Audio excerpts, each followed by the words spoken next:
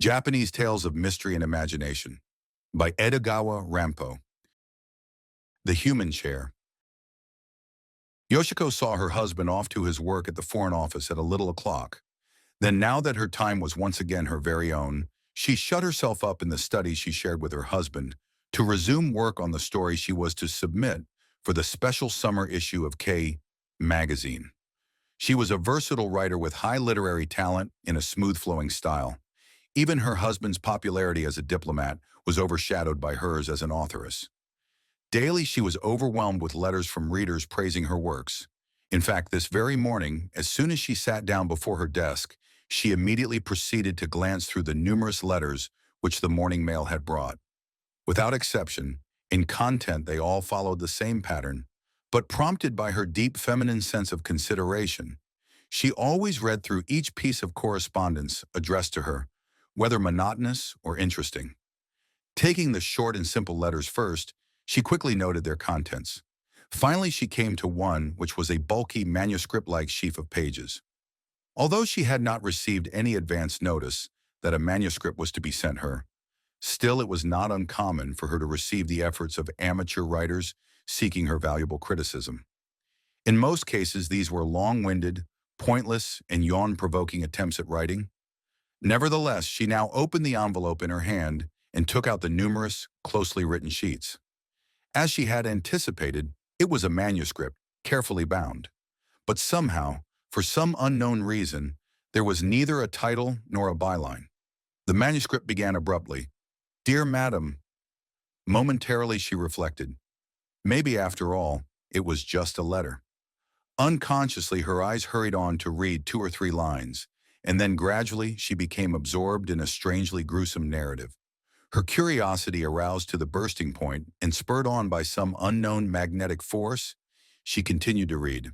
"Dear Madam, I do hope you will forgive this presumptuous letter from a complete stranger. What I am about to write, Madam, may shock you no end. However, I am determined to lay bare before you a confession, my own, and to describe in detail the terrible crime I have committed. For many months I have hidden myself away from the light of civilization. Hidden, as it were, like the devil himself. In this whole wide world no one knows of my deeds. However, quite recently, a queer change took place in my conscious mind, and I just couldn't bear to keep my secret any longer. I simply had to confess. All that I have written so far must certainly have awakened only perplexity in your mind. However, I beseech you to bear with me and kindly read my communication to the bitter end, because if you do, you will fully understand the strange workings of my mind and the reason why it is to you in particular that I make this confession.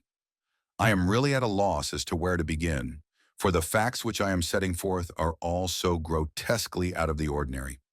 Frankly, words fail me, for human words seem utterly inadequate to sketch all the details. But nevertheless, I will try to lay bare the events in chronological order, just as they happen. First, let me explain that I am ugly beyond description. Please bear this fact in mind. Otherwise, I fear that if and when you do grant my ultimate request and do see me, you may be shocked and horrified at the sight of my face after so many months of unsanitary living. However, I implore you to believe me when I state that, despite the extreme ugliness of my face, within my heart there has always burned a pure and overwhelming passion. Next, let me explain that I am a humble workman by trade. Had I been born in a well-to-do family, I might have found the power, with money, to ease the torture of my soul brought on by my ugliness. Or perhaps, if I had been endowed by nature with artistic talents, I might again have been able to forget my bestial countenance and seek consolation in music or poetry. But unblessed with any such talents, and being the unfortunate creature that I am, I had no trade to turn to except that of a humble cabinet maker. Eventually, my specialty became that of making assorted types of chairs. In this particular line, I was fairly successful, to such a degree, in fact, that I gained the reputation of being able to satisfy any kind of order, no matter how complicated. For this reason, in woodworking circles, I came to enjoy the special privilege of accepting only orders for luxury chairs. With complicated requests for unique carvings, New designs for the backrest and arm supports, fancy padding for the cushions and seat, all work of a nature which called for skilled hands and patient trial and study, work which an amateur craftsman could hardly undertake. The reward for all my pains, however, lay in the sheer delight of creating.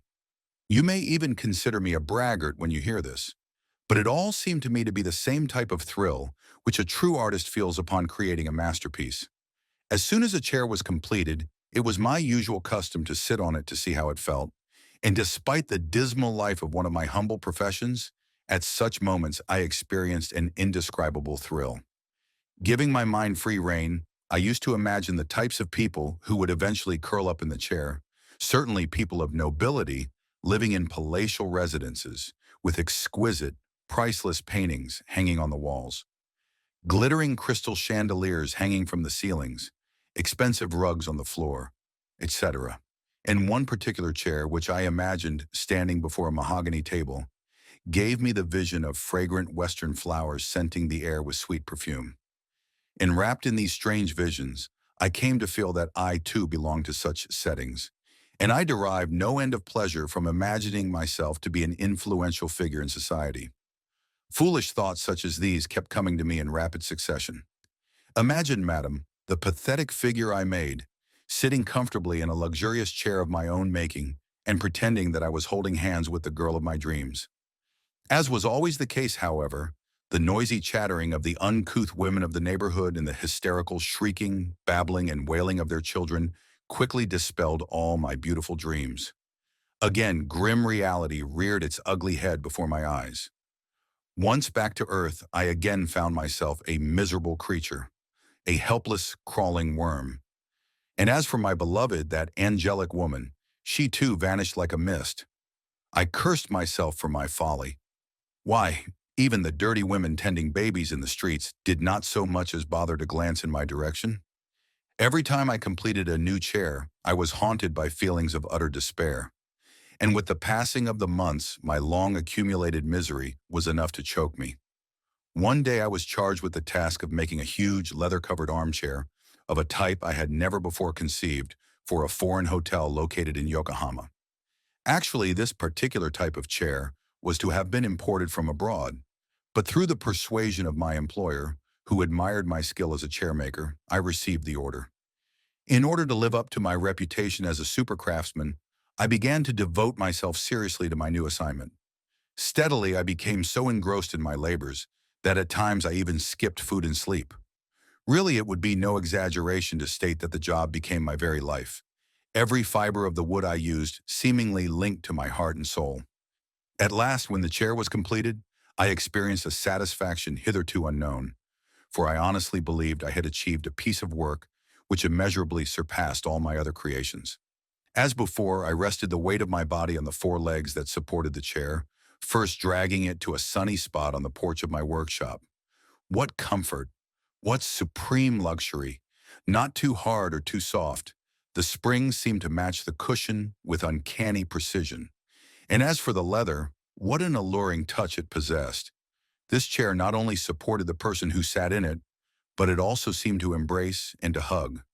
Still further, I also noted the perfect reclining angle of the back support, the delicate puffy swelling of the armrests, the perfect symmetry of each of the component parts. Surely no product could have expressed with greater eloquence the definition of the word comfort. I let my body sink deeply into the chair, and caressing the two armrests with my hands, gasped with genuine satisfaction and pleasure. Again, my imagination began to play its usual tricks, raising strange fancies in my mind. The scene which I imagined now rose before my eyes so vividly that, for a moment, I asked myself if I were not slowly going insane. While in this mental condition, a weird idea suddenly leaped to my mind. Assuredly, it was the whispering of the devil himself. Although it was a sinister idea, it attracted me with a powerful magnetism which I found impossible to resist. At first, no doubt, the idea found its seed in my secret yearning to keep the chair for myself. Realizing, however, that this was totally out of the question, I next longed to accompany the chair wherever it went. Slowly but steadily, as I continued to nurse this fantastic notion, my mind fell into the grip of an almost terrifying temptation. Imagine, madam, I really and actually made up my mind to carry out that awful scheme to the end, come what may. Quickly, I took the armchair apart and then put it together again to suit my weird purposes. As it was a large armchair, with the seat covered right down to the level of the floor, and furthermore, as the backrest and arm supports were all large in dimensions, I soon contrived to make the cavity inside large enough to accommodate a man without any danger of exposure. Of course, my work was hampered by the large amount of wooden framework and the springs inside. But with my usual skill as a craftsman, I remodeled the chair so that the knees could be placed below the seat, the torso and the head inside the BA. Seated thus in the cavity, one could remain perfectly concealed. As this type of craftsmanship came as second nature to me, I also added a few finishing touches, such as improved acoustics to catch outside noises, and of course a peephole cut out in the leather, but absolutely unnoticeable. Furthermore, I also provided storage space for supplies, wherein I placed a few boxes of hardtack and a water bottle. For another of nature's needs, I also inserted a large rubber bag. And by the time I finished fitting the interior of the chair with these and other unique facilities, it had become quite a habitable place, but not for longer than 2 or 3 days at a stretch. Completing my weird task, I stripped down to my waist and buried myself inside the chair. Just imagine the strange feeling I experienced, madam. Really, I felt that I had buried myself in a lonely grave. Upon careful reflection, I realized that it was indeed a grave. As soon as I entered the chair, I was swallowed up by complete darkness, and to everyone else in the world, I no longer existed. Presently, a messenger arrived from the dealers to take delivery of the armchair, bringing with him a large handcart. My apprentice, the only person with whom I lived, was utterly unaware of what had happened. I saw him talking to the messenger. While my chair was being loaded onto the handcart, one of the cart pullers exclaimed, "Good God! This chair certainly is heavy. It must weigh a ton." When I heard this, my heart leaped to my mouth. However, as the chair itself was obviously an extraordinarily heavy one, no suspicions were aroused, and before long, I could feel the vibration of the rattling handcart being pulled along the streets. Of course, I worried incessantly, but at length that same afternoon, the armchair in which I was concealed was placed with a thud on the floor of a room in the hotel. Later, I discovered that it was not an ordinary room, but the lobby. Now, as you may already have guessed long ago, my key motive in this mad venture was to leave my hole in the chair when the coast was clear, loiter around the hotel, and start stealing. Who would dream that a man was concealed inside a chair? Like a fleeting shadow, I could ransack every room at will, and by the time any alarm was sounded, I would be safe and sound inside my sanctuary, holding my breath and observing the ridiculous antics of the people outside looking for me. Possibly you have heard of the hermit crab that is often found on coastal rocks. Shaped like a large spider, this crab crawls about stealthily, and as soon as it hears footsteps, quickly retreats into an empty shell, from which hiding place, with gruesome, hairy front legs partly exposed, it looks furtively about. I was just like this freak monster crab, but instead of a shell, I had a better shield, a chair which would conceal me far more effectively. As you can imagine, my plan was so unique and original, so utterly unexpected, that no one was ever the wiser. Consequently, my adventure was a complete success. On the third day after my arrival at the hotel, I discovered that I had already taken in quite a haul. Imagine the thrill and excitement of being able to rob to my heart's content. Not to mention the fun I derived from observing the people rushing hither and thither, only a few inches away under my very nose, shouting, "The thief went this way," and "he went that way." Unfortunately, I do not have the time to describe all my experiences in detail. Rather, allow me to proceed with my narrative and tell you of a far greater source of weird joy which I managed to discover. In fact, what I am about to relate now is the key point of this letter. First, however, I must request you to turn your thoughts back to the moment when my chair and I were both placed in the lobby of the hotel. As soon as the chair was put on the floor, all the various members of the staff took turns testing out the seat. After the novelty wore off, they all left the room, and then silence reigned, absolute and complete. However, I could not find the courage to leave my sanctum, for I began to imagine 1,000 dangers. For what seemed like ages, I kept my ears alerted for the slightest sound. After a while, I heard heavy footsteps drawing near, evidently from the direction of the corridor. The next moment, the unknown feet must have started to tread on a heavy carpet, for the walking sound died out completely. Sometime later, the sound of a man panting, all out of breath, assailed my ears. Before I could anticipate what the next development would be, a large, heavy body like that of a European fell on my knees and seemed to bounce 2 or 3 times before settling down. With just a thin layer of leather between the seat of his trousers and my knees, I could almost feel the warmth of his body. As for his broad, muscular shoulders, they rested flatly against my chest, while his 2 heavy arms were deposited squarely on mine. I could imagine this individual puffing away at his cigar, for the strong aroma came floating to my nostrils. Just imagine yourself in my queer position, madam, and reflect for a brief moment on the utterly unnatural state of affairs. As for myself, however, I was utterly frightened, so much so that I crouched in my dark hideout, as if petrified, cold sweat running down my armpits. Beginning with this individual, several people sat on my knees that day, as if they had patiently awaited their turn. No one, however, suspected even for a fleeting moment that the soft cushion on which they were sitting was actually human flesh with blood circulating in its veins, confined in a strange world of darkness. What was it about this mystic hole that fascinated me so? I somehow felt like an animal living in a totally new world. And as for the people who lived in the world outside, I could distinguish them only as people who made weird noises, breathed heavily, talked, rustled their clothes, and possessed soft, round bodies. Gradually, I could begin to distinguish the sitters just by the sense of touch rather than of sight. Those who were fat felt like large jellyfish, while those who were especially thin made me feel that I was supporting a skeleton. Other distinguishing factors consisted of the curve of the spine, the breadth of the shoulder blades, the length of the arms, and the thickness of their thighs, as well as the contour of their bottoms. It may seem strange, but I speak nothing but the truth when I say that, although all people may seem alike, there are countless distinguishing traits among all men which can be seen merely by the feel of their bodies. In fact, there are just as many differences as in the case of fingerprints or facial contours. This theory, of course, also applies to female bodies.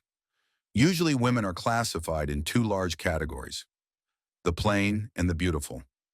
However, in my dark, confined world inside the chair, facial merits or demerits were of secondary importance, being overshadowed by the more meaningful qualities found in the feel of flesh, the sound of the voice, body odor. Madam, I do hope you will not be offended by the boldness with which I sometimes speak. And so, to continue with my narration, there was one girl, the first who ever sat on me, who kindled in my heart a passionate love. Judging solely by her voice, she was European. At the moment, although there was no one else present in the room, her heart must have been filled with happiness, because she was singing with a sweet voice when she came tripping into the room. Soon I heard her standing immediately in front of my chair, and without giving any warning, she suddenly burst into laughter. The very next moment I could hear her flapping her arms like a fish struggling in a net, and then she sat down, on me. For a period of about 30 minutes, she continued to sing, moving her body and feet in tempo with her melody. For me, this was quite an unexpected development, for I had always held aloof from all members of the opposite sex because of my ugly face. Now I realized that I was present in the same room with a European girl whom I had never seen, my skin virtually touching hers through a thin layer of leather. Unaware of my presence, she continued to act with unreserved freedom, doing as she pleased. Inside the chair, I could visualize myself hugging her, kissing her snowy white neck. If only I could remove that layer of leather. Following this somewhat unhallowed but nevertheless enjoyable experience, I forgot all about my original intentions of committing robbery. Instead, I seemed to be plunging headlong into a new whirlpool of maddening pleasure. Long I pondered, maybe I was destined to enjoy this type of existence. Gradually, the truth seemed to dawn on me. For those who were as ugly and as shunned as myself, it was assuredly wiser to enjoy life inside a chair. For in this strange, dark world I could hear and touch all desirable creatures. Love in a chair. This may seem altogether too fantastic. Only one who has actually experienced it will be able to vouch for the thrills and the joys it provides. Of course, it is a strange sort of love, limited to the senses of touch, hearing, and smell, a love burning in a world of darkness.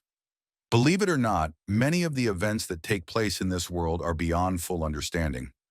In the beginning, I had intended only to perpetrate a series of then flee. Now, however, I became so attached to my quarters that I adjusted them more and more to permanent living. In my nocturnal prowling, I always took the greatest of precautions, watching each step I took, hardly making a sound.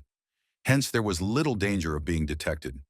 When I recall, however, that I spent several months inside the chair without being discovered even once, it indeed surprises even me.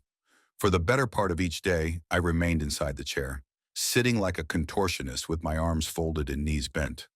As a consequence, I felt as if my whole body was paralyzed.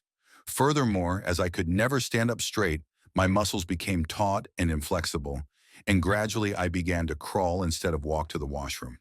What a madman I was.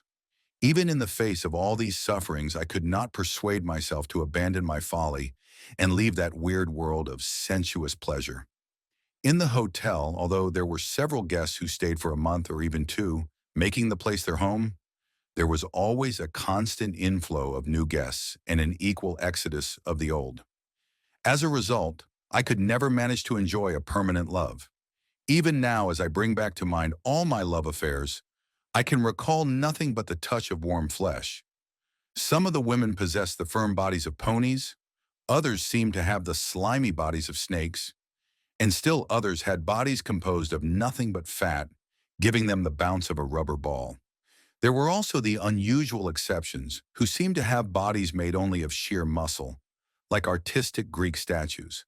But notwithstanding the species or types, one and all had a special magnetic allure quite distinctive from the others, and I was perpetually shifting the object of my passions.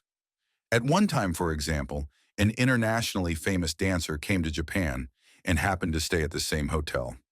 Although she sat in my chair only on one single occasion, the contact of her smooth, soft flesh against my own afforded me a hitherto unknown thrill. So divine was the touch of her body that I felt inspired to a state of positive exultation. On this occasion, instead of my carnal instincts being aroused, I simply felt like a gifted artist being caressed by the magic wand of a fairy. Strange, eerie episodes followed in rapid succession. However, as space prohibits, I shall refrain from giving a detailed description of each and every case. Instead, I shall continue to outline the general course of events. One day, several months following my arrival at the hotel, there suddenly occurred an unexpected change in the shape of my destiny. For some reason, the foreign proprietor of the hotel was forced to leave for his homeland, and as a result, the management was transferred to Japanese hands. Originating from this change in proprietorship, a new policy was adopted, calling for a drastic retrenchment in expenditures, abolishment of luxurious fittings, and other steps to increase profits through economy. One of the first results of this new policy was that the management put all the extravagant furnishings of the hotel up for auction. Included in the list of items for sale was my chair. When I learned of this new development, I immediately felt the greatest of disappointments. Soon, however, a voice inside me advised that I should return to the natural world outside and spend the tidy sum I had acquired by stealing. I, of course, realized that I would no longer have to return to my humble life as a craftsman, for actually I was comparatively wealthy. The thought of my new role in society seemed to overcome my disappointment in having to leave the hotel. Also, when I reflected deeply on all the pleasures which I had derived there, I was forced to admit that, although my love affairs had been many, they had all been with foreign women, and that somehow something had always been lacking. I then realized fully and deeply that as a Japanese, I really craved a lover of my own kind. While I was turning these thoughts over in my chair, with me still in it, was sent to a furniture store to be sold at an auction. Maybe this time, I told myself, the chair will be purchased by a Japanese and kept in a Japanese home. With my fingers crossed, I decided to be patient and to continue with my existence in the chair a while longer. Although I suffered for 2 or 3 days in my chair while it stood in front of the furniture store, eventually it came up for sale and was promptly purchased. This, fortunately, was because of the excellent workmanship which had gone into its making, and although it was no longer new, it still had a dignified bearing. The purchaser was a high-ranking official who lived in Tokyo. When I was being transferred from the furniture store to the man's palatial residence, the bouncing and vibrating of the vehicle almost killed me. I gritted my teeth and bore up bravely, however, comforted by the thought that at least I had been bought by a Japanese. Inside his house, I was placed in a spacious, Western-style study. One thing about the room, which gave me the greatest of satisfactions, was the fact that my chair was meant more for the use of his young and attractive wife than for his own. Within a month, I had come to be with the wife constantly, united with her as one, so to speak. With the exception of the dining and sleeping hours, her soft body was always seated on my knees for the simple reason that she was engaged in a deep thinking task. You have no idea how much I love this lady. She was the first Japanese woman with whom I had ever come into such close contact, and moreover, she possessed a wonderfully appealing body. She seemed the answer to all my prayers. Compared with this, all my other affairs with the various women in the hotel seemed like childish flirtations, nothing more. Proof of the mad love which I now cherished for this intellectual lady was found in the fact that I longed to hold her every moment of the time.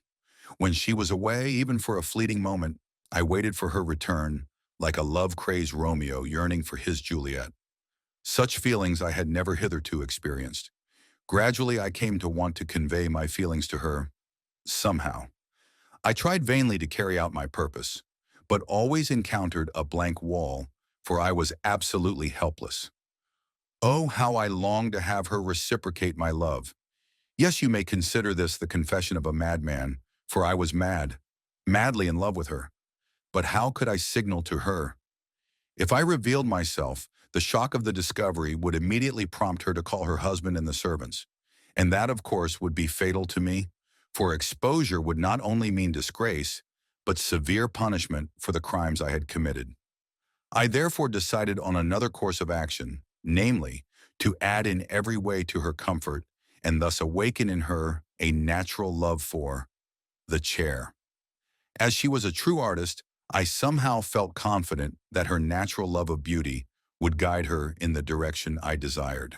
And as for myself, I was willing to find pure contentment in her love, even for a material object. For I could find solace in the belief that her delicate feelings of love for even a mere chair were powerful enough to penetrate to the creature that dwelt inside, which was myself. In every way I endeavored to make her more comfortable every time she placed her weight on my chair. Whenever she became tired from sitting long in one position on my humble person, I would slowly move my knees and embrace her more warmly, making her snugger.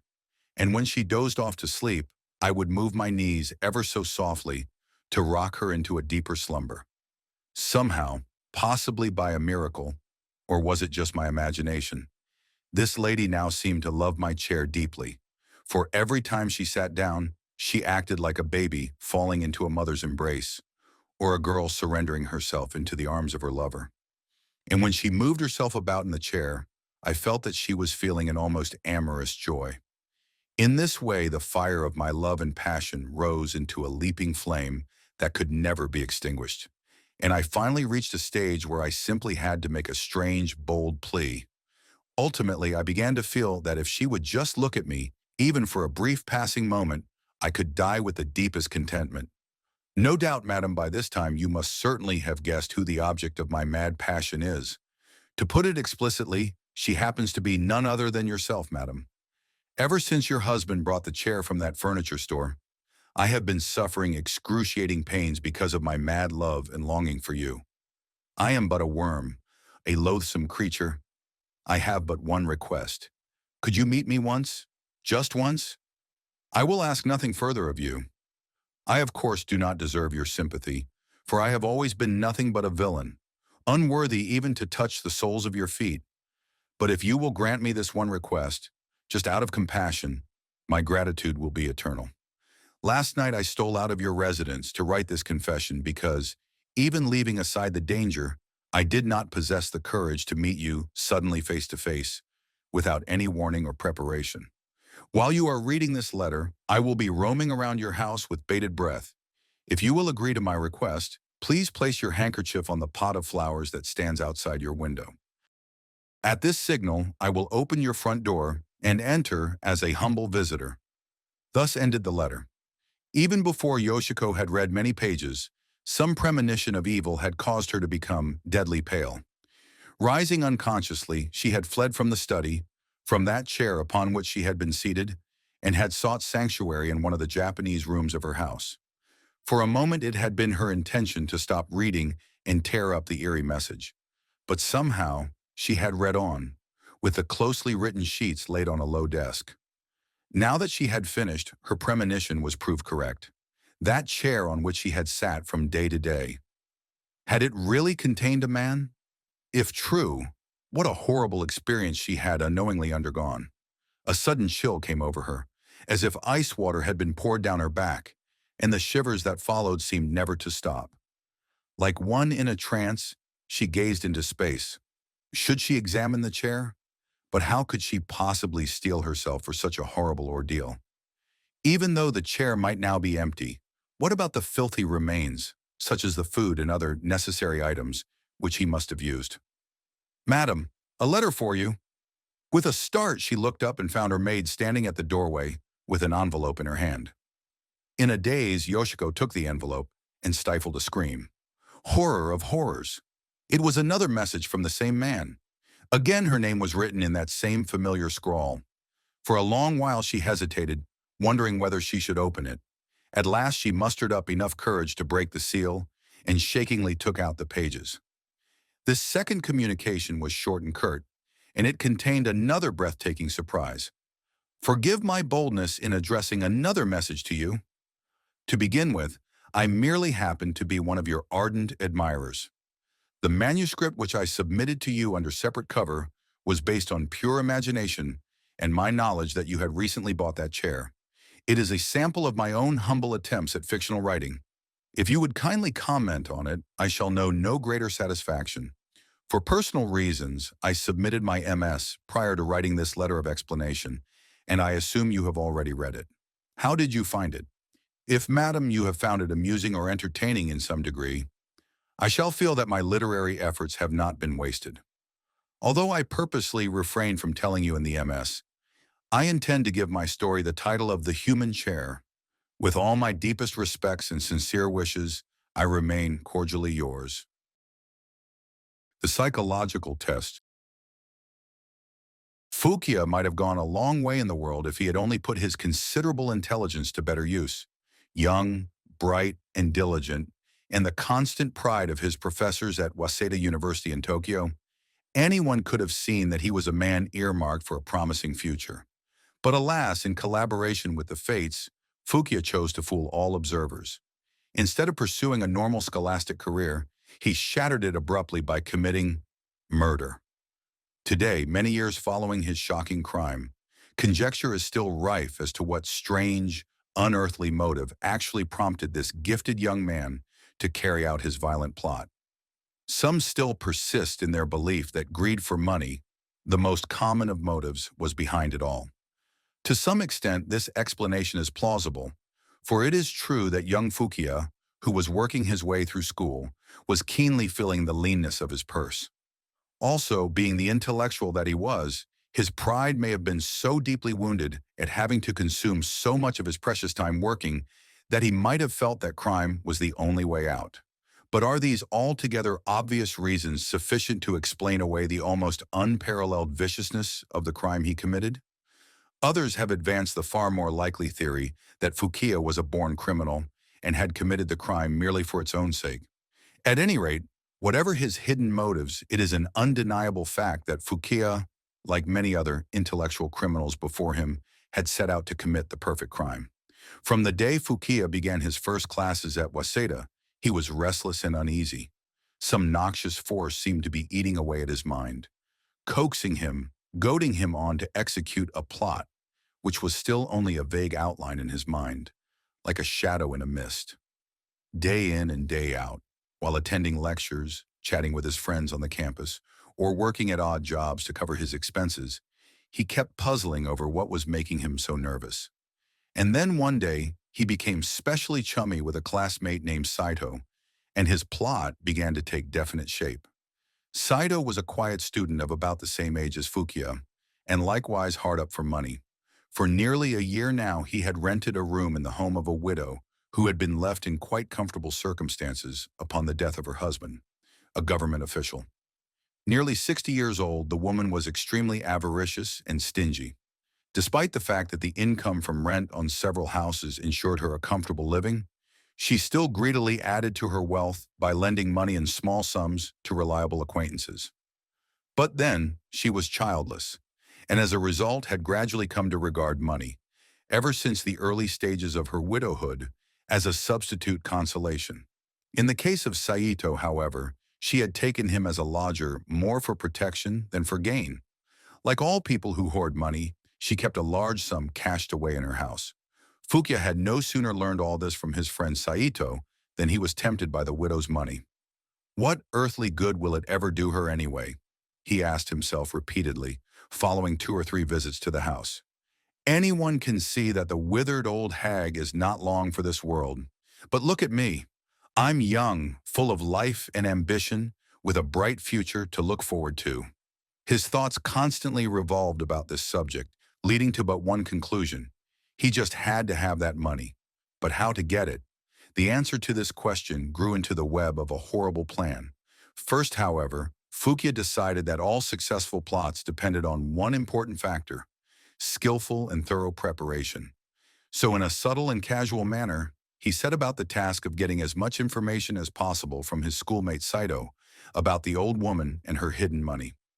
One day, Saito casually made a remark which nearly bowled Fukia over, for it was the very information he had long been yearning to know. "You know, Fukia," Saito remarked laughingly, utterly unsuspecting the foul plot that was being nursed in his friend's mind. "The old woman surely is crazy about her money. Nearly every month she thinks up a new place to hide it. Today, quite by accident, I came across her latest safety deposit vault, and I must say she's exceedingly original. Can you guess where it is?" Suppressing his excitement with an actor's finesse, Fukia yawned and blandly remarked, "I'm afraid I couldn't even make a guess." Saito was easily caught in the artful trap. "Well then, I'll tell you," he quickly said, somewhat disappointed by the other's lack of interest. "As you probably know, when a person tries to hide money, he usually puts it under the floor or in some secret cavity or hole in the wall. But my dear landlady's far more ingenious. Do you remember that dwarf pine tree that sits in the alcove of the guest room? Well, that's the newest place she's chosen to hide her money, right inside the earth in the pot. Don't you think she's awfully clever? No thief would ever think of looking in a place like that." As the days passed, Saito appeared to have forgotten the conversation, but not Fukia. Having devoured Saito's every word, he was now determined to take possession of the old woman's money, but there were still certain details which had to be figured out before he could make his first move. One of these was the all-important problem of how to divert even the faintest suspicion from himself. Other questions, such as remorse and the attendant pangs of conscience, troubled him not in the least. All this talk of Raskolnikov, in Dostoevsky's Crime and Punishment, crucified by the unseen terrors of a haunted heart, was, to Fukia, sheer nonsense. After all, he reasoned, everything depended on one's point of view. Was Napoleon to be condemned as a mass murderer because he had been responsible for the deaths of so many people? Certainly not. In fact, he rather admired the ex-corporal who had risen to be an emperor, no matter what the means. Now definitely committed to the deed, Fukia calmly awaited his chance. As he called frequently to see Saito, he already knew the general layout of the house, and a few more visits provided him with all the details he needed. For example, he soon learned that the old woman rarely went out of doors. This was a disappointment. Day after day, she remained seated in her private parlor in one wing of the house in absolute silence. If, however, sheer necessity did coax her to leave the comfort of her shell, she would first post her maidservant, a simple country girl, as a sentry to keep watch over the house. Fukia soon came to realize that in the face of these circumstances, his contemplated adventure in crime would be no easy matter. On the contrary, if he was ever to succeed, he would have to use his greatest cunning. For a full month, Fukia considered various schemes, but one by one he discarded them all as faulty. Finally, after racking his brain to the point of exhaustion, Fukia came to the conclusion that there was but one solution. He must murder the old woman. He also reasoned that the old woman's hidden fortune would certainly be large enough to justify killing her, and reminded himself that the most notorious burglars in history had always eliminated their victims on the sound theory that the dead tell no tales. Carefully, Fukia began to map out the safest course of action. This took time, but through the innocent Saito, he knew that the hiding place had not been changed, and he felt he could afford to make each tiny detail perfect, even down to the most trivial matter. One day, quite unexpectedly, Fukia realized that his long-awaited moment had arrived. First, he heard that Saito would be absent from the house all day on school business. The maidservant, too, would be away on an errand, not to return until evening. Quite by coincidence, just 2 days previously, Fukia had gone to the trouble of verifying that the money was still concealed in the pot of the dwarf pine. He had ascertained this quite easily. While visiting Saito, he had casually gone into the old landlady's room to pay his respects, and during the course of his conversation, had ingeniously let drop a remark here and there referring to her hidden cache of money. An artful student of psychology, he had watched the old woman's eyes whenever he mentioned the words hiding place. As he had anticipated, her eyes turned unintentionally toward the potted tree in the alcove every time. On the day of the murder, Fukia dressed in his usual school uniform and cap, plus his black student's cloak. He also wore gloves to be sure he would leave no fingerprints. Long ago, he had decided against a disguise, for he had realized that masquerade outfits would be easy to trace. He was of the firm conviction that the simpler and more open his crime was, the harder it would be to detect. In his pockets, he carried a longish but ordinary jackknife and a large purse. He had purchased these commonplace objects at a small general merchandise store at a time when it was full of customers, and he had paid the price asked without haggling. So he was confident no one would remember him as the purchaser. Immersed in his thoughts, Fukia slowly walked toward the scene of his contemplated crime. As he gradually drew near the neighborhood, he reminded himself for about the 10th time that it was essential for him not to be observed entering the house. But supposing he accidentally ran into an acquaintance before he could reach his victim's gate? Well, this would not be serious so long as the acquaintance could be persuaded to believe that he was only out taking a stroll, as was his custom. 15 minutes later, he arrived in front of the old woman's house. Although he had fortunately not met a soul who knew him, he found his breath coming in short gasps. This to him was a nasty sensation.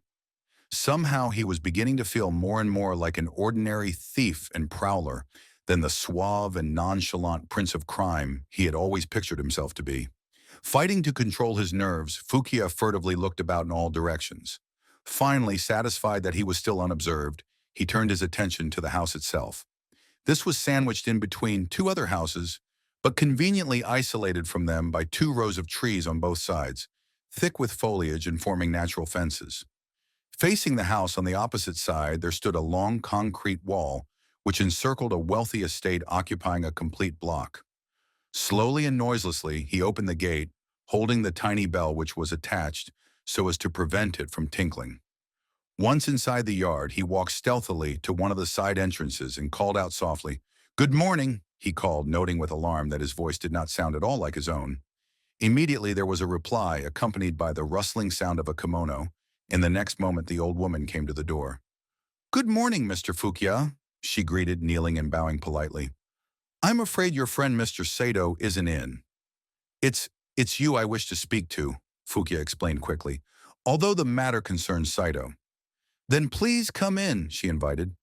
After he had taken off his shoes, she ushered him into the reception room, where she apologized for being alone in the house. "My maid is out today," she said, "so you must excuse me while I get the tea things. I won't be a minute." She rose and turned to leave the room. This was the very opportunity Fukia was waiting for. As the old woman bent herself a little in order to open the paper door, He pounced on her from behind and slowly proceeded to strangle her with his two gloved hands. Feebly, the old woman struggled, and one of her fingers scratched a folded screen which was standing close by. After the old woman went limp, Fukia carefully examined the damage. The screen had two folds, and its surface was covered with gold flakes and a painting showing Komachi, a noted beauty of the feudal era. It was precisely on Komachi's face that the old woman had scratched in her death throes. Fukia soon recovered his composure, for he felt that this was too trivial to mean anything. He put the matter out of his mind and, going to the alcove, grabbed the pine tree by the trunk and pulled it out of the pot. As he had expected, he found a bundle lying in the base of the pot, neatly wrapped up in oil paper. Eagerly, he undid the wrapping and grinned with satisfaction when a thick wad of paper money came to light. Wasting no time, Fukia took half of the money, stuffed it into the new purse that he took out of his pocket, rewrapped the rest in the same oil paper, and replaced the package at the bottom of the pot. He considered this move to be his master stroke, for he felt certain that it would throw the police miles off the track. Considering that the old woman was the only person who could have known exactly how much money she had hidden, no one would be any the wiser even if the amount were reduced to one half of the original sum. Fukia's next move was to stab the old woman carefully in the heart with the long jackknife. Then he wiped the blade on the woman's kimono and replaced it in his pocket. The purpose of this strange act was simply to make doubly sure that she could not be revived, a possibility he had often read about in crime novels. He had not killed her with the knife, for fear her blood might spatter on his clothing. Fukia replaced the tree in the pot, smoothed out the earth, and otherwise made certain that no clues had been left behind. Then he went out of the room. After closing the door, he tiptoed silently to the side entrance. Here, as he tied his shoelaces, he wondered if his shoes might leave telltale marks. But then he decided there was no danger, for the entryway was floored with cement. Stepping out into the garden, he felt even more secure because it was a sunny day and the ground was hard and dry. Now, the only thing left for him to do was to walk to the front gate, open it, and vanish from the scene. His heart was beating wildly, for he realized that one slip now would be fatal. He strained his ears for the slightest warning of danger, such as approaching footfalls, but all he could hear were the melodious notes of a Japanese harp tinkling in the distance. Straightening his shoulders, Fukia strode to the gate, opened it boldly, and walked away. 4 or 5 blocks away from the old woman's house, there stood a high stone wall enclosing an old Shinto shrine. Fukia dropped his jackknife and his blood-spattered gloves through a crevice in the wall down into a ditch, then walked on in a leisurely manner to a small park where he frequently went walking. Here he sat on a bench and casually watched several children playing on the swings. After spending considerable time in the park, he rose from his seat, yawned and stretched, and then made his way to a nearby police station. Greeting the sergeant at the desk, with a perfectly innocent look, he produced his well-filled purse. "Officer, I just found this purse on the street. It's full of money, so I thought I'd better turn it in." The policeman took the purse, examined its contents, and asked several routine questions. Fukia, perfectly calm and self-possessed, answered straightforwardly, indicating the place and time he had made his find. Naturally, all the information he gave was pure fabrication, with one exception. He gave his correct name and address. After filling out several forms, the sergeant handed him a receipt. Fukia pocketed the receipt and for a moment wondered again if he was acting wisely. From every point of view, however, this was assuredly the safest course to take. Nobody knew that the old lady's money had been reduced by half. Also, it was quite obvious to Fukia that no one would come to claim the purse. According to Japanese law, all the money in the purse would become his if no one claimed it within 1 year. Of course, it would be a long time to wait, but what of it? It was just like money in the bank, something he could count on, something to look forward to. On the other hand, if he had hidden the money to await an opportune time to spend it, it would have meant risking his neck every moment of the day. But the way he had chosen eliminated even the remotest danger of detection, even if the old lady had kept a record of the serial numbers of the banknotes. While walking home from the police station, Fukia continued to gloat silently over the masterful way he had carried out his crime. "A simple case of sheer genius," he said to himself with a chuckle. "And what a big joke on the police. Imagine a thief turning in his spoils. Under such circumstances, how could anyone possibly suspect me? Why, not even the great Buddha himself would ever guess the truth. On the following day, after waking from a sound and untroubled sleep, Fukia looked at the morning paper, delivered to his bedside by the maid of the boarding house. Stifling a yawn, he glanced at the page which carried the human interest stories. Suddenly, he caught sight of a brief item, which caused his eyes to open wide. The first part of the story was an account of the discovery of the old woman's body. This was neither surprising nor startling to Fukia, but the report went on to disclose that his friend Saito had been arrested by the police as the main suspect, having been discovered with a large sum of money on his person. Actually, Fukia thought, this fact too was nothing to become disturbed about. Instead, the development was decidedly advantageous to his own security. As one of Saito's closest friends, however, he also realized that he would have to inquire about him at the police station. Fukia dressed hastily and then called at the police station mentioned in the newspaper story. This turned out to be the very same place where he had reported the finding of the purse.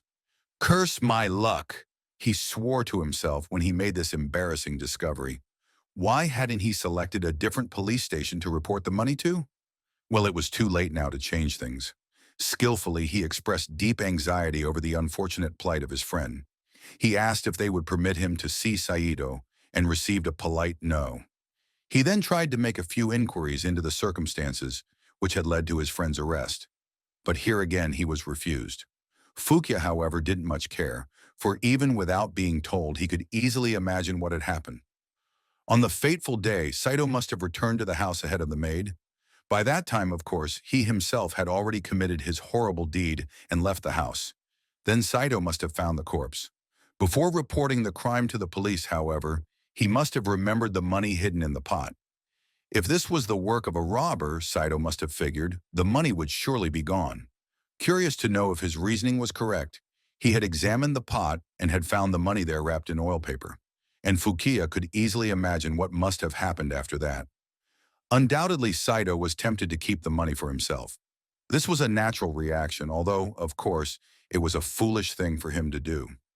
Thinking that everybody would believe that the murderer of the old woman had stolen the money, Saito pocketed the whole amount. And his next move? This, too, was easy to surmise. He had recklessly gone ahead and reported his discovery of the old woman's corpse, with the money still on his person, never suspecting that he would be one of the first to be questioned and searched. What an utter fool. But wait, Fukia reasoned further. Saito would certainly put up a desperate struggle to clear himself of suspicion. Then what? Would his statements possibly incriminate him, Fukia, in any way? If Saito just kept insisting that the money was his, all might be well. But then, the fact that the amount was exceptionally large, much too large for a student like Saito to possess, might give the lie to such a statement. The only alternative left for Saito would be to tell the truth, the whole truth. This would lead, by clever cross-examination on the part of the prosecutor, to the revelation that Saito had also told Fukia where the old lady had hidden her money.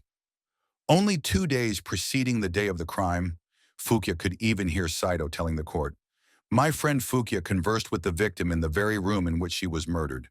Knowing that she had that money hidden in the tree pot, could he not have committed the crime? I also wish to remind you, gentlemen of the court, that Fukia has always been notorious for being financially hard up." Although feeling decidedly uncomfortable after this soliloquy, Fukia's optimism soon conquered his initial dismay. Emerging from the police station with a perfectly blank look on his face, he returned to his boarding house and ate a rather late breakfast. While eating, his original bravado returned, and he even made a point of telling the maid who served him about several aspects of the case. Shortly after, he went to school, where he found both on the campus and in the classrooms that Saito's arrest as a suspect in the murder case was the main topic of conversation. The investigator placed in charge of this sensational case was District Attorney Kasamori, noted not only as a man with excellent legal training, but also well known for valuable accomplishments of his own, especially in the field of psychological research. Whenever he came across a case which could not be unraveled by the standard methods of crime detection, He employed his fund of psychological knowledge with amazing results. With a man of Casamori's reputation taking in hand the case of the old lady's murder, the public immediately became convinced that the mystery would soon be solved. Casamori, too, was confident that he could ultimately crack the case, no matter how complex it appeared, at this early stage of the investigation. He began with a preliminary check of everything connected with the case, so that by the time it reached a public trial, every single phase would be as clear as daylight. As the investigation proceeded, however, he found the case more and more difficult to handle. From the outset, the police kept insisting that no one but Saito could be the guilty party. Casamori himself admitted the logic of the police theory. For after all, every person who had been even remotely connected with the murdered old woman had been investigated and cleared of suspicion. Everyone, that is, except her student lodger, the hapless Saito. Fukiya, too, had been among those who had been questioned, along with creditors of the old woman, her tenants, and even casual acquaintances. But he had quickly been eliminated. In the case of Saito, there was one major point which worked to his great disadvantage. This was that he was extremely weak by nature, and completely terrorized by the stern atmosphere of the court. He was unable to answer even the simplest questions without first stuttering and stammering, and showing all the symptoms of a man with a guilty conscience. Furthermore, in his excited state, he often retracted his previous statements, forgot vital details, and then tried to cover up by making other contradictory remarks, all of which tended only to incriminate him further and further. Simultaneously, there was another factor which tortured him and drove him to the verge of insanity. This was the fact that he was guilty of having stolen half of the old woman's money, precisely as Fukiya had theorized. The district attorney carefully summed up the evidence, circumstantial as it was, against Saito, and pitied him deeply. It could not be denied that all the odds were against him. But Casamori asked himself again and again, had this weak, blubbering fool been capable of committing such a vicious, cold-blooded murder? He doubted it. So far, Saito had not confessed, and conclusive proof of his guilt was still lacking. A month went by, but the preliminary probe had not yet been completed. The district attorney became decidedly annoyed and impatient at the slow pace of the investigation. Curse the slow-grinding wheels of the law, he exploded to a subordinate one day while rechecking his documents on the case for what was probably the 100th time. At this rate, it'll take us 1,000 years to solve the case. He then strode angrily to another desk and picked up a sheaf of routine documents filled out by the captain of the police station in whose jurisdiction the murder of the old lady fell. He looked casually at one of the papers and noticed that a purse containing 95,000 yen in 1,000 yen notes had been found at a spot near the old lady's house on the same day of the murder. The finder of the money, he further learned from the report, was a student, Fukiya by name, and a close friend of Saito's, the key murder suspect. For some reason, possibly because of the urgency of other duties, the police captain had failed to submit his report earlier. After finishing reading the report, Casamori's eyes lit up with a strange glow. For a full month now, he had felt like a person fumbling in the dark. And then came this information, like a thin ray of light. Could it have any significance? Any bearing on the case at hand? He decided to find out without delay. Fukiya was quickly summoned, and the district attorney questioned him closely. After a full hour's questioning, however, Casamori found he was getting nowhere. Asked as to why he had not mentioned the incident of his finding the purse when he had been interrogated previously in connection with the murder, Fukiya maintained calmly that he had not thought the matter to have any bearing on the case. This reply, given straightforwardly, sounded most reasonable, for the money believed to have belonged to the old lady had been found in Saito's possession. Naturally, therefore, who could have imagined that the money found on the street was also a part of the old lady's property? Nevertheless, Casamori was deeply puzzled. Was it nothing but a mere coincidence that the very man who was a close friend of Saito's, the leading suspect, the man who, according to Saito's testimony in court, had also known where the old lady had hidden her money, had picked up so large a sum at a spot not far from the place where the murder had been committed? Here indeed was a conundrum worthy of the mind of a master sleuth. Struggling angrily with the problem, the district attorney cursed the unfortunate fact that the serial numbers of the banknotes had not been recorded by the old woman. Had they been recorded, it would have been a most simple task to verify whether the money found by Fukiya was part of the same loot. If only I could find one single clue, he kept repeating to himself. In the days that followed, Kasumori revisited the scene of the crime and talked to the victim's relatives, going over the same ground again and again, but all to no avail. He had to admit that he was up against a wall, with not a single tangible clue to follow up. So far as he could see, the only possible way in which he could explain the episode of Fukiya's finding the purse was that the man had stolen half of the old lady's savings, left the remainder in the hiding place, put the stolen money in a purse, and pretended that he had found it on the street. But was it really possible that such a fantastic thing could have been done? The purse, of course, had been subjected to the closest scrutiny and placed under a microscope for even the faintest of possible clues. But all these efforts had proved negative. Also, according to Fukiya's own statement, he had taken a walk on the day of the murder. In fact, he had even admitted that he had passed the old lady's house. Would a man who was guilty be so bold as to make such a dangerous admission? And then, what about the weapon which had been used to stab the old woman? The entire house and garden, as well as the surrounding area within a large radius, had been searched with a fine-tooth comb, but there was not a trace of it. In the absence of conclusive evidence to the contrary, Kasumori felt that the police were justified in pointing to Saito as the most likely suspect. But then again, the district attorney reasoned, if Saito could be guilty, so could Fukiya. Thus, after an investigation which had stretched out to a full month and a half, the only point which had been established was that there were two possible suspects, but without a shred of concrete evidence to convict either. Reaching this impasse, Kasumori decided there was still one other method he could use in his attempt to break the case. This was to subject the two suspects to a psychological test, a method which had been useful in the past. When he had first been questioned by the police 2 or 3 days after the murder, Fukiya had learned that the district attorney who had been put in charge of the case was the noted amateur psychologist Kasumori, and the information filled him with panic. Cool and collected as he had been until then, he soon came to dread the very sound of the district attorney's name, especially after he had been summoned a second time and questioned by Kasumori himself. Supposing, just supposing, he were to be subjected to a psychological test. What then? Would he be able to hold his own in the face of such an experiment, the nature of which he knew absolutely nothing about? The shock of this possibility was so stunning that he became too uneasy to attend his classes.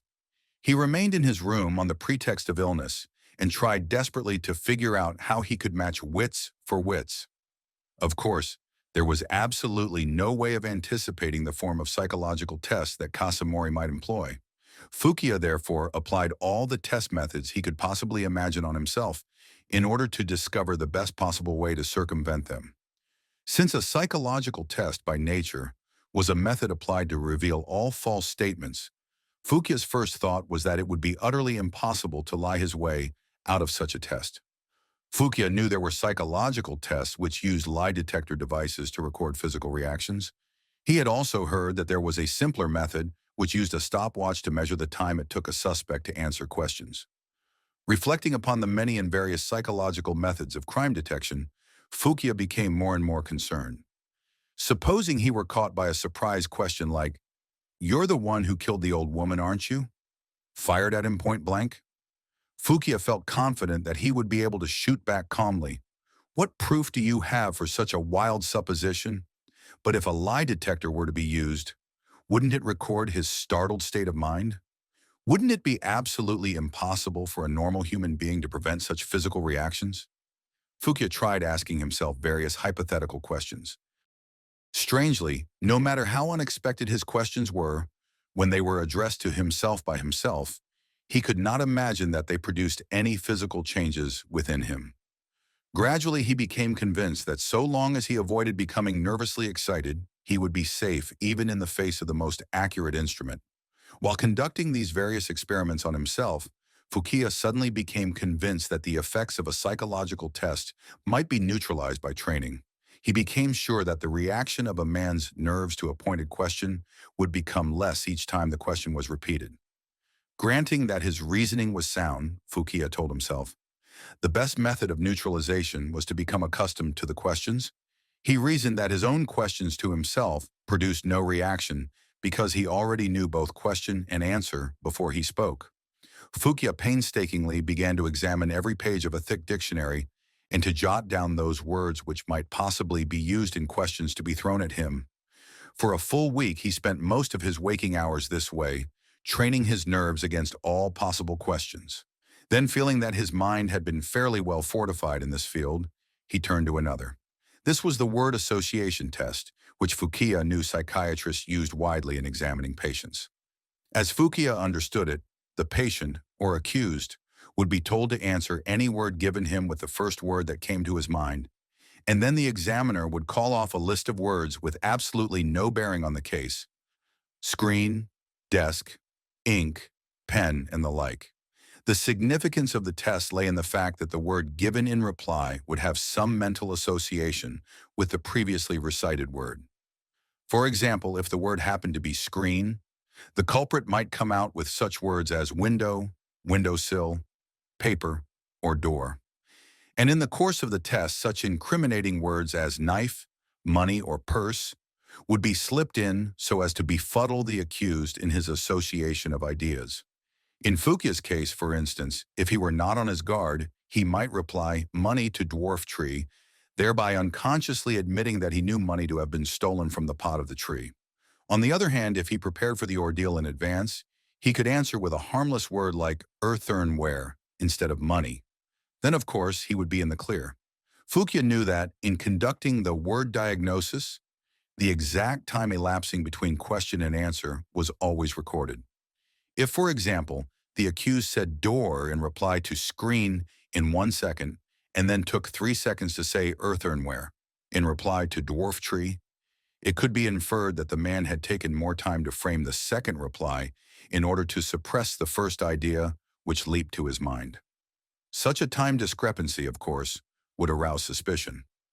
Fukia also reasoned that if he were given a word test, it would be far safer to answer in the most obviously natural manner.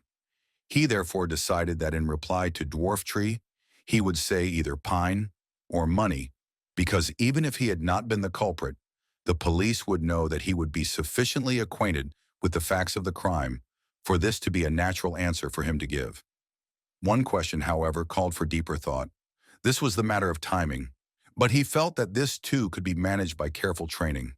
The important thing was that if a word like dwarf tree was fired at him, he should be able to reply money or pine without a moment's hesitation. For several days, Fukia worked hard at training himself, until finally he felt that he could satisfactorily pass the strictest test. Furthermore, he derived immense consolation from the knowledge that Saito, although innocent of the murder, would also be exposed to the same volley of questions and would certainly exhibit a similar degree of nervousness. The more Fukia considered all these possibilities, the greater became his sense of security and self-confidence. In fact, now that he was once again feeling completely at ease, he was able to whistle and sing, and even to wish strongly for a summons from District Attorney Kasamori. It was the day after the district attorney had subjected both suspects to psychological tests, and Kasamori was in his study at home, busily going over the results of the tests.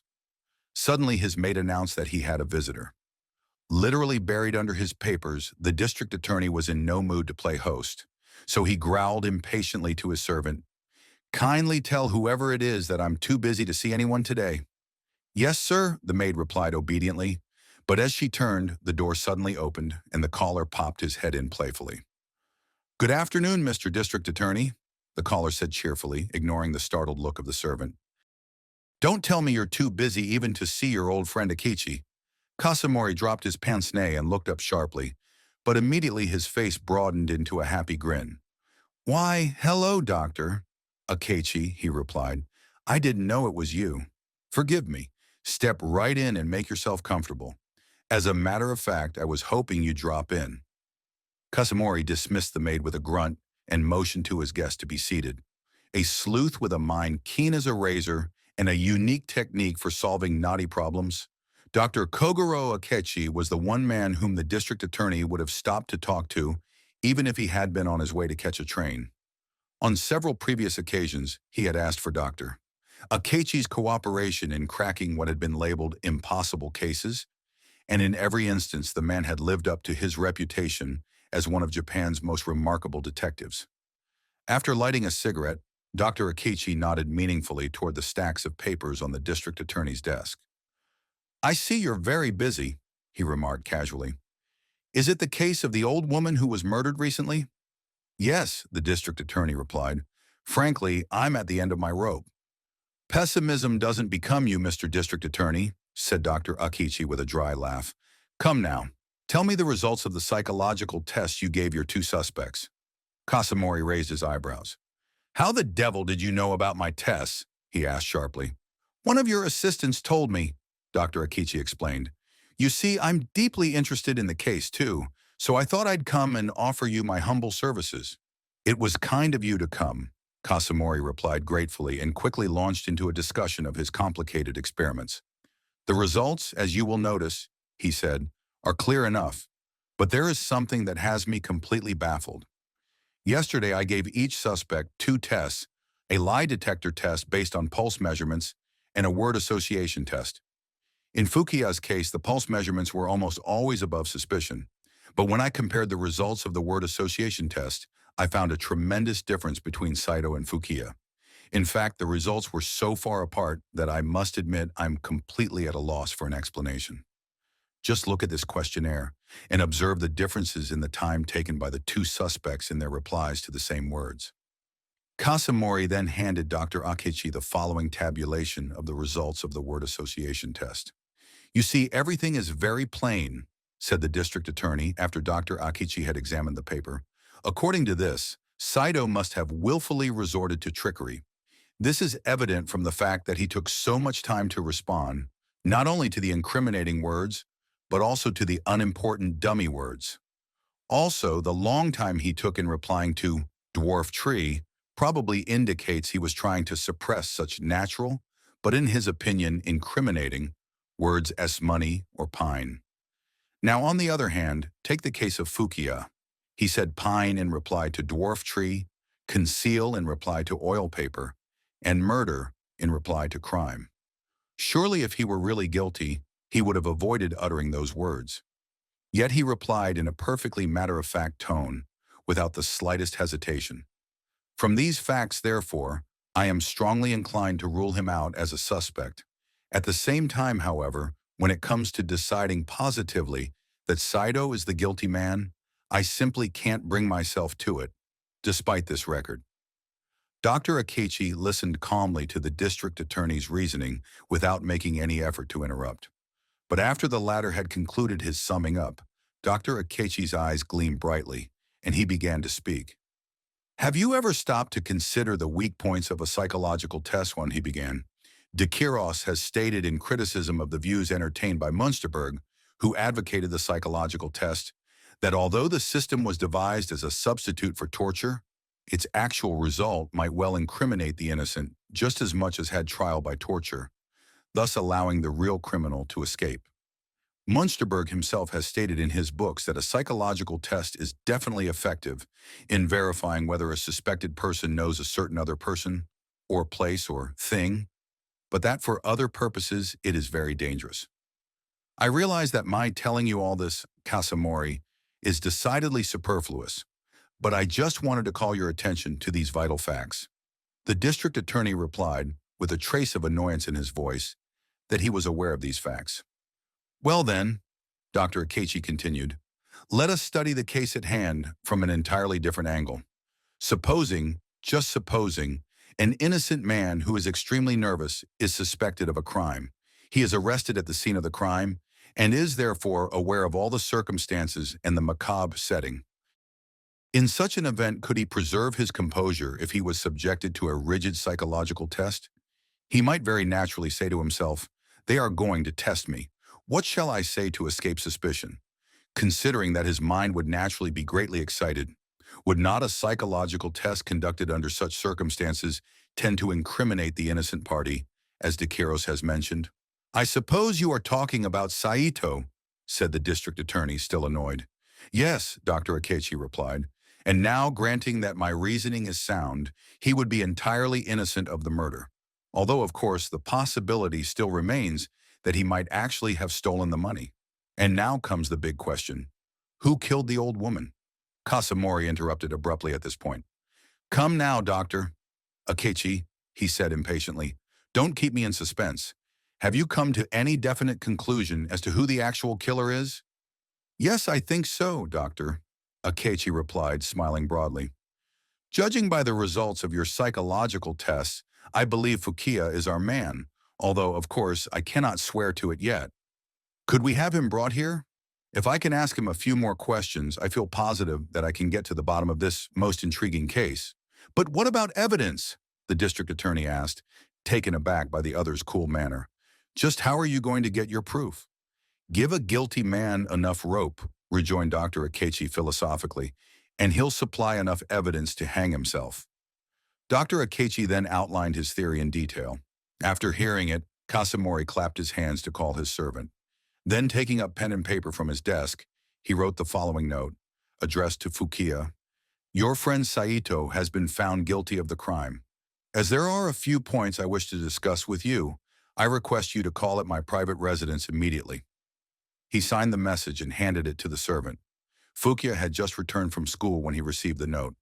Unaware that it was the bait for a carefully laid trap, he was elated over the news. Without bothering even to have his supper, he hurried to the district attorney's house. As soon as Fukiya entered the study, District Attorney Kasamori greeted him warmly and invited him to sit down. I owe you an apology, Mr. Fukiya, he said, for having suspected you for so long. Now that I know you to be innocent, I thought you might like to hear a few of the circumstances surrounding your complete exoneration. The district attorney ordered refreshments for everybody and then ceremoniously introduced the student to Dr. Akechi, although he used quite a different name for the latter. Mr. Yamamoto, he explained, indicating Dr. Akechi without batting an eyelash, is a lawyer who has been appointed by the old woman's heirs to settle her estate. After refreshments of tea and rice cakes, they discussed various unimportant matters, Fukiya talking very freely. In fact, as the time quickly sped by, he became the most loquacious of the three. Suddenly, however, he glanced at his wristwatch and rose abruptly. I didn't realize that it was so late, he announced apologetically. If you'll forgive me, I think I'd better be leaving. Of course, said the district attorney dryly. Dr. Akechi, however, suddenly interrupted. One moment, please, he said to Fukiya. There is just one trivial question I'd like to ask you before you leave. I wonder if you know there was a two-fold gold screen standing in the room where the old woman was murdered. It has been slightly damaged, and a minor legal issue has been raised over it. You see, it appears that the screen didn't belong to the old woman, but was being held by her as security for a loan. And now the owner has come forward with the demand that he be reimbursed for the damage. My clients, however, are reluctant to agree to this, for they contend that the screen might have been damaged before it was brought into the house. Really, of course, it's a very trivial matter, but if you could by any chance help me to clear it up, I would be more than grateful. The reason I'm asking is because I understand you frequently visited the house to see your friend Saito. Perhaps you may have noticed the screen.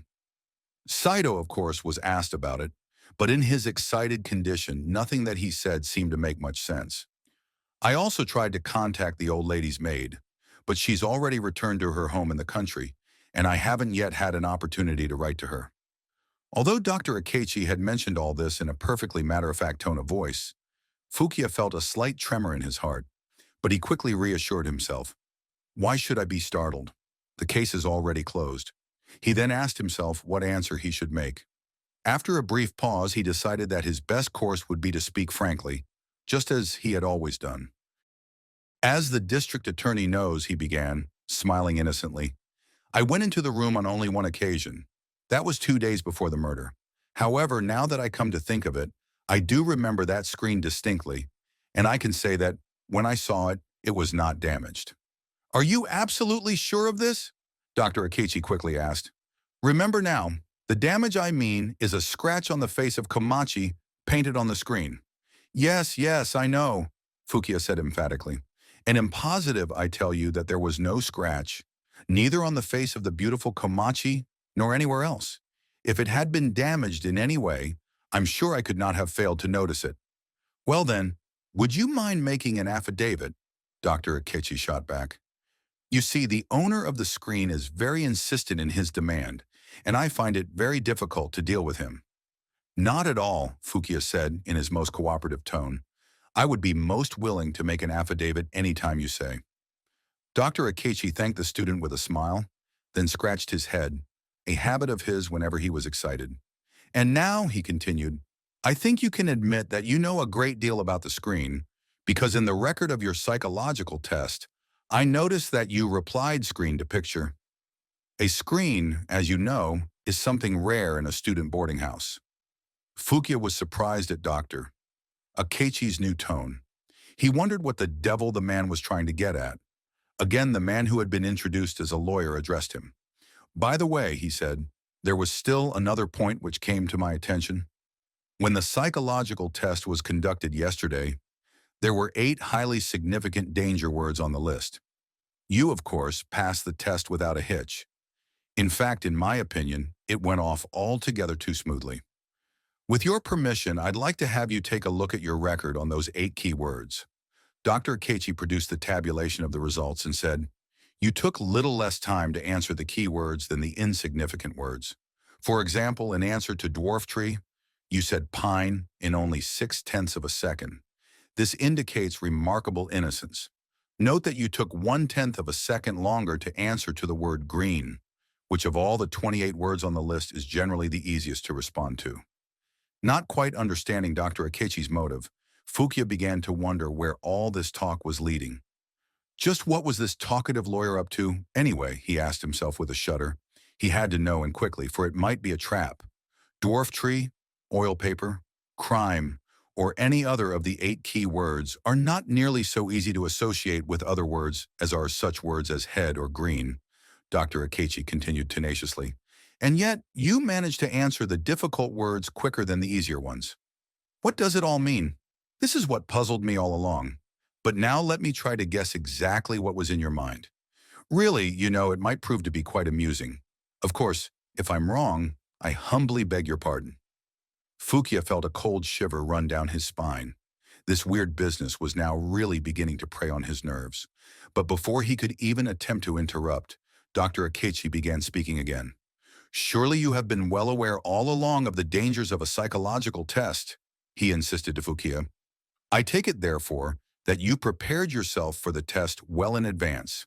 For example, for all words associated with the crime, you carefully drafted ready-made replies so that you could recite them at a moment's notice.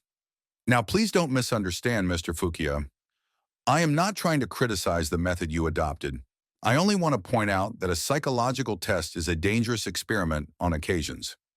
More often than not, it snares the innocent and frees the guilty. Dr. Akechi paused to let the hidden implications of his statement sink in.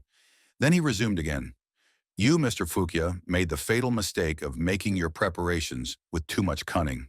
When you were confronted with the test, you spoke too fast. This, of course, was only natural because you were afraid that if you took too much time in answering the questions, you would be suspected. But you overdid it. Dr. Akechi paused again, noting with grim satisfaction that Fukia's face was turning a sickly gray. Then he continued his summation. I come now to another significant phase of the test. Why did you choose to reply with such words as money, conceal, and murder? All words which were liable to incriminate you. I will tell you, it was because you purposely wanted to make out that you were naive. Am I not right, Fukia? Isn't my reasoning sound? Fukia stared with glassy eyes at the face of his tormentor. He tried hard to look away, to evade the cold, accusing eyes of Dr. Akechi, but for some reason he found he couldn't. It appeared to Kasamori as though Fukia had been caught in a hypnotic trance and was unable to manifest any emotion other than fear. This seeming innocence of yours, Dr. Akechi continued, just did not strike me as being truly genuine. So I thought up the idea of asking you about the gold screen. Of course, the answer you gave was exactly the one I anticipated. Dr. Akechi suddenly turned to the district attorney. Now I want to ask you a simple question, Mr. District Attorney. Just when was the screen brought into the house of the old woman? The day before the crime, on the 4th of last month, Kasamori replied. The day before the crime, did you say? Dr. Akichi repeated loudly. But that's very strange. Mr. Fukia just stated a moment ago that he saw it 2 days before the crime was committed, which was the 3rd of last month. Furthermore, he was very positive as to where he had seen it, in the very room where the old woman was murdered. Now this is all very contradictory. Surely one of you two must be mistaken. Mr. Fukia must be the one who has made the miscalculation, observed the district attorney with a sly grin. Until the afternoon of the 4th, the screen was at the house of the owner. There is no question about it. Dr. Akechi watched Fukia's face with rapt interest, for the expression that the latter now wore was akin to that of a little girl on the verge of tears.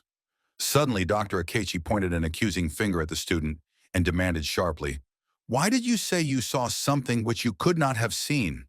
It's really too bad that you had to remember the classical painting, because by doing so you have betrayed yourself. In your anxiety to pretend to tell the truth, you even tried to elaborate on the details. Isn't this so, Fukia? Could you have noticed that there was no folding screen in the room when you entered it 2 days before the crime? No, you certainly would not have paid any attention to such a detail because it had nothing to do with your plans. Furthermore, I think that even if it had been there, it would not have attracted your attention, because the room was elaborately decorated with various other paintings and antiques of a similar nature. So it was quite natural for you to assume that the screen which you saw on the day of the crime must have been there 2 days previously. My questions bewildered you, so you accepted their implications. Now, had you been an ordinary criminal, you would not have answered as you did. You would have tried to deny knowing anything about anything. But I had you sized up from the very beginning as being a real intellectual, and as such, I knew you would try to be as outspoken as possible so long as you did not touch upon anything dangerous. But I anticipated your moves and played my hand accordingly. Dr. Akechi then broke out into loud, boisterous laughter. Too bad, he said sarcastically to the crestfallen Fukia, that you had to be trapped by a humble lawyer like myself. Fukia remained silent, knowing that it would be useless to try and talk his way out. Clever as he was, he realized that any attempt to correct the fatal slip he had made would only drag him deeper and deeper into the pit of doom. After a long silence, Dr. Akichi spoke again. Can you hear the scratching of pen against paper, Fukia? A police stenographer in the next room has been recording everything we've said here. He called out to someone in the adjoining room, and a moment later a young stenographer entered the study, carrying a sheaf of papers. Please read your notes, Doctor, Akechi requested. The stenographer read the complete record, taken down word for word. Now, Mr. Fukia, Dr. Akechi said, I would appreciate it if you will kindly sign the document and seal it with your fingerprint. Certainly you can have no objection, for you promised to testify regarding the screen at any time. Meekly, Fukia signed the record and sealed it with an imprint of his thumb. A few moments later, several detectives from police headquarters, summoned by the district attorney, led the confessed slayer away. The show now over, Doctor. Akechi turned to the district attorney. As I have remarked before, he said, Munsterberg was right when he said that the true merit of a psychological test lies in the discovery of whether or not a suspected person noticed any other person or thing at a certain place. In Fukia's case, everything hinged on whether or not he had seen the screen. Apart from establishing that fact, no psychological test that you might have given Fukia would have brought any remarkable results. Being the intellectual scoundrel he is, his mind was too well prepared to be defeated by any routine psychological questions. Rising from his seat with the air of a professor leaving his class following a lengthy lecture, Dr. Akechi put on his hat, then paused briefly for a final statement. Just one more thing I would like to mention, he said with a smile. In conducting a psychological test, there is no need for strange charts, machines, or word games. As discovered by the famous Judge Uka in the colorful days of 18th century Tokyo, who frequently applied psychological tests based on mere questions and answers, it's not too difficult to catch criminals in psychological traps.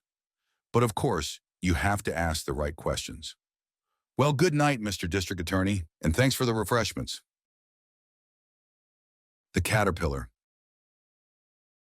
Tokiko said goodbye, left the main house, and went into the twilight, the wide, utterly neglected garden, overgrown with weeds, toward the detached cottage where she and her husband lived. While walking, she recalled the conventional words of praise which had been again bestowed upon her a few moments ago by the retired Major General who was the master of the main house. Somehow she felt very queer, and a bitter taste much akin to that of broiled eggplant, which she positively detested, remained in her mouth. The loyalty and meritorious services of Lieutenant Tsunaga are of course the boast of our army, he had stated. The old general was ludicrous enough to continue to dignify her disabled soldier husband with his old title. As for you, however, your continued faithfulness has deprived you of all your former pleasures and desires. For 3 long years you have sacrificed everything for that poor crippled man without emitting the faintest breath of complaint. You always contend that this is but the natural duty of a soldier's wife, and so it is. But I sometimes cannot help feeling that it's a cruel fate for a woman to endure, especially for a woman so very attractive and charming as you, and so young too. I am quite struck with admiration. I honestly believe it to be one of the most stirring human interest stories of the day. The question which still remains is, how long will it last? Remember, you still have quite a long future ahead of you. For your husband's sake, I pray that you will never change.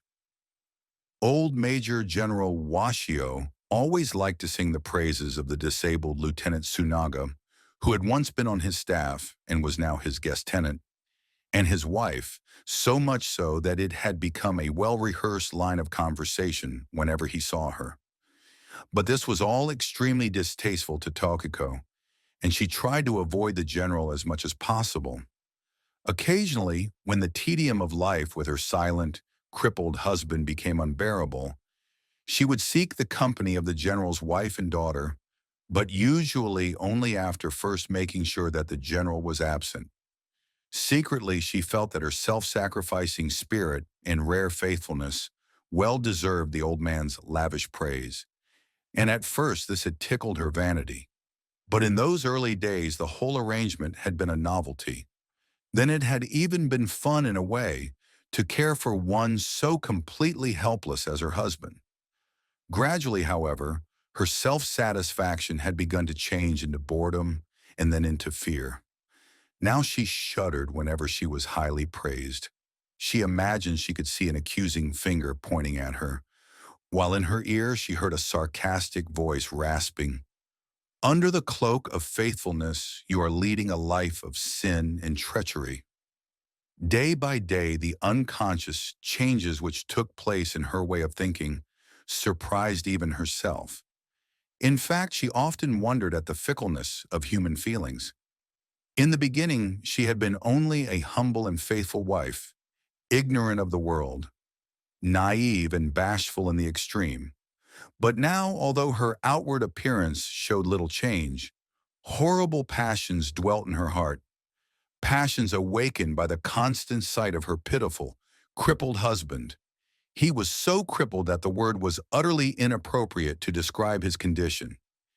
He who had once been so proud and of such a noble bearing. Like a beast of prey, or as if possessed by the devil, she had begun to feel an insane urge to gratify her lust. Yes, she had changed, so completely. From where did this maddening impulse spring, she asked herself. Could it be attributed to the mysterious charm of that lump of flesh?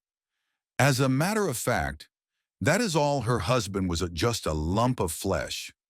Or was it the work of some uncanny, supernatural power which could not be defined? Whenever General Washio spoke to her, Tokiko could not help feeling conscious of this inexplicable sense of guilt. Furthermore, she became more and more conscious of her own large and fat body. An alarming situation, she kept repeating. Why do I continue to grow so fat like some lazy fool? In sharp contrast, however, her countenance was very pale, and she often seemed to sense that the general looked upon her body dubiously while uttering his usual words of praise. Perhaps this was why she detested him. It was a remote district where they lived, and the distance from the main house to the cottage was almost half a city block. Between the houses there was a grassy field with no regular paths, where striped snakes often crawled out with rustling noises. Also, if one took a false step, he was immediately in danger of falling into an old abandoned well covered with weeds. An uneven apology for a hedge surrounded the large mansion, with fields sprawling beyond it. From the darkness where she stood, Tokiko eyed the gaunt two-story cottage, their abode, with its back toward the far grove of a small Buddhist shrine. In the sky, a couple of stars seemed to twinkle a little more brightly than the others. The room where her husband lay was dark. He was naturally unable to light the lamp, and so the lump of flesh must be blinking his eyes helplessly, leaning back in his squat chair, or slipping off the seat to lie on the mats in the gloom. What a pity! When she thought of it, chills of disgust, misery, and sorrow seemed to run down her spine. Entering the house, she noticed that the door of the room upstairs was ajar, gaping like a wide black mouth, and she heard the familiar low sound of tapping on the mats. "Oh, he is at it again," she said to herself, and she suddenly felt so sorry for him that tears sprang to her eyes.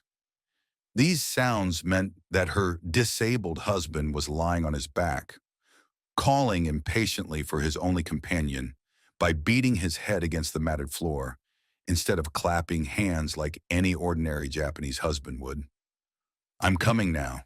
You must be hungry." She spoke softly in her usual manner, even though she knew that she could not be heard. Then she climbed the ladder-like stairs to the small room on the second floor. In the room there was an alcove with an old-fashioned lamp in one corner. Beside it there was a box of matches, but he was unable to strike a light. In the tone of a mother speaking to her baby, she said, "I've kept you waiting a long time, haven't I? I'm so sorry." Then she added, "Be patient now for just a moment. I can do nothing in this darkness. I'm going to light the lamp." Although she kept muttering thus, she knew her husband could hear nothing. After lighting the lamp, she brought it to the desk in another corner of the room. In front of the desk was a low chair, to which was fastened a printed muslin cushion. The chair was vacant, and its erstwhile occupant was now on the matted floor, a strange, gruesome creature. It was dressed, was wrapped might be more appropriate, in old silken robes. Yes, there it was, a large living parcel wrapped in silken kimono, looking like a parcel which someone had discarded, a queer bundle indeed. From one part of the parcel protruded the head of a man, which kept tapping against the mat like a spring beetle or some strange automatic machine. As it tapped, the large bundle moved bit by bit, like a crawling worm. "You mustn't lose your temper like that. What do you want? This?" She made the gesture of taking food.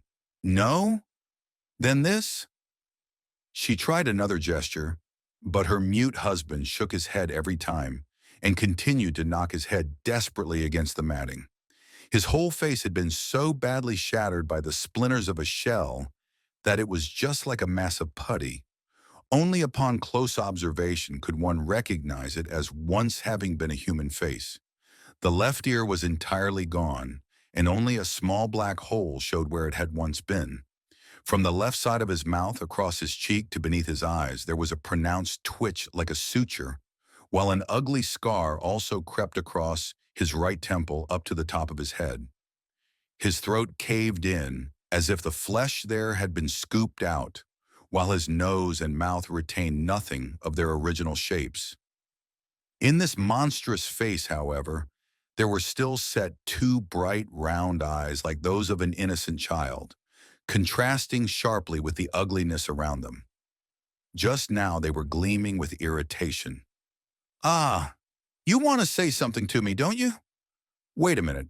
She took a notebook and pencil out of the drawer of the desk, put the pencil in his deformed mouth, and held the open notebook against it. Her husband could neither speak nor hold a pen, for as he had no vocal organs, He likewise had no arms or legs. "Tired of me?" These were the words the cripple scrawled with his mouth. "Ho, ho, ho! You're jealous again, aren't you?" She laughed. "Don't be a little fool." But the cripple again began to strike his head impatiently against the mat floor. Tokiko understood what he meant and again pressed the notebook against the point of the pencil held between his teeth.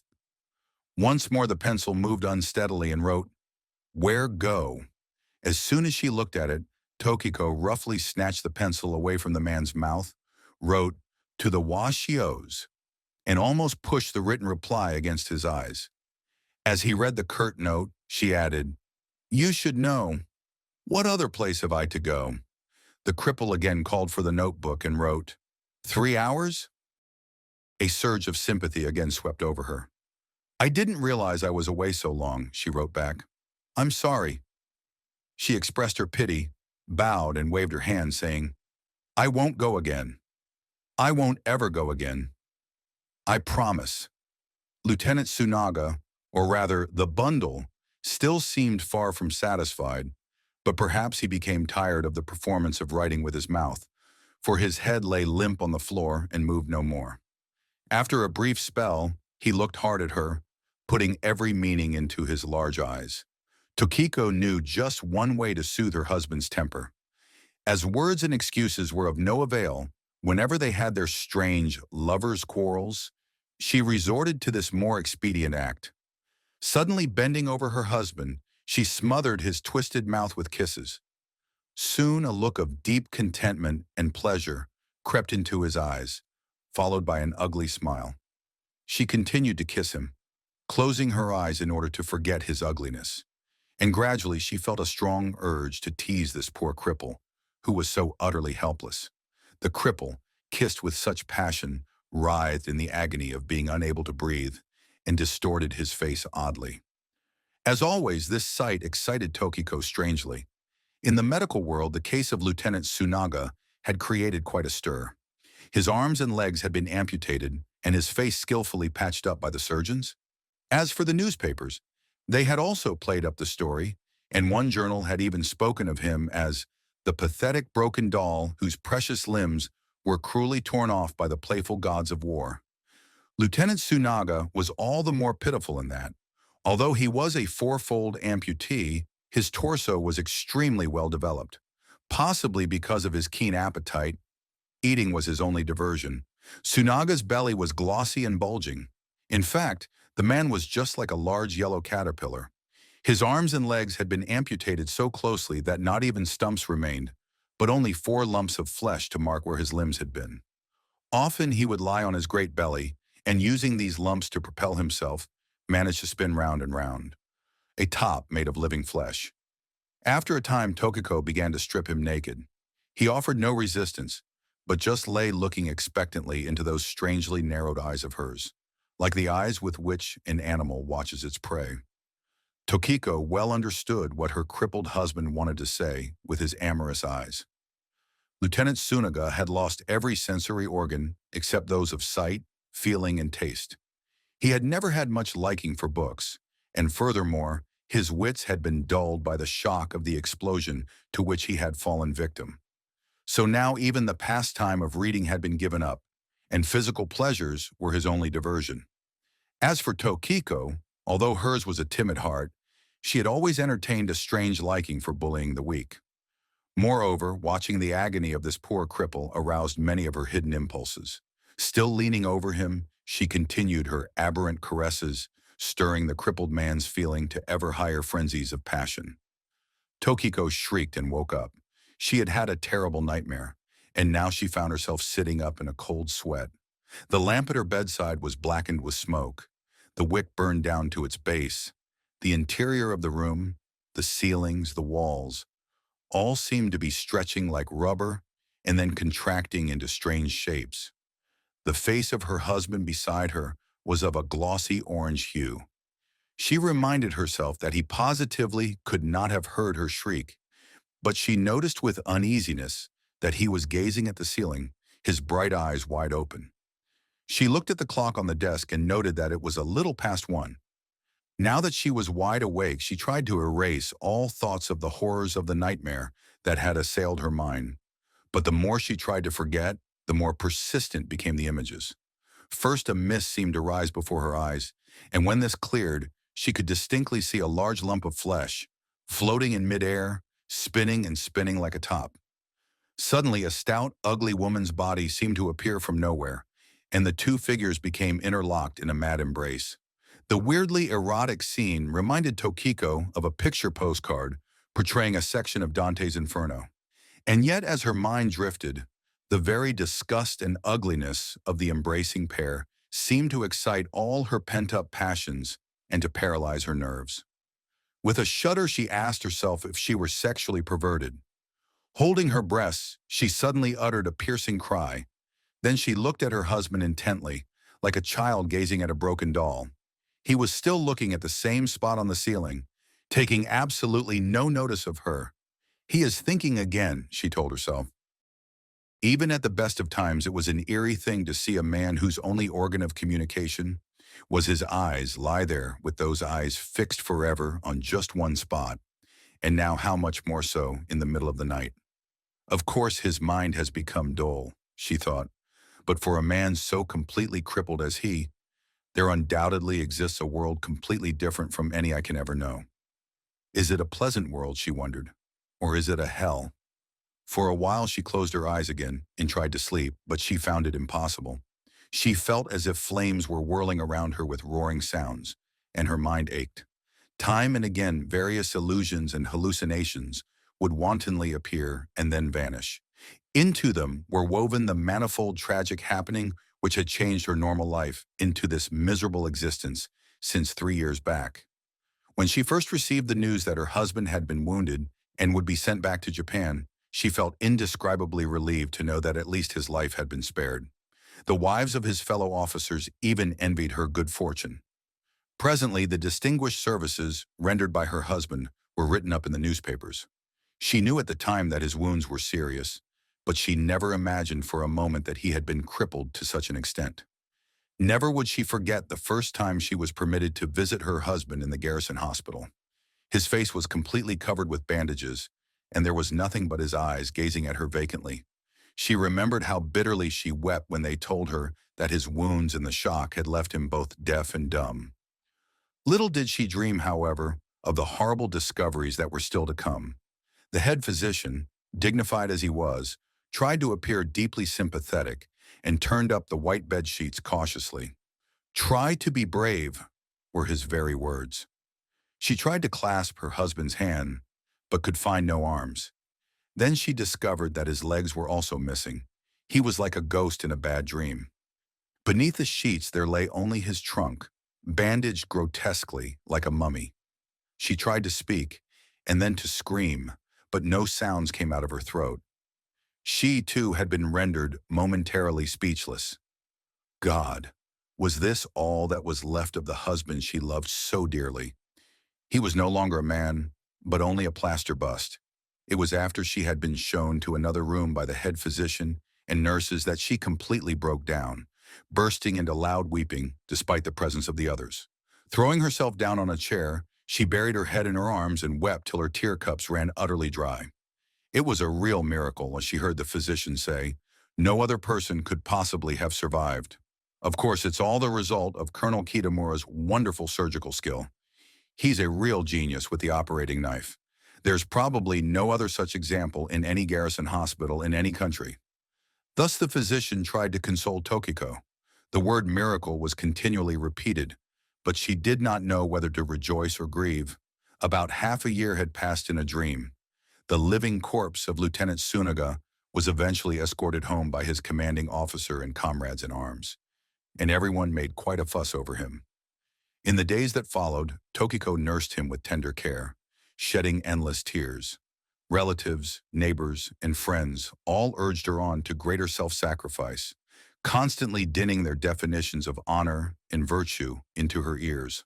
Her husband's meager pension was scarcely enough to keep them, so when Major General Washio, Tsunaga's former commanding officer at the front, kindly offered to let them live in the detached cottage on his country estate free of charge, they accepted gratefully.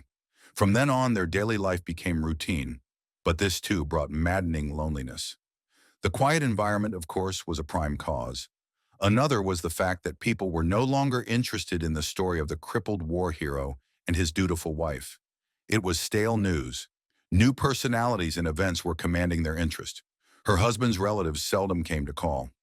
On her side, both her parents were dead, while all her sisters and brothers were indifferent to her sorrows. As a result, the poor crippled soldier and his faithful wife lived alone in the solitary cottage in the country, completely isolated from the outside world. But even this state of affairs would not have been so bad if one of them had not been like a doll made of clay. Lieutenant Tsunaga was at first quite confused. Although aware of his tragic plight, his gradual return to normal health brought with it feelings of remorse, melancholy, and complete despair. Whatever Tokiko and her husband said to each other was through the medium of the written word. The first words he wrote were newspaper and decoration. By the first, he meant that he wanted to see the clippings of the papers which had carried the story of his glorious record. And by decoration, he was asking to see the Order of the Golden Kite, Japan's highest military decoration, which he had been awarded. These had been the first things Major General Washio had thrust before his eyes when he had recovered consciousness at the hospital, and he remembered them. After that, the crippled man often wrote the same words and asked for the two items, and each time Tokiko held them before him, he gazed long at them. Tokiko felt rather silly while he read the newspapers over and over, but she did derive some pleasure from the look of deep satisfaction in her husband's eyes. Often she held the clippings and the decoration until her hands became quite numb. As time passed, Lieutenant Tsunaga became bored with the term honor. After a while, he no longer asked for the relics of his war record. Instead, his requests turned more and more frequently toward food, for despite his deformity, his appetite grew ever larger. In fact, he was as greedy for food as a patient recovering from some alimentary disorder. If Tokiko did not immediately comply with his request, he would give vent to his temper by crawling about madly on the mats. At first, Tokiko felt a vague fear of his uncouth manners and disliked them, but in time she grew used to his strange whims. With the two completely shut up in the solitary cottage in the country, if one of them had not compromised, life would have become unbearable. So like two animals caged in a zoo, they pursued their lonely existence. Thus, from every viewpoint, it was only natural that Tokiko should come to look upon her husband as a big toy, to be played with as she pleased. Furthermore, her crippled husband's greed had infected her own character to the point where she too had become extremely avaricious. There seemed to be but one consolation for her miserable career as nursemaid to a cripple. The very fact that this poor, strange thing, which not only could neither speak nor hear, but could not even move freely by itself, was by no means made of wood or clay, but was alive and real, possessing every human emotion and instinct. This was a source of boundless fascination for her. Still further, those round eyes of his, which comprised his only expressive organ, speaking so sadly sometimes, and sometimes so angrily, these two had a strange charm. The pitiful thing was that he was incapable of wiping away the tears which those eyes could still shed. And of course, when he was angry, he had no power to threaten her other than that of working himself into an abnormal heat of frenzy. These fits of wrath usually came on whenever he was reminded that he would never again be able to succumb, of his own free will, to the one overwhelming temptation which was always lurking within him. Meanwhile, Tokiko also managed to find a secondary source of pleasure in tormenting this helpless creature whenever she felt like it. Cruel, yes, but it was fun. Great fun. These happenings of the past 3 years were vividly reflected inside Tokiko's closed eyelids, as though cast by a magic lantern, the fragmentary memories forming themselves in her mind and fading away one after the other. This was a phenomenon which occurred whenever there was something wrong with her body. On such occasions, especially during her monthly periods of physical indisposition, she would maltreat the poor cripple with real venom. The barbarity of her actions had grown wilder and more intense with the progress of time. She was, of course, fully aware of the criminal nature of her deeds, but the wild forces rising inside her body were beyond the control of her will. Suddenly she felt that the interior of the room was becoming darker, that another nightmare was about to overtake her, but this time she determined to see it with her eyes open. The thought frightened her, and her heart began to skip beats. But she calmed her mind and persuaded herself that she was prone to imagine things. The wick of the lamp at her bedside was spent, and the light was flickering. Climbing out of bed, she turned the wick high. Quickly the room brightened up, but the light of the lamp was blurred in colors of orange, and this increased her uneasiness. By the same light, Tokiko looked again at her husband's face, and was startled to see that his eyes were still fixed on the same spot on the ceiling, not having changed position even a fraction of an inch. What could he possibly be thinking about? She asked herself with a shiver. Although she felt extremely uneasy, hers was even more a feeling of intense hatred of his attitude. Her hatred again awakened all her inherent desires to torment him, to make him suffer. Suddenly, without any warning, she threw herself upon her husband's bed, grabbed his shoulders with her large hands, and began to shake him furiously. "Are you angry? Why do you look at me like that?" Tokiko asked sarcastically. "It's no use getting angry, you know. You're quite at my mercy." Tsunaga could not reply, but the words that might have come to his lips showed from his penetrating eyes. "Your eyes are mad," Tokiko shrieked. "Don't stare at me like that." On a sudden impulse, she thrust her fingers roughly into his eyes, shouting, "Now try to stare if you can." The cripple struggled desperately, his torso writhing and twisting, and his intense suffering finally gave him the strength to lift his trunk and send her sprawling backward. Quickly, Tokiko regained her balance and turned to resume her attack, but suddenly she stopped. Horror of horrors. From both her husband's eyes, blood was spurting. His face, twitching in pain, had the pallor of a boiled octopus. Tokiko was paralyzed with fear. She had cruelly deprived her husband of his only window to the outside world. What was left to him now? Nothing, absolutely nothing. Just his mass of ghastly flesh, in total darkness. Stumbling downstairs, she staggered out into the dark night barefooted.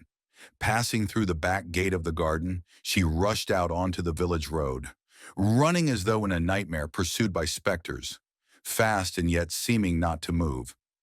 Eventually she reached her destination, the lone house of a country doctor. After hearing her hysterical story, the doctor accompanied her back to the cottage.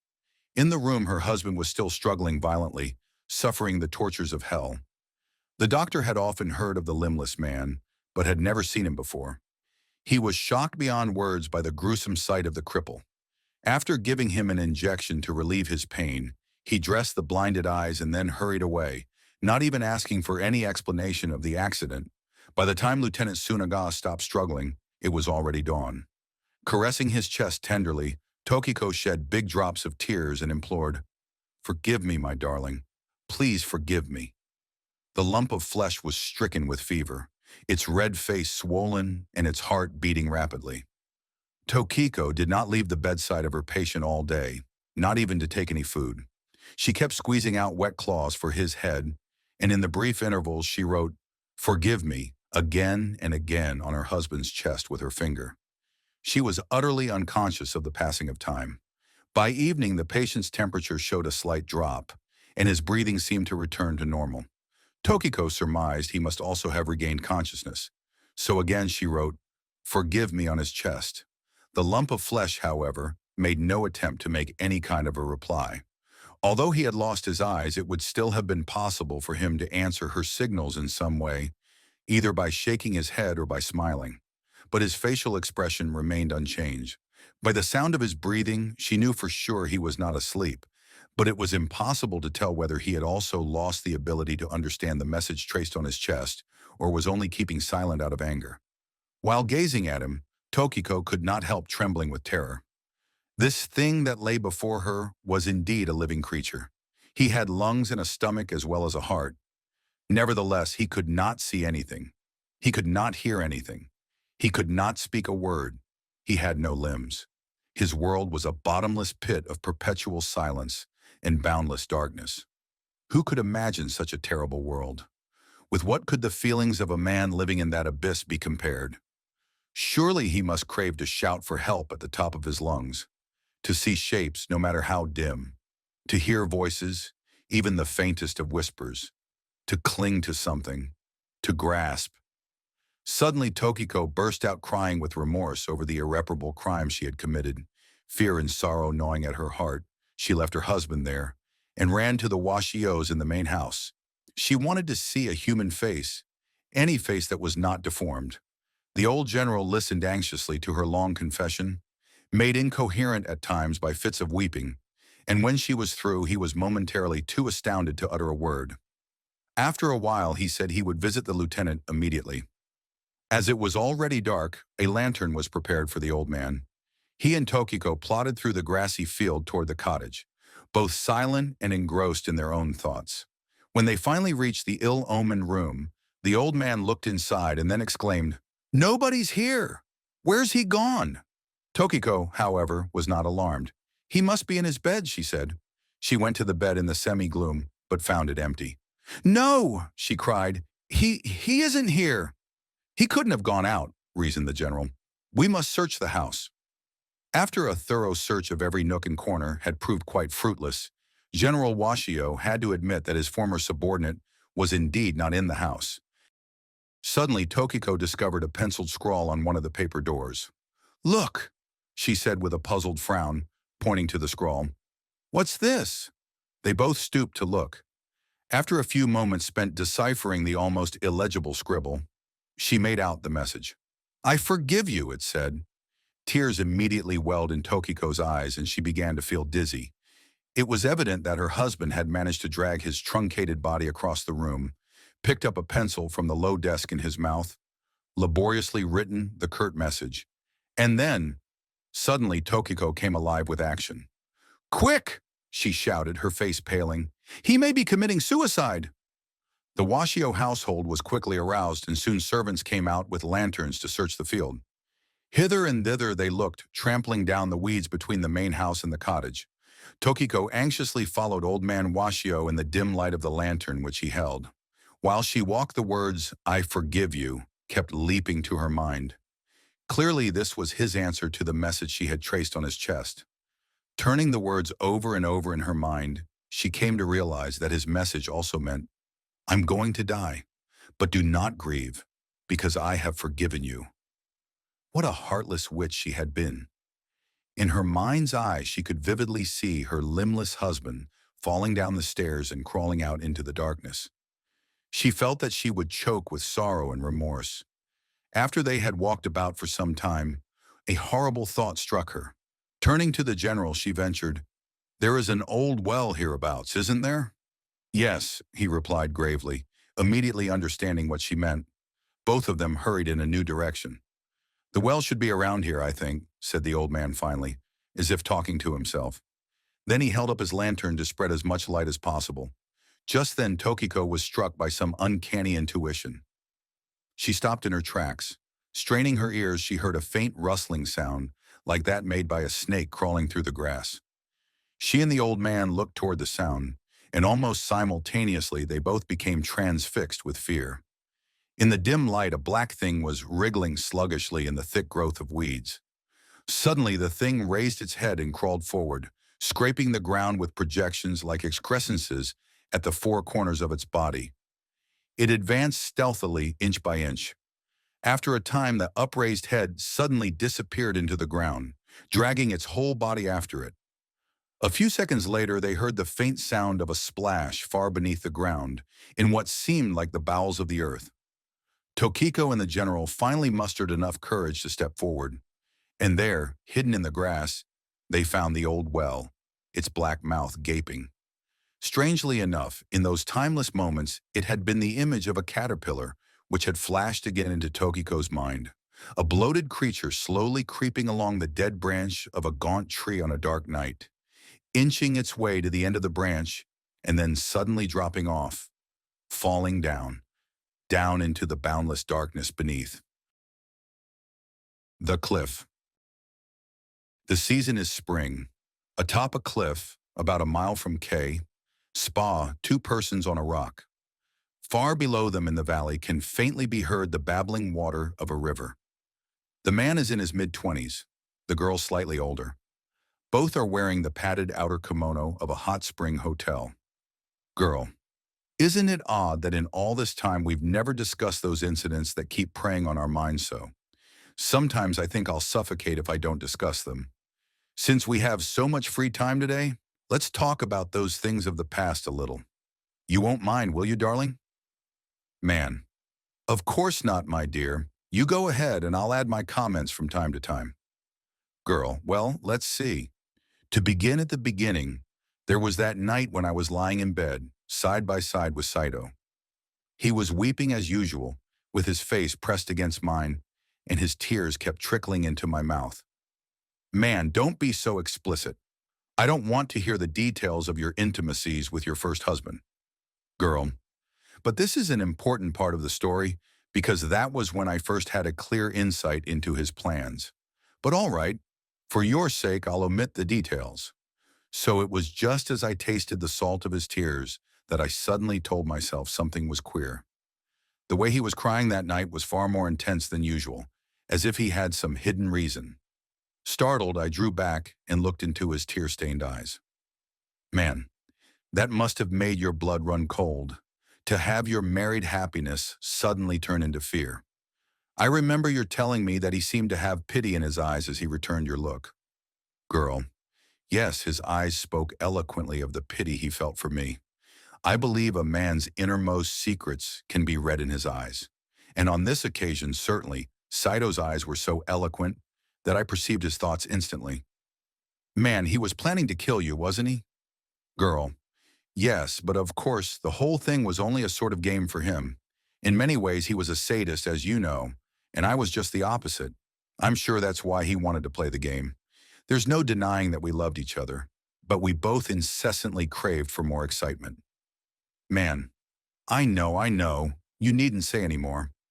Girl, that night was the first time I felt I could plainly read his mind. Vague suspicions had disturbed me for some time, but now real fear gripped my heart.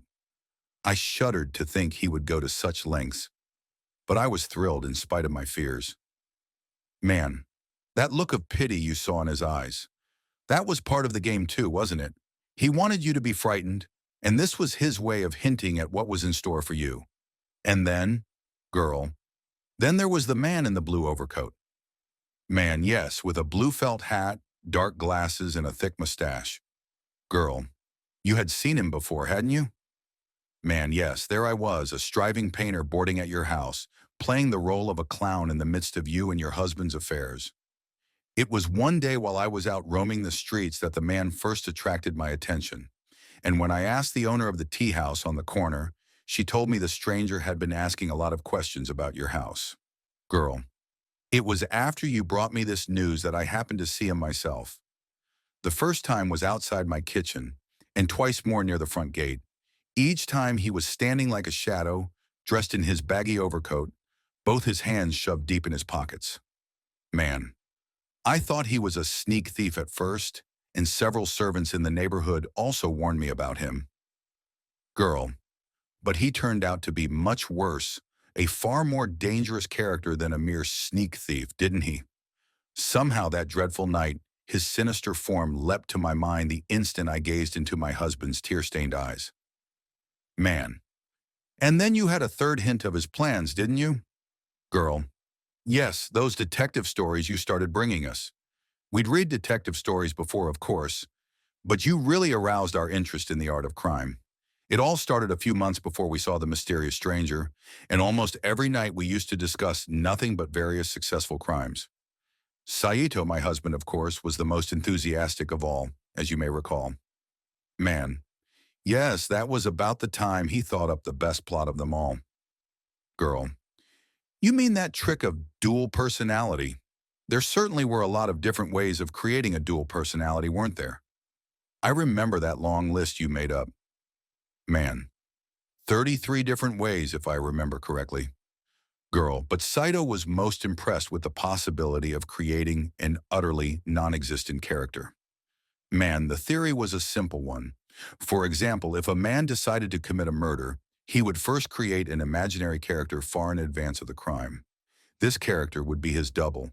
His description would be simple, with, say, a false mustache, dark glasses, and conspicuous clothing. Then he would have this double of his establish a residence far removed from his real domicile, and he would proceed to live two lives. While the real character would supposedly be away at work, the double would be at his home, and vice versa. Matters would be even more simple in the event one of the two characters went away on a long trip. With the stage thus set, the murder could be committed at an opportune time. But immediately before the crime, the imaginary character would make himself very obvious to several witnesses. And then, following the crime, he would vanish completely from the face of the earth. Beforehand, of course, he would have destroyed all incriminating evidence, such as his disguise. As a result, he would be permanently missing from his home, while the real character would merely resume his former way of life. Naturally, as the crime was committed by a non-existent character, it would be a perfect crime. Girl, Saito kept talking about this until I thought he was going crazy. All this I recalled as I stared into his eyes. But there was one more clue to his hidden thoughts. It was that diary, which he had hidden for the express purpose of having me find it. But the diary was planted for me to read, so of course it didn't mention his real secrets. For example, there was not a word about his mistress. Man, it was like crossing out lines in a letter to make sure they'd be read. Girl, I read the diary from cover to cover. Several pages were devoted to the dual personality idea. I was quite struck by his ingenious ideas, and I must say he was a wizard with the pen. Man, go on. Girl, well, those were the three clues I had. First, the look in his eyes.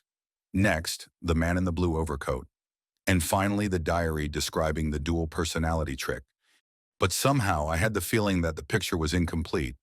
There seemed to be no motive. You supplied this when you told me about his mistress. After that, I could never look into his eyes without seeing there the reflection of some beautiful girl I imagined his mistress to be. At times, I even thought I could smell her perfume on him. Man. In other words, these four clues convinced you that he was planning to kill you so he could get the fortune you inherited from your father and then live with his mistress. Girl. Yes, but at the same time, I knew he was only playing a game to frighten me. Man. Yes, maybe that's what you thought, but his motive was real enough.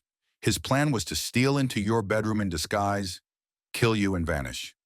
Later, the real Saito would return, discover your murder, and play the delicate role of the grief-stricken husband. Girl, yes, but as I said before, it was only part of the same game to frighten me and to enjoy the thrill of suspense. You can imagine what a horrible game it was. That was the thrill he was aiming for. It's surprising how all these details came to my mind with full clarity in the split second I stared into his eyes. Man. But where was Saito supposed to draw the line? What was the actual purpose of his disguise as the man in the blue overcoat? Girl, I think he really intended to steal into my bedroom in his disguise and frighten me out of my wits. Then after enjoying my hysterics, he would burst out laughing. Man, but that isn't the way it turned out, is it? Girl, it certainly wasn't. Until then, everything had been more or less a joke. But what happened next nearly froze the blood in my veins. I shudder even to think about it. Man, no more than I do. But go on. Get it off your chest now that there's nobody to hear us. Girl, all right. Several more times he went into weeping hysterics in bed, and gradually I began to realize that I couldn't fathom the look in his eyes any longer. In fact, I no longer knew if he was playing a game. Or, man, you began to suspect that he was really planning to kill you, didn't you? Girl, yes. Now his glassy, staring eyes seemed to be saying, at first I created an imaginary character to give you a wonderful thrill. But now, having played the game this far, I'm becoming confused. How simple it would be really to kill you, and yet remain utterly unsuspected. Besides, you have a large fortune which would become mine. What a temptation. For really, I love someone else far more than you. But I do pity you. Really, I do. In those tormenting nights, my fears grew stronger and stronger. And it was about this time, with my thoughts in a turmoil as we grappled and tangled in the dark of the bedroom, that I began again to taste his salty tears trickling into my mouth. Man, that's when you came to talk to me, girl. Yes, but you said I was hysterical and tried to laugh my fears away. But in spite of your laughter, I saw a hidden shadow in your eyes, and I began to suspect that you had the same fears as I. Man, you may have thought so, but that wasn't the case at all. You've always had the piercing eyes of a mind reader, haven't you? Not many people have your power of reading even the subconscious mind. Girl, after that I was always afraid to look into his eyes, and even more I feared that he might be able to read my eyes. Gradually the thought of his pistol began to prey on my mind. One evening I saw the man in the blue overcoat outside the gate again. It was almost dark, but I thought I could see him leering at me. A cold shiver ran down my spine, and that instant I again remembered the pistol, the one hidden in the drawer of Saito's desk. Man, I also knew about that pistol. He knew it was against the law to keep firearms, but he kept it anyway, fully loaded, and hid it in one of his desk drawers. Merely for the sake of having it, I thought. Girl, it suddenly struck me that the man in the blue overcoat might have that pistol in his pocket. I went immediately to Saito's desk and examined the drawer, but the pistol was there, and I felt immensely relieved. Then I had another thought. I said to myself, surely if the man is Saito in disguise, he wouldn't be such a fool as to use his own pistol. This means he must be planning to use a different weapon. And thus my fears kept growing all the more. Man, so you decided to take that pistol for your own protection. Girl, yes, I took it out of the desk and kept it with me all the time. At night I even slept with it. Man, the existence of that pistol was unfortunate, because if it had not existed, girl, that's when I asked you what would happen to me if a man stole into my bedroom at night and I shot him, even if he hadn't been planning any crime. Remember? Man. Yes, and if I remember correctly, I told you this would constitute self-defense and would not be considered a crime. Later on, I was sorry I told you this. Girl. And then, sure enough, he finally came. It was past midnight. He climbed over the fence and stole into the house through the kitchen window. The first thing I knew, I saw my bedroom door opening slowly, and then I saw him. It was him, all right. He wore the same blue overcoat. His felt hat was pulled low, and his dark glasses covered his eyes. And that awful mustache. Now was the time. I pretended to be asleep, but stole a glance at him and gripped the pistol. Man. And then, girl, I could almost hear my heart beating. I wanted, oh, how I wanted to pull the trigger, but I waited. He was standing there in the doorway, both hands in his pockets. Somehow, I felt that he knew I was only pretending to be asleep. For what seemed like an hour, we both watched each other. I wanted to scream, to leap out of bed and flee, but I gritted my teeth and held myself in check. Man. And then, girl, suddenly he began to move toward my bed. I peeped out from under the bedclothes and saw his face looming beside the night lamp. He was cleverly disguised, but I could see that he was definitely Saito. His eyes behind the dark glasses seemed to be smiling. Gradually, his face came closer and closer. I couldn't see the knife in his hand, but there was no mistaking that he meant to kill me. I turned the pistol slowly under the covers and aimed at his heart. Then I pulled the trigger. That's what brought you and the maid running in, but by that time I had fainted. Hurry. As soon as I saw the dead man, I knew what had happened. The knife was lying beside him. Girl, so the police came, and a few days later you and I were summoned to the procurator's office. I told the whole story from beginning to end, with you as a witness, and they soon released me. It was the knife you'd found on the floor that proved I had killed Saito in self-defense. After that, I had a nervous breakdown and spent a month in bed. How I appreciated the way you came to see me every day, taking the place of the friends and relatives I didn't have. You even took care of that matter of Saito's mistress for me. Man. And now just imagine, a year has already passed, and we've already been married for over 5 months. Well, let's get back to the inn. Girl. There's more to talk about. Man, really? What else is there to say? Haven't we already covered the ground completely? Girl. Yes, but so far we've only touched the surface of things. Man. The surface of things? It seems to me that we've analyzed the matter quite thoroughly. Girl. But you forget, my dear, that behind one curtain, there's always another. Man. For the life of me, I don't know what you mean. You're acting strangely today. Girl. You're afraid, aren't you? The man's face twitches, but his eyes remain expressionless. As for the girl, her eyes gleam and her lips stretch into a malicious smile. Girl, if it were possible for a man to force another to commit a serious crime merely by the power of suggestion, what great satisfaction he must derive. Using an unsuspecting puppet to carry out his designs, he would be utterly safe from discovery. This, I think, is the perfect crime we never discussed. Man, what the devil do you mean? Girl, I'm only trying to tell you what kind of a man you really are. But don't be alarmed. I have no intention of going screaming to the police. I'm quite an understanding woman, you know. Come now, let's not mince words. Man, listen, it's getting late. Girl, see? I told you. You're afraid of me. But I simply hate to leave a story unfinished. So please let me continue. To you, Saito was an ideal puppet. First, you awakened his interest in detective stories. Then you convinced him that the trick of the dual personality was foolproof. And bit by bit, by the power of suggestion, you led him deeper and deeper into the pit of crime. The fact that Saito had a mistress was a mere accident, but you used this too.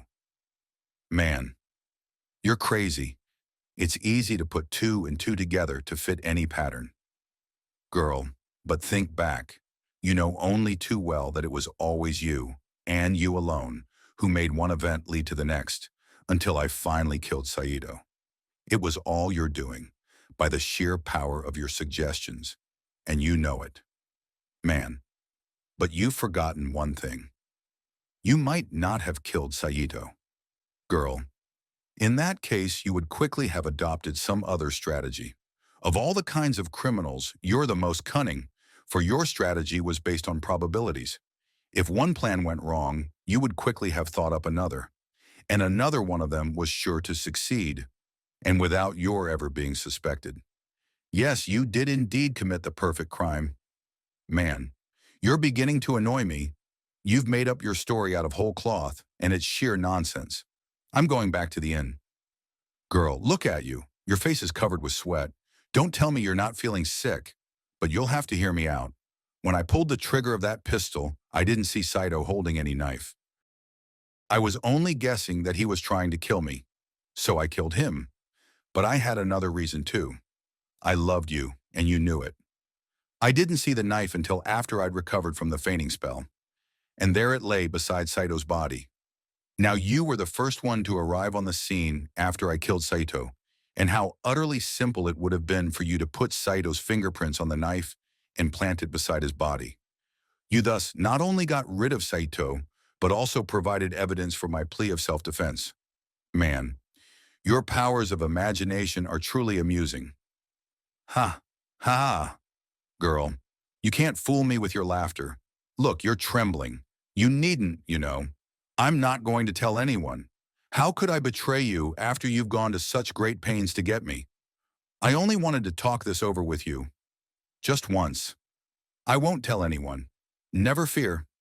The man rises silently from the bench, and the look he gives the girl eloquently states that he will have nothing more to do with a lunatic.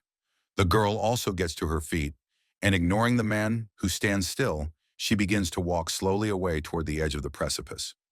A moment later, the man follows her. Reaching a point only 2 feet away from the edge of the cliff, she stops.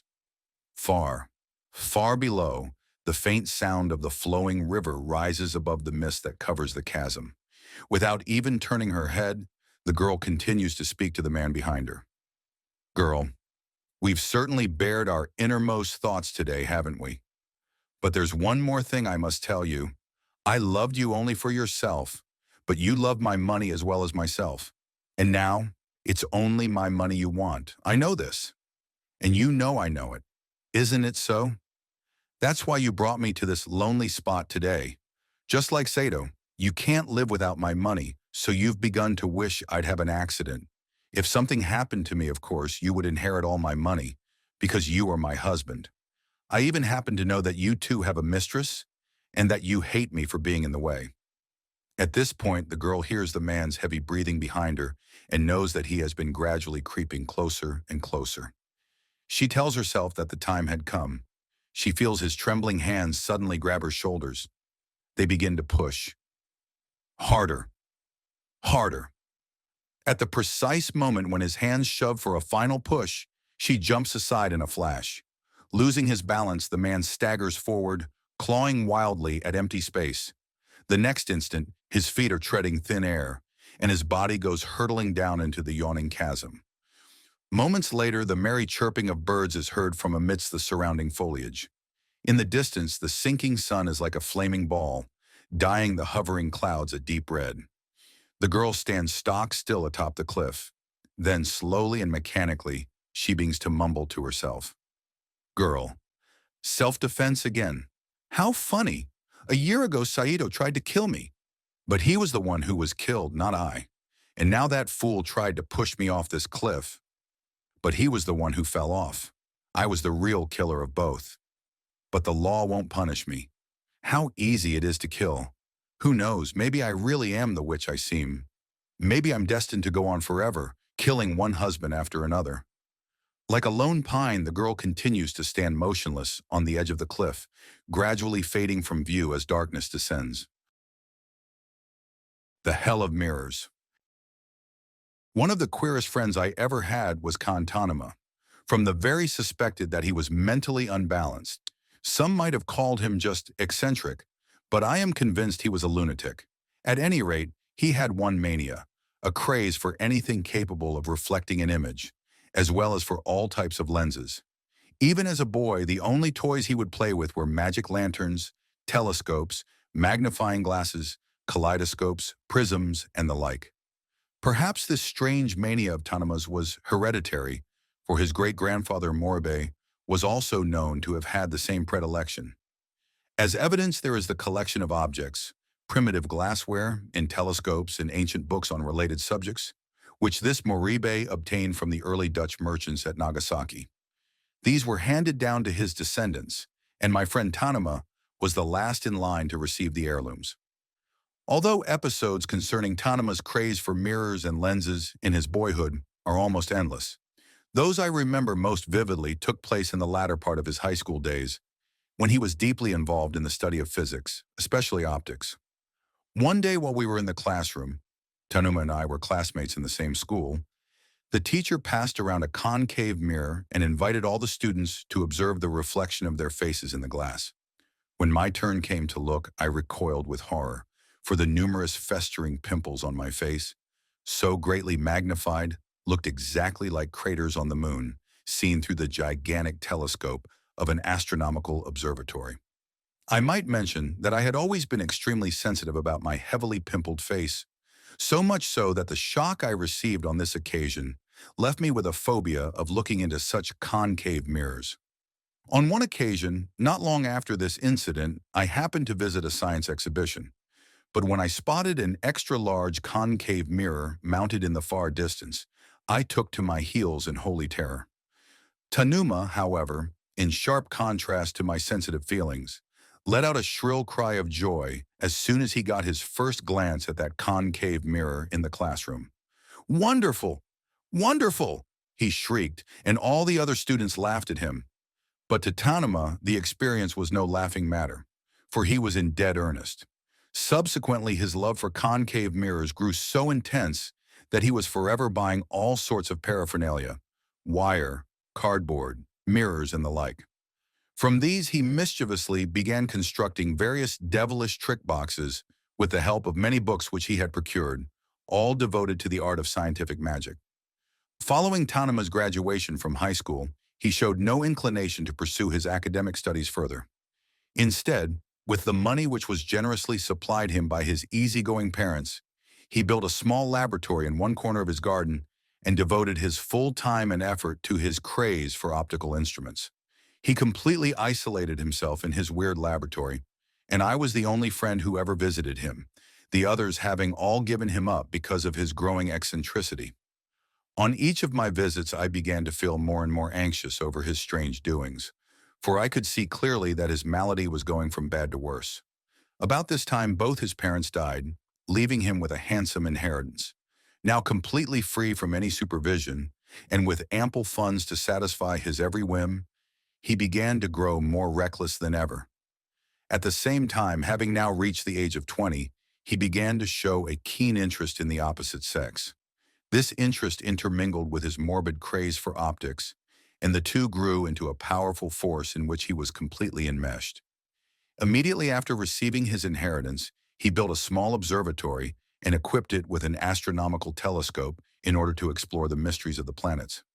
As his house stood on a high elevation, it was an ideal spot for this purpose, but he was not one to be satisfied with such an innocuous occupation. Soon he began to turn his telescope earthward and to focus the lens on the houses of the surrounding area.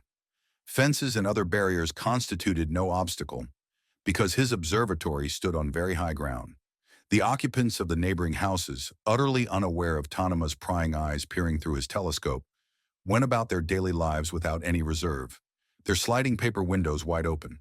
As a result, Tanuma derived hitherto unknown pleasures from his secret explorations into the private lives of his neighbors. One evening, he kindly invited me to take a look, but what I saw made me blush a deep crimson, and I refused to partake any more in his observations. Not long after, he built a special type of periscope, which enabled him to get a full view of the rooms of his many young maidservants while he was sitting in his lab. Unaware of this, the maids showed no restraint in whatever they did in the privacy of their own rooms. Another episode, which I can never erase from my mind, concerned insects. Tanuma began studying them under a small microscope, deriving childish delight from watching both their fighting and their mating. One particular scene which I had the misfortune of seeing was that of a crushed flea. This was a gory sight indeed, for magnified 1,000-fold, it looked like a large wild boar struggling in a pool of blood. Sometime after this, when I called on Tanuma one afternoon and knocked on his laboratory door, there was no answer. So I casually walked in, as was my custom. Inside, it was completely dark, for all the windows were draped with black curtains. And then suddenly, on the large wall ahead of me, there appeared some blurred and indescribable object, so monstrous in size that it covered the entire space. I was so startled that I stood transfixed. Gradually, the thing on the wall began to take definite shape. The first shape that came into focus was a swamp overgrown with black weeds. Beneath it, there appeared two immense eyes the size of washtubs, with brown pupils glinting horribly, while at their sides there flowed many rivers of blood on a white plateau.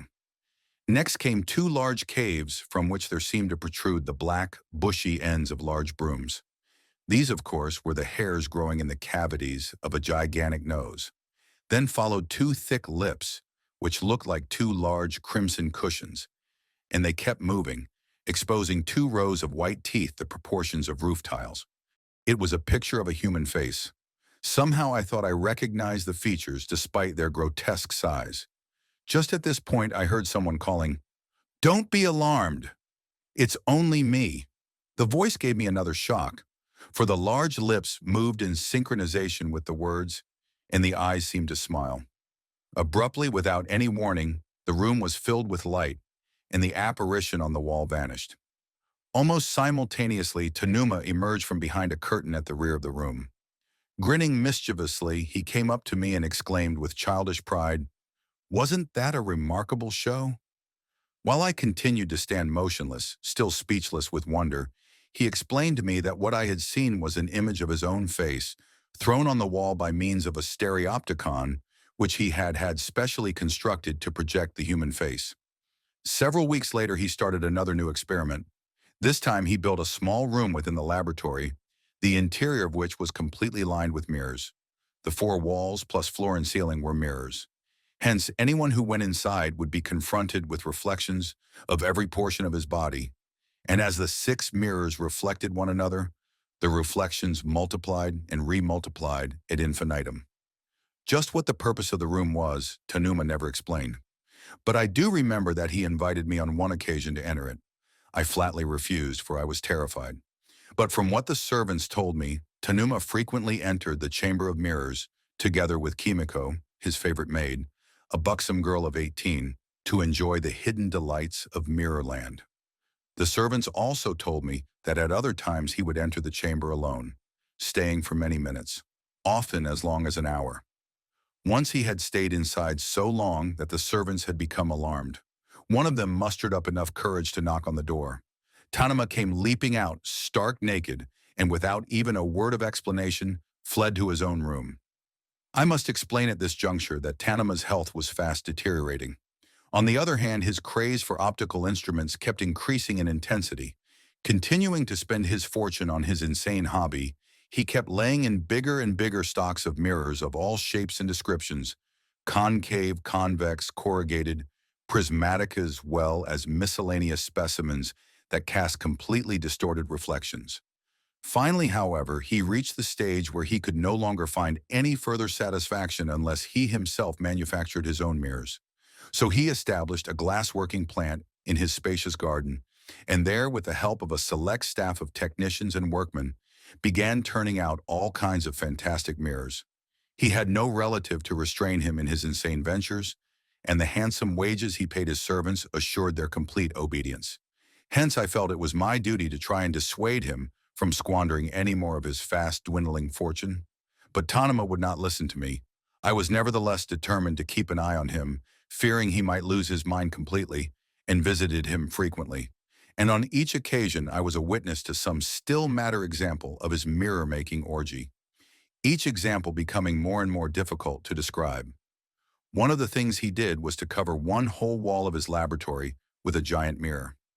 Then in the mirror, he cut out 5 holes. He would thrust his arms, legs, and head through these holes from the backside of the mirror, creating a weird illusion of a trunkless body floating in space.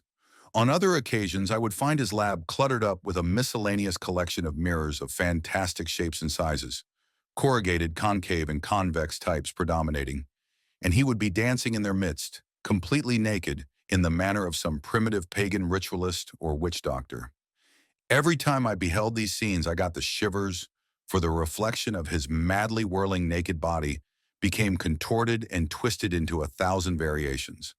Sometimes his head would appear double, his lips swollen to immense proportions. Again his belly would swell and rise, then flatten out. His swinging arms would multiply like those found on ancient Chinese Buddhist statues. Indeed, during such times, the laboratory was transformed into a purgatory of freaks. Next, Tanuma rigged up a gigantic kaleidoscope which seemed to fill the entire length of his laboratory. This was rotated by a motor, and with each rotation of the giant cylinder, the mammoth flower patterns of the kaleidoscope would change in form and hue: red, pink, purple, green, vermilion, black, like the flowers of an opium addict's dream. And Tanuma himself would crawl into the cylinder, dancing there crazily among the flowers, his stark naked body and limbs multiplying like the petals of the flowers, making it seem as if he too were one of the flowery features of the kaleidoscope. Nor did his madness end here, far from it. His fantastic creations multiplied rapidly, each on a larger scale than the previous one. Until about this time, I had still believed that he was partly sane, but finally even I had to admit he had completely lost his mind. And shortly thereafter came the terrible, tragic climax. One morning I was suddenly awakened by an excited messenger from Tanuma's house. "A terrible thing has happened. Miss Kimiko wants you to come immediately," the messenger cried, his face white as a sheet of rice paper. "What's the matter?" I asked, hurriedly getting into my clothes. "We don't know yet," exclaimed the servant, "but for God's sake, come with me at once." I tried to question the servant further, but he was so incoherent that I gave up and hurried as fast as I could to Tanuma's laboratory. Entering that eerie place, the first person I saw was Kimiko, the attractive young parlor maid whom Tanuma had made his mistress. Near her stood several of the other maids, all huddled together and gazing horror-struck at a large spherical object reposing in the center of the room. This sphere was about twice as large as the ball on which circus clowns often balance themselves. The exterior was completely covered with white cloth. What terrified me was the fantastic way this sphere kept rolling slowly and haphazardly, as if it were alive. Far more terrible, however, was the strange noise that echoed faintly from the interior of the ball. It was a laugh, a spine-chilling laugh that seemed to come from the throat of a creature from some other world. What? What's going on? What in the world is happening? I asked the stunned group. We, we don't know, one of the maids replied dazedly. We think our master's inside, but we can't do anything. We've called several times, but there's been no answer except the weird laughter you hear now. Hearing this, I approached the sphere gingerly, trying to find out how the sounds got out of the sphere. Soon I discovered several small air holes. Pressing my eye to one of these small openings, I peered inside, but I was blinded by a brilliant light and could see nothing clearly. However, I did ascertain one thing. There was a creature inside. Tanuma! Tanuma! I called out several times, putting my mouth against the hole. But the same weird laughter was all that I could hear. Not knowing what to do next, I stood, uncertainly watching the ball roll about. And then suddenly I noticed the thin lines of a square partition on the smooth exterior surface. I realized at once that this was a door, allowing entry into the sphere. But if it's a door, where's the knob? I asked myself. Examining the door carefully, I saw a small screw hole, which must have held some kind of a handle. At the sight of this, I was struck by a terrible thought. It's quite possible, I told myself, that the handle has accidentally come loose, trapping inside whoever it is that entered the sphere. If so, the man must have spent the entire night inside, unable to get out. Searching the floor of the laboratory, I soon found a T-shaped handle. I tried to fit it to the hole, but it would not work, for the stem was broken. I could not understand why in the world the man inside, if indeed it was a man, didn't shout and scream for help instead of letting out those weird chuckles and laughs. Maybe, I suddenly reminded myself with a start, Tanuma is inside and has gone stark raving mad. I quickly decided that there was but one thing to do. I hurried to the glass works, picked up a heavy hammer, and rushed back into the lab. Aiming carefully, I brought the hammer down on the globe with all my might. Again and again I struck at the strange object, and it was soon reduced to a mass of thick fragments of glass. The man who crawled out of the debris was indeed none other than Tanuma. But he was almost unrecognizable, for he had undergone a horrible transformation. His face was pulpy and discolored, his eyes kept wandering aimlessly, his hair was a shaggy tangle, his mouth was agape, the saliva dripping down in thin, foamy ribbons. His entire expression was that of a raving maniac. Even the girl Kimiko recoiled with horror after taking one glance at this monstrosity of a man. Needless to say, Tanuma had gone completely insane. But how did this come about, I asked myself.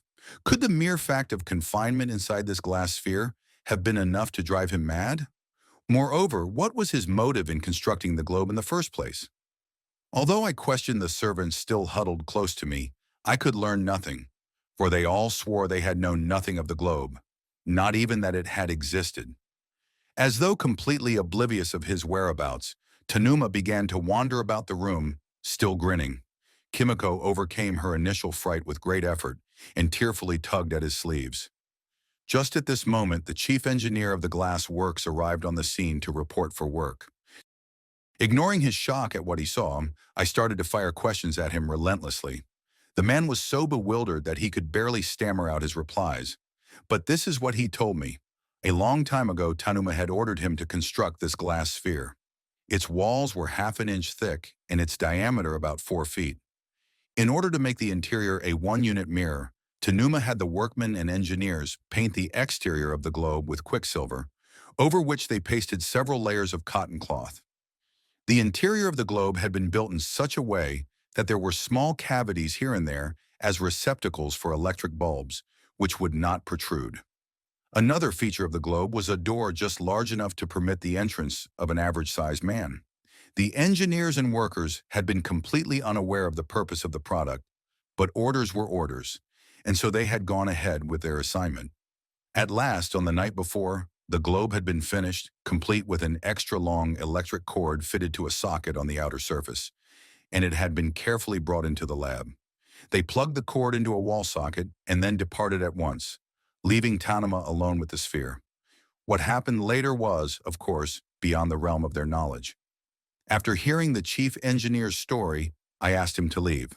Then putting Tanema in the custody of the servants, who led him away to the house proper, I continued to stand alone in the laboratory, my eyes fixed on the glass fragments scattered about the room, desperately trying to solve the mystery of what had happened. For a long while I stood thus, wrestling with the conundrum. Finally, I reached the conclusion that Tanema, after having completely exhausted every new idea in his mania of optics, had decided that he would construct a glass globe, completely lined with a single-unit mirror, which he would enter in order to see his own reflection. Why would a man become crazy if he entered a glass globe lined with a mirror? What in the name of the devil had he seen there? When these thoughts passed through my mind, I felt as if I had been stabbed through the spine with a sword of ice. Did he go mad after taking a glance at himself reflected by a completely spherical mirror? Or did he slowly lose his sanity after suddenly discovering that he was trapped inside his horrible round glass coffin, together with that reflection? What then, I asked myself again, had he seen? It was surely something completely beyond the scope of human imagination. Assuredly, never before had anyone shut himself up within the confines of a mirror-lined sphere.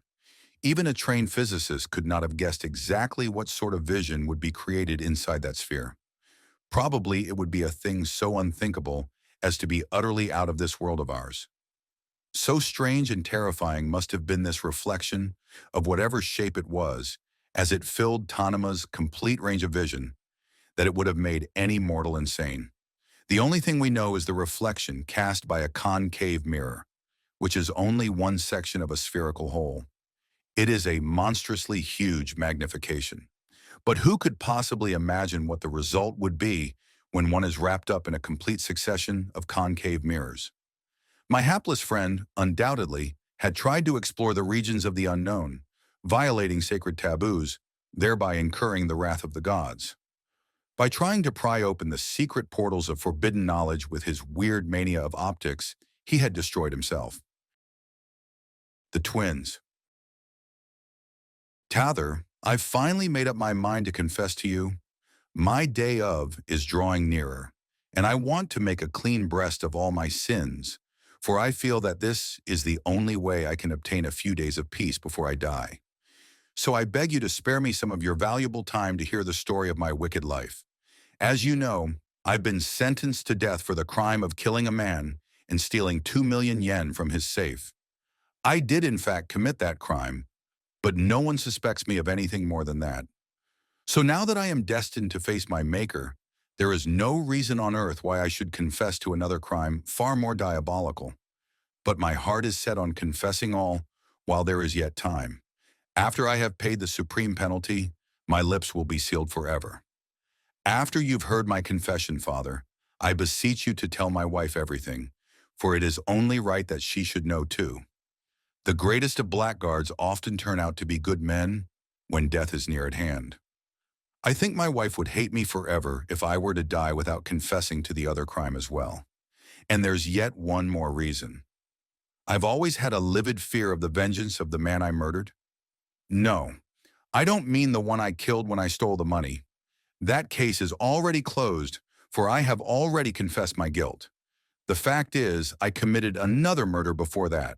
And whenever I think of my first victim, I almost go mad with terror. The first man I sent to his grave was my elder brother, but he was no ordinary brother. We were twins, born from our mother's womb almost simultaneously. Although he has long been dead, he haunts me day and night. In my dreams, he treads on my chest with the weight of 1,000 pounds, and then he clutches me by the throat and chokes me. In the daytime, he appears on the wall there and stares at me with ghastly eyes, or shows his face in that window and laughs at me grimly. And the fact that we were twins, identical to each other in looks, in the shapes of our bodies, in everything, made things all the worse. No sooner had I killed him than he began to appear before me every time I looked at myself. When I think about the past, it seems to me that it was my brother's desire for revenge that made me commit the second murder, which led to my ultimate undoing. From the moment I cut off my twin's life, I began to fear all mirrors. In fact, not only mirrors, but everything that reflected. I removed every mirror and all the glassware in my house. But what was the use? All the shops on the streets had show windows, and behind them, more mirrors glittered. The more I tried not to look at them, the more my eyes were attracted to them. And, wherever I gazed, his face, his mad, leering face, stared back at me, full of vengeance. It was, of course, my own face.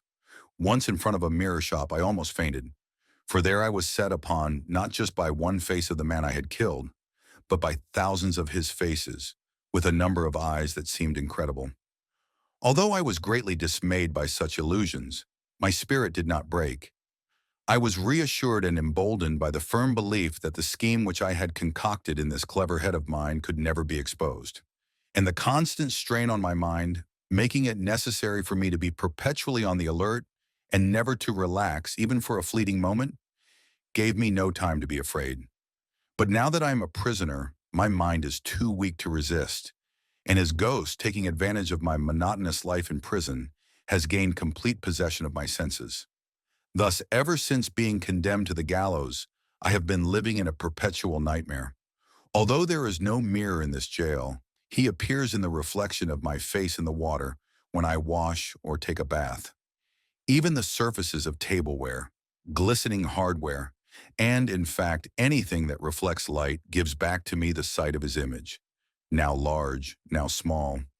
Even my shadow cast by the sunlight from that window there scares me. And worst of all, I dread seeing my own body, for it, too, is an exact replica of that of my dead brother, down to the faintest wrinkle. I would rather die than continue to be kept in this agony, a hell on earth. Instead of fearing my execution, I look forward to it, and the sooner it takes place, the better. But at the same time, I feel that I simply cannot die without first telling the truth. I must get his forgiveness before I die. But if not that, I would at least like to drive away the feeling of being haunted. I know of only one way to achieve this. It is to confess my crime. Father, please listen closely to my confession, and later please tell the court as well as my wife. I know it is much to ask of you, but I have only a little longer to live, and it is my sole request. And now I'll tell you about my other crime. First, let me repeat that I was born as one of a pair of twins so strangely identical, so completely the same that it seemed as if we had been cast in the same mold. There was, however, a single distinguishing feature. This was a mole on my thigh, the one sign that made it possible for our parents to tell us apart. If our hairs had been counted, I would not have been surprised had the number been the same. This very singular similarity between us was, I now believe, the seed which gradually took root in my mind, tempting me to kill my other half. When I finally decided to kill my brother, I really had no special reason to be bitter towards him, other than that of a burning jealousy on my part. The fact of the matter was that he inherited an immense fortune as firstborn son and heir, while my share was incomparably smaller. At the same time, the woman whom I had loved became his wife. Her parents had forced her to marry him because of his superiority over me in a fortune and position. Naturally, this was our parents' fault rather than his. If I wanted to hate, I should have become bitter against my deceased parents rather than against my brother. Besides, he was innocent of the knowledge that his wife had once been my heart's desire. But hate him I did, with all my soul. So if I had been capable of thinking rationally, nothing would have happened. But unfortunately, I was born wicked, and I didn't know how to get on in the world. And to make matters worse, I had no definite aim in life, being a confirmed wastrel. I had become the kind of rogue who is satisfied only with living a life of idleness, living from day to day without a thought for tomorrow. Therefore, after losing both my fortune and my love at one stroke, I suppose I became desperate. At any rate, I immediately squandered foolishly the money I received as my share. Consequently, there was nothing for me to do but to appeal to him for financial help, and I used to give him a great deal of trouble. He gradually became annoyed at my repeated calls for help, and one day he told me flatly that he would put a halt to his generosity unless I mended my ways. One afternoon, on my way home from his house after having been refused another loan, a terrible idea suddenly occurred to me. When I first thought of it, I trembled with fear and tried to shake it off. But the idea kept coming back like a persistent melody, and the more I turned it over in my mind, the more I decided it was quite a feasible plot. I gradually came to think that here was the opportunity of a lifetime, that if I carried out my scheme cleverly and resolutely, I could obtain both fortune and love without any danger. For several days, I thought of nothing except my sinister plan. And after considering every possible angle, I finally decided the coast was absolutely clear and I could go ahead. Please believe that my wicked resolution did not grow out of any feelings of animosity. As a born rogue, I only wanted to obtain pleasure at any cost. But in spite of my wicked nature, I was still a coward and would never have made such a resolution had I anticipated the slightest danger. But there was not the faintest chance of failure, or at least so I believed. I quickly began to put my plans into operation. First, as a preliminary step, I visited his house more frequently and studied his and his wife's daily behavior closely. Painstakingly, I tried to observe and to remember every detail of their lives, overlooking nothing. For instance, I even went to the extent of noting the way he wrung his towel after washing. After about a month, when I had completed all my observations, I suddenly announced without any warning that I was all set to go to Korea to find work. At the time, I was still a confirmed bachelor, so my sudden announcement did not arouse any suspicion. On the contrary, my brother rejoiced when he heard the news, although I had a sneaking suspicion that he was jubilant only because he thought he was finally to be rid of me. At any rate, he gave me a considerable sum of money as a farewell gift. One day soon after, it was a day which suited all my plans perfectly, I boarded a Shimonoseki-bound train at Tokyo Station and waved farewell to my brother and his wife. But after only an hour or so, I stole off the train at Yamakita, and after waiting some time, took a train back to Tokyo. Traveling by third class and mingling with the crowd, I was soon back in Tokyo without anyone's knowing. I should explain at this point that while I waited for the Tokyo train at Yamakita Station, I went into the restroom and cut out the mole on my thigh with a razor, the one and only mark which distinguished me from my brother. After this simple operation, my brother and I were carbon copies, so to speak.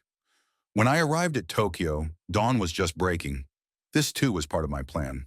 Without losing any time, I quickly changed into a kimono I had had made for the purpose before starting out. It was of the same Oshima silk which my brother used for everyday wear. Furthermore, I also put on the same kind of underwear, wore the same sash, the same clogs, in fact, everything that he usually wore. Then I went to his house at the right time, carefully figured out to a split second. Taking extra care that nobody should see me, I climbed over the back fence and stole into his spacious garden. It was still very early in the morning and dark, so no one noticed me as I crept up to the side of the well in one corner of the garden. This old abandoned well was one of the most important factors which prompted me to commit the crime. It had run dry long ago and had not been used since. I remembered my brothers having said at one time that it was dangerous to have such a trap in the garden and that he intended to fill it up soon. A mound of earth was now piled up high beside the well, no doubt having been brought there by the gardeners, to whom I had suggested only a few days ago that they fill up the hole on this very day. I crouched down, hiding myself in the shrubbery, and waited calmly, expecting at any moment to hear my brother's footsteps, for it was his custom to take a stroll in the garden every morning after his toilet. As I waited, I felt cold beads of sweat run down along my arms from my armpits. How long I waited I do not recall, except that time seemed to stand completely still. Perhaps it was about 3 hours later, hours which seemed more like years, when I at last heard the clatter of his clogs. My first impulse was to run away, to escape from the horror of my own devilish scheme, but somehow my legs seemed to have grown roots in the ground and I couldn't move. Before I knew it, my long-awaited victim had arrived just in front of the shrubbery in which I was concealed, and I realized with a start that my time had come. With amazing agility, I suddenly sprang out and wound the rope which I had prepared around my brother's neck. And then I slowly proceeded to strangle him. Desperately he struggled, twisting and squirming, and frequently he tried to look back to see who his assailant was. I in turn tried with all my might to keep him from doing so, but his discolored face, as though it was being worked by a very strong spring, slowly turned back toward me, inch by inch. Finally, his red, swollen face, it was just the same as mine, turned back and came into range, and from the corners of his mad, staring eyes, he beheld my face. As soon as he recognized me, he shuddered, as if from shock. Never will I be able to forget his face at that moment.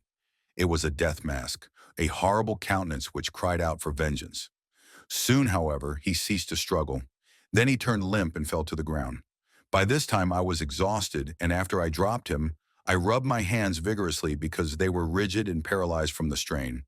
Then, my knees still knocking together, I rolled his dead body like a log to the well opening and pushed it in head first.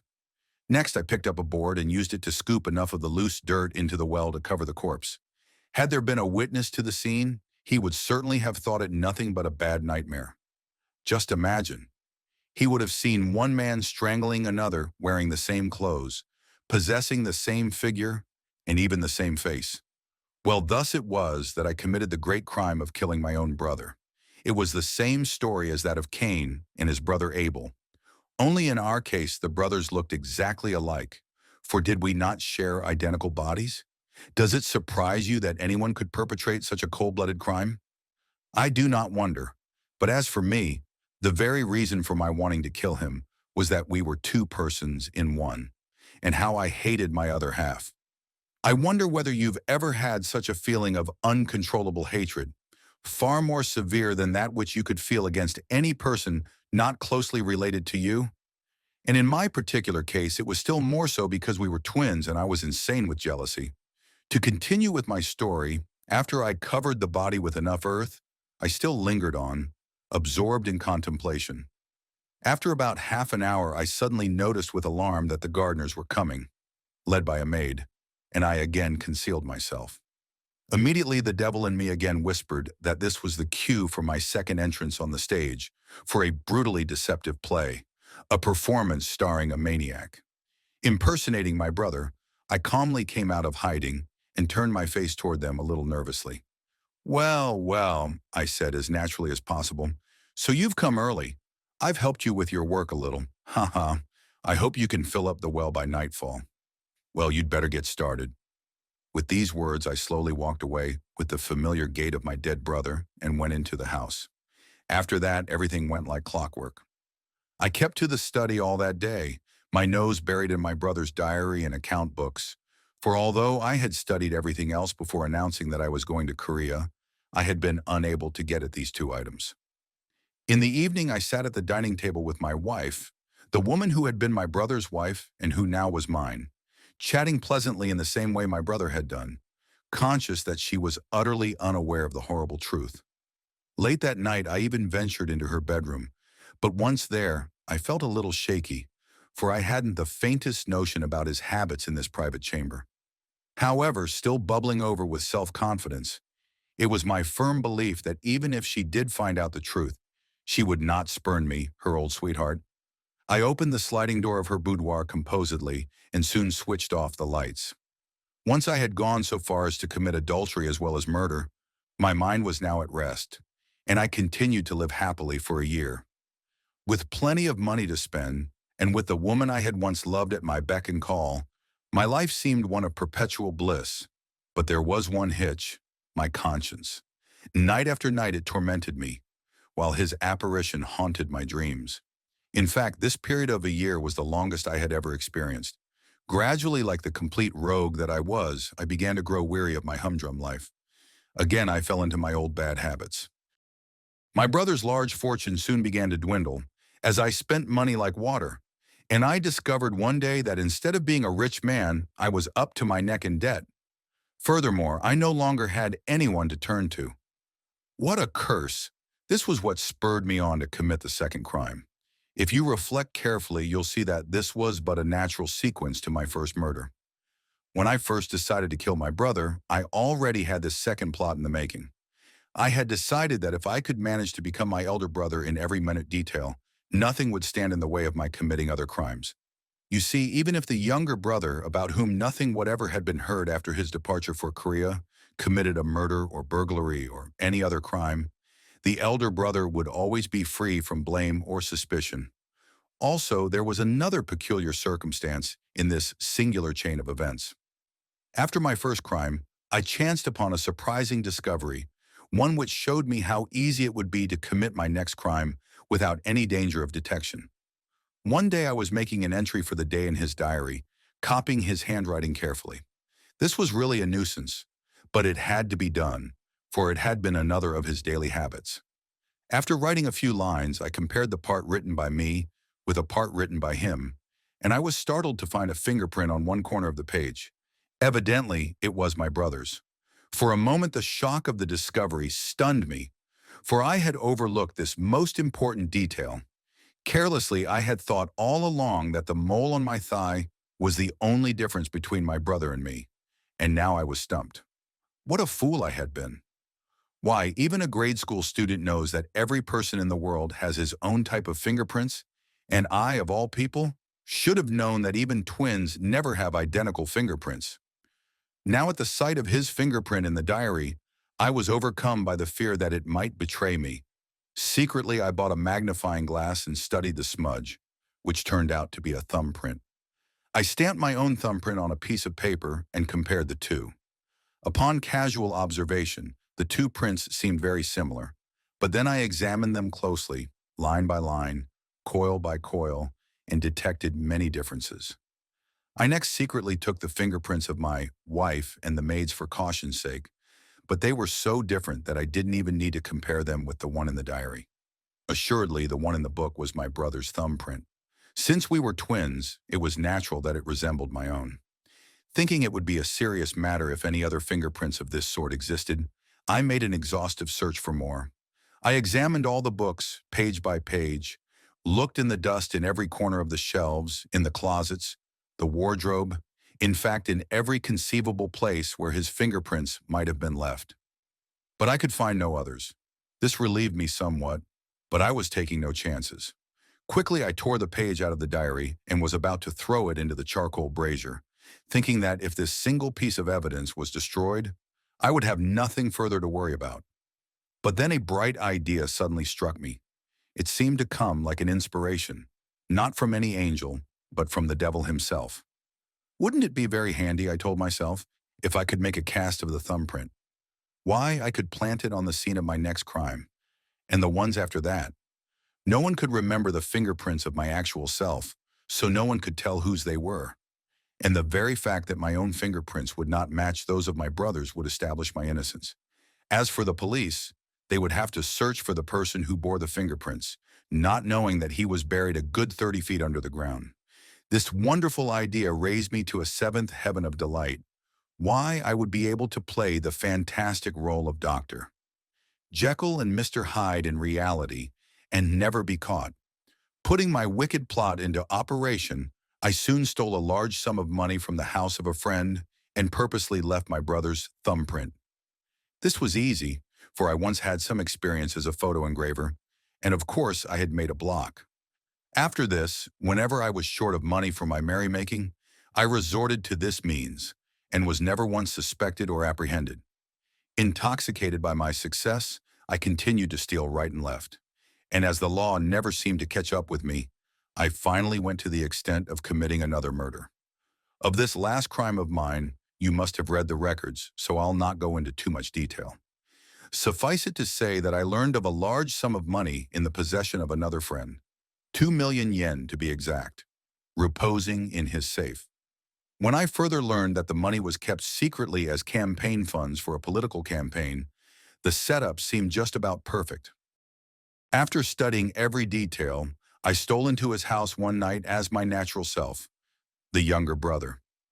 Creeping into the room where the money was kept, I opened the door of the safe with gloved hands and took out the bundles of banknotes. I knew the combination because he had once opened the safe in my presence, trusting me because that is to say, my dead brother, was an old acquaintance. Suddenly, the lights I had extinguished were turned on. Startled, I turned around and found the owner of the safe confronting me. Desperately, I snatched a knife out of my pocket and stabbed him in the chest. Groaning, he sank to the floor and in a few moments was dead. I strained my ears, but fortunately, no one had been aroused by the sound of the brief struggle. After recovering my breath, I took out the engraved thumbprint of my brother and dipped it in the blood that had been spilled on the floor. I then stamped it on the wall nearby, and after making sure that there was no other evidence, I ran away at top speed, taking every precaution against leaving any footprints. On the following day, a detective paid me a visit, but this did not disturb me at all, for I was still confident that the trick would work again. He told me apologetically and politely that he had visited every person who must have known of the large sum of money in the safe of the victim. Furthermore, he said that a thumbprint had been left on the spot, that it had not matched that of any ex-convict, and that he was sorry to trouble me, but he wanted me to let him have my thumbprint, as I had also known of the money in the safe. Merely a matter of routine, he assured me. Laughing at him inwardly, I asked many questions, as if to show that I grieved the loss of my friend, and then let him take my thumbprint. After the detective left, I immediately forgot all about him and hurried to my favorite merrymaking hangout with a well-filled purse.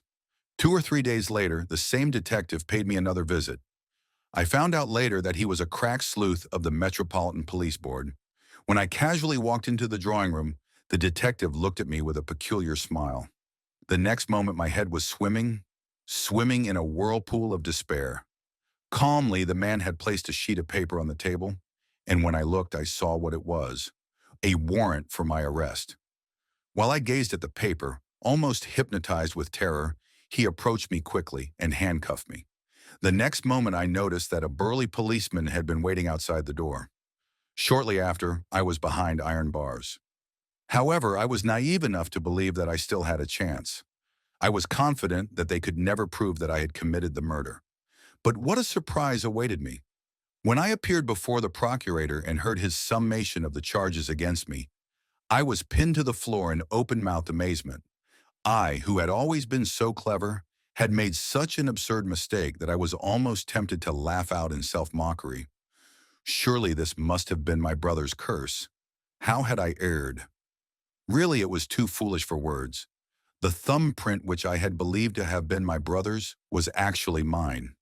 The mark I had found in the diary was not a direct fingerprint, but had been pressed there after I had once wiped my ink-stained fingers off. So it was the ink which remained in the shallow grooves between the ridges, rather than the ridges themselves which had made the mark, producing a print like the negative of a photograph. It had been such a careless mistake that I could hardly believe it was true. The procurator voluntarily told me of a case that had happened in 1913. He said that the wife of a merchant in Fukuoka was wantonly killed one day, and that the police arrested a suspect. The fingerprint left on the scene of the crime and that of the suspect didn't seem to tally, although they looked very much alike. After being put off the scent completely, the police asked a specialist to study prints scientifically, and at length they were proved to be identical. The case had been the same as mine. The fingerprint on the spot had been the negative, but the expert, after close investigation, had reversed one of the photographs of the two fingerprints, changing the black to white, and the photographs then matched perfectly, thus proving the case. Now I have told you everything. I beg you, Father, to make the facts known, especially to my wife, for only then will I be able to climb the 13 steps to the scaffold on steady feet. The Red Chamber. The 7 grave men, including myself, had gathered as usual to exchange blood-curdling horror stories. We sank into the deep armchairs, covered with scarlet velvet, in the room which had been dubbed the Red Chamber, and waited eagerly for the narrator of the evening to begin his tale. In the center of the group was a large round table, also covered with scarlet velvet, and on it was a carved bronze candelabrum in which 3 large candles burned with flickering flames. On all sides of the room, even over the doors and windows, heavy red silk curtains hung in graceful folds from ceiling to floor. The flames of the candles cast monstrously enlarged shadows of the secret society of 7 on the curtains, in hues dark like that of blood. Rising and falling, expanding and contracting, the 7 silhouettes crept among the curves of the crimson drapery like horrible insects. In this chamber, I always felt as though I were sitting in the belly of some enormous prehistoric beast, and thought I could even feel its heartbeat in a slow tempo appropriate to its hugeness. For a while, all of us remained silent. As I sat with the rest like one bewitched, I unconsciously stared at the dark red, shadowy faces around the table and shuddered. Although I was perfectly familiar with the features of the others, I always felt chills creep down my spine whenever I studied them at close hand, for they all seemed perpetually unexpressive and motionless, like Japanese no masks. At last, Tanaka, who had only recently been initiated into the society, cleared his throat to speak. He sat poised on the edge of his chair, gazing at the candle flames. I happened to glance at his chin, but what I saw seemed more like a square block of bone, without flesh or skin, and his whole face was akin to that of an ugly marionette, strangely come alive. Having been admitted to the society as an accredited member, Tanaka suddenly began, without any introduction. I shall now proceed to contribute my first tale of horror. As none of us made any move or comment, he quickly launched forth into his narrative. I believe, he said, that I am in my right mind, and that all my friends will vouch for my sanity, but whether I am really mentally fit or not, I will leave to you to judge. Yes, I may be mad, or perhaps I may just be a mild neurotic case, but at any rate I must explain that I have always been weary of life, and to me the normal man's daily routine is, and always will be, a hateful boredom. At first I gave myself up to various dissipations to distract my mind, but unfortunately nothing seemed to relieve my profound boredom. Instead, everything I did only seemed to increase my disappointment the more. Constantly I kept asking myself, is there no amusement left in the world for me? Am I doomed to die of yawning? Gradually I fell into a state of lethargy from which there seemed to be no escape. Nothing that I did, absolutely nothing, succeeded in pleasing my fancy. Every day I took 3 meals, and when the evening shadows fell I went to bed. Slowly I began to feel that I was going stark, raving mad, eating and sleeping, just like a hog. If my circumstances had required that I hustle for my daily living, perhaps my constant boredom would have been relieved. But such was not my luck. By this I do not mean to imply that I was born fabulously rich. If this had been the case, then again there might have been a solution to my problem. For certainly money would have brought me thrills in plenty, orgies in luxurious living, eccentric debaucheries, or even bloody sports as in the days of Nero and the gladiators, so long as I could pay the price. But curse my luck, I was neither destitute nor rich, just comfortably well off, with funds sufficient to ensure only an average standard of living. To any ordinary audience I would at this point enlarge upon the tortures of a life of boredom. But to you, gentlemen of the Red Chamber Society, I know this is unnecessary. Assuredly, it was for the very purpose of banishing the specter of boredom that has haunted you, as it has me, that you formed this society. Therefore, I will not digress, but continue with my story. At all times, as I have stated, I wrestled with the all-absorbing question, how am I to amuse myself? On some occasions, I toyed with the idea of becoming a detective and finding amusement in tracking down criminals. At other times, I pondered the possibilities of psychic experiments, or even of eroticism. How about producing obscene motion pictures? Or better still, how about private pornographic stage productions with prostitutes and sexual maniacs for the cast? Other ideas which occurred to me were visits to lunatic asylums and prisons, or, if permission could be gotten, the witnessing of executions. But for one reason or another, none of these ideas appealed to me very strongly. To put it another way, they seemed like a soft drink offered to a dipsomaniac who is thirsting for gin and absinthe, cognac and vodka, all in one glass. Yes, that was what I needed, a good stiff drink of amusement, real soul-satisfying amusement. Suddenly, just when I was about to conclude that I would never find a solution to my problem, an idea struck me, a horrible idea. At first I tried to shake it from me, for indeed my mind was now wading through treacherous swamps, and I knew I would be doomed if I did not check my impulses. And yet the idea seemed to hold for me a peculiar fascination which I had never hitherto experienced. In short, gentlemen, the idea was murder. Yes, here at last was an idea that seemed more worthy of a man of my character, a man willing to go to any lengths for a real thrill. Finally, after convincing myself that I would never find peace of mind until I had committed a few murders, I carefully began to put some devilish plans into operation, just for the sheer pleasure of satisfying my lust for distraction. And now at this point, before I proceed further, permit me to confess that, since that day when I first decided to become a murderer, I have been responsible for the deaths of nearly 100 men, women, and children. Yes, almost 100 innocent lives sacrificed on the altar of my eccentricity. You might have inferred that I am now repentant for all the ghastly crimes I have committed. Well, that is definitely not the case. To tell the truth, I am not penitent at all. Far from it, for the fact of the matter is, I have no conscience. So instead of being racked with remorse, as apparently would any normal person, I simply became tired even of the bloody stimulus of murder. Again seeking some new diversion, I next took up the vice of opium smoking. Gradually I became addicted to the drug, and today I can no longer do without a pipe at regular intervals. So far, gentlemen, I have merely outlined the circumstances of my past, the murder of nearly 100 people, all as yet undetected. I know, however, that the supreme judge who will pass sentence upon me for all my crimes is already demanding that I enter the portals of eternity to roast in hellfire. Now I shall relate the various events that made up my premeditated festival of crime. I do not doubt even for a moment that, when you have heard all the gruesome details, you will consider me a worthy member of your mystic society. It all began about 3 years ago. In those days, as I have already told you, I was tired of every normal pastime and idled away my time with nothing whatever to do. In the spring of the year, as it was still very cold, it must have been about the end of February or the beginning of March, I had a strange experience one evening, the very incident that led me to take nearly 100 lives. I had been out late somewhere and, if I remember correctly, was a little tipsy. The time was about 1 in the morning. As I walked at a leisurely pace toward home, I suddenly came upon a man who seemed to be in a state of great confusion. I was startled when we almost collided, but he seemed to be even more frightened, for he stopped in his tracks, trembling. After a moment he peered into my face in the dim light of a street lamp, and to my great surprise suddenly spoke. "Does any doctor live hereabouts?" he asked.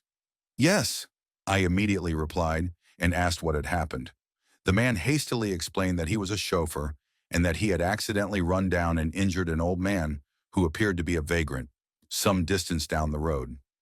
When he pointed out where the accident had occurred, I realized that it was in the very neighborhood of my house. "Go to the left for a couple of blocks," I directed, "and you will find a house with a red lamp on the left-hand side. That's the office of Dr. Matsui. You'd better go there." A few moments later, I saw the chauffeur carrying the badly injured man to the house I had indicated. For some reason, I kept watching until their dim figures vanished into the darkness. As I thought it inadvisable to interfere in such an affair, I returned to my bachelor quarters and promptly sank into the bed which had been prepared by my old housekeeper. Soon the alcohol in my system had me deep in sleep. If, with the coming of sleep, I had forgotten all about that accident, it would have been the end of the affair. When I woke up the next morning, however, I remembered every detail of the previous night's episode. I began to wonder if the man who had been run down had succumbed to his injuries or had survived. Then suddenly something came to my mind with a jolt. Due to some strange quirk of the mind, or possibly because of the wine I had drunk, I had made a serious error in the directions I had given the chauffeur. I was amazed. However drunk I might have been, I had surely not been out of my mind. Then why had I instructed the driver of the car to carry the unconscious man to the office of Dr. Matsui? "Go to the left for a couple of blocks and you'll find a house with a red lamp on the left-hand side." I remembered every word I had uttered. Why? Hadn't I instructed the man to go to the right for 1 block and seek the aid of Dr. Kato, a well-known surgeon? Matsui, the doctor whom I had recommended to the chauffeur, was a notorious quack, utterly without experience in surgery. On the other hand, Dr. Kato was a brilliant surgeon. As I had known this all along, how, I kept asking myself, had I ever come to make such a silly mistake? I began to feel more and more anxious over my blunder and sent my old housekeeper to make a few discreet inquiries among the neighbors. When she returned from her mission, I learned that the worst had happened. Dr. Matsui had failed miserably in his surgical efforts, and the victim of the accident had died without recovering consciousness. According to the gossip of the neighbors, when the injured man was carried into the office of Dr. Matsui, the latter made no mention of the fact that he was a novice in surgery.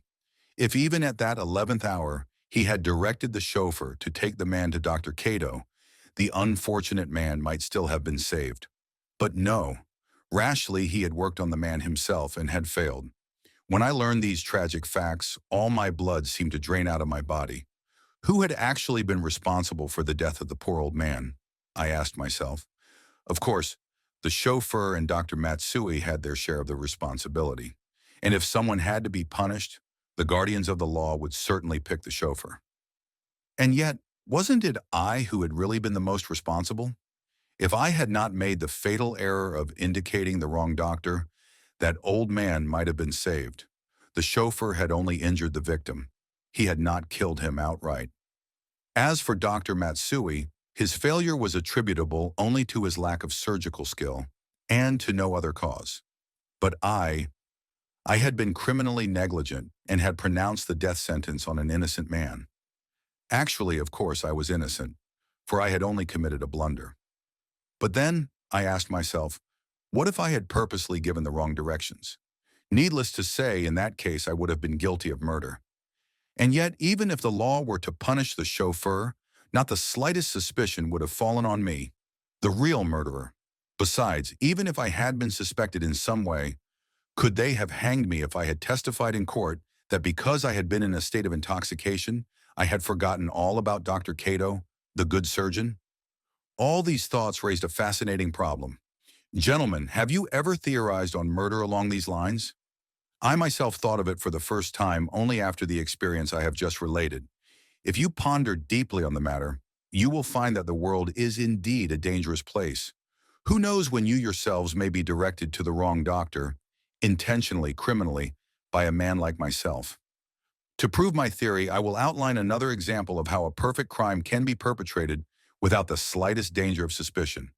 Supposing one day you notice an old country woman crossing a downtown street, just about to put one foot down on the rails of the streetcar line. The traffic, we will also suppose, is heavy with motor cars, bicycles, and carts. Under these circumstances, you would perceive that the old woman is jittery, as is natural for a rustic in a big city. Suppose now that at the very moment she puts her foot on the rail, a streetcar comes rushing down the tracks toward her. If the old woman does not notice the car and continues across the tracks, nothing will happen. But if someone should happen to shout, "Look out, old woman," what would be her natural reaction? It is superfluous for me to explain that she would suddenly become flustered and would pause to decide whether to go on or to step back. Now, if the motorman of the streetcar could not apply his brakes in time, the mere words, "Look out, old woman," would be as dangerous a weapon as any knife or firearm.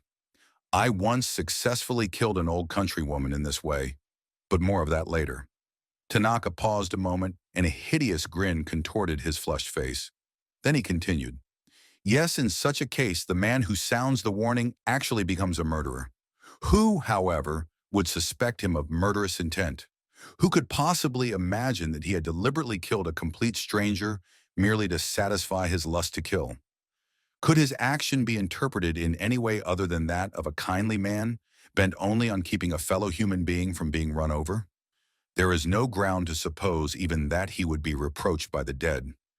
Rather, I should imagine that the old woman would have died with a word of thanks on her lips, despite her having been murdered. Gentlemen, do you now see the beauty of my line of reasoning?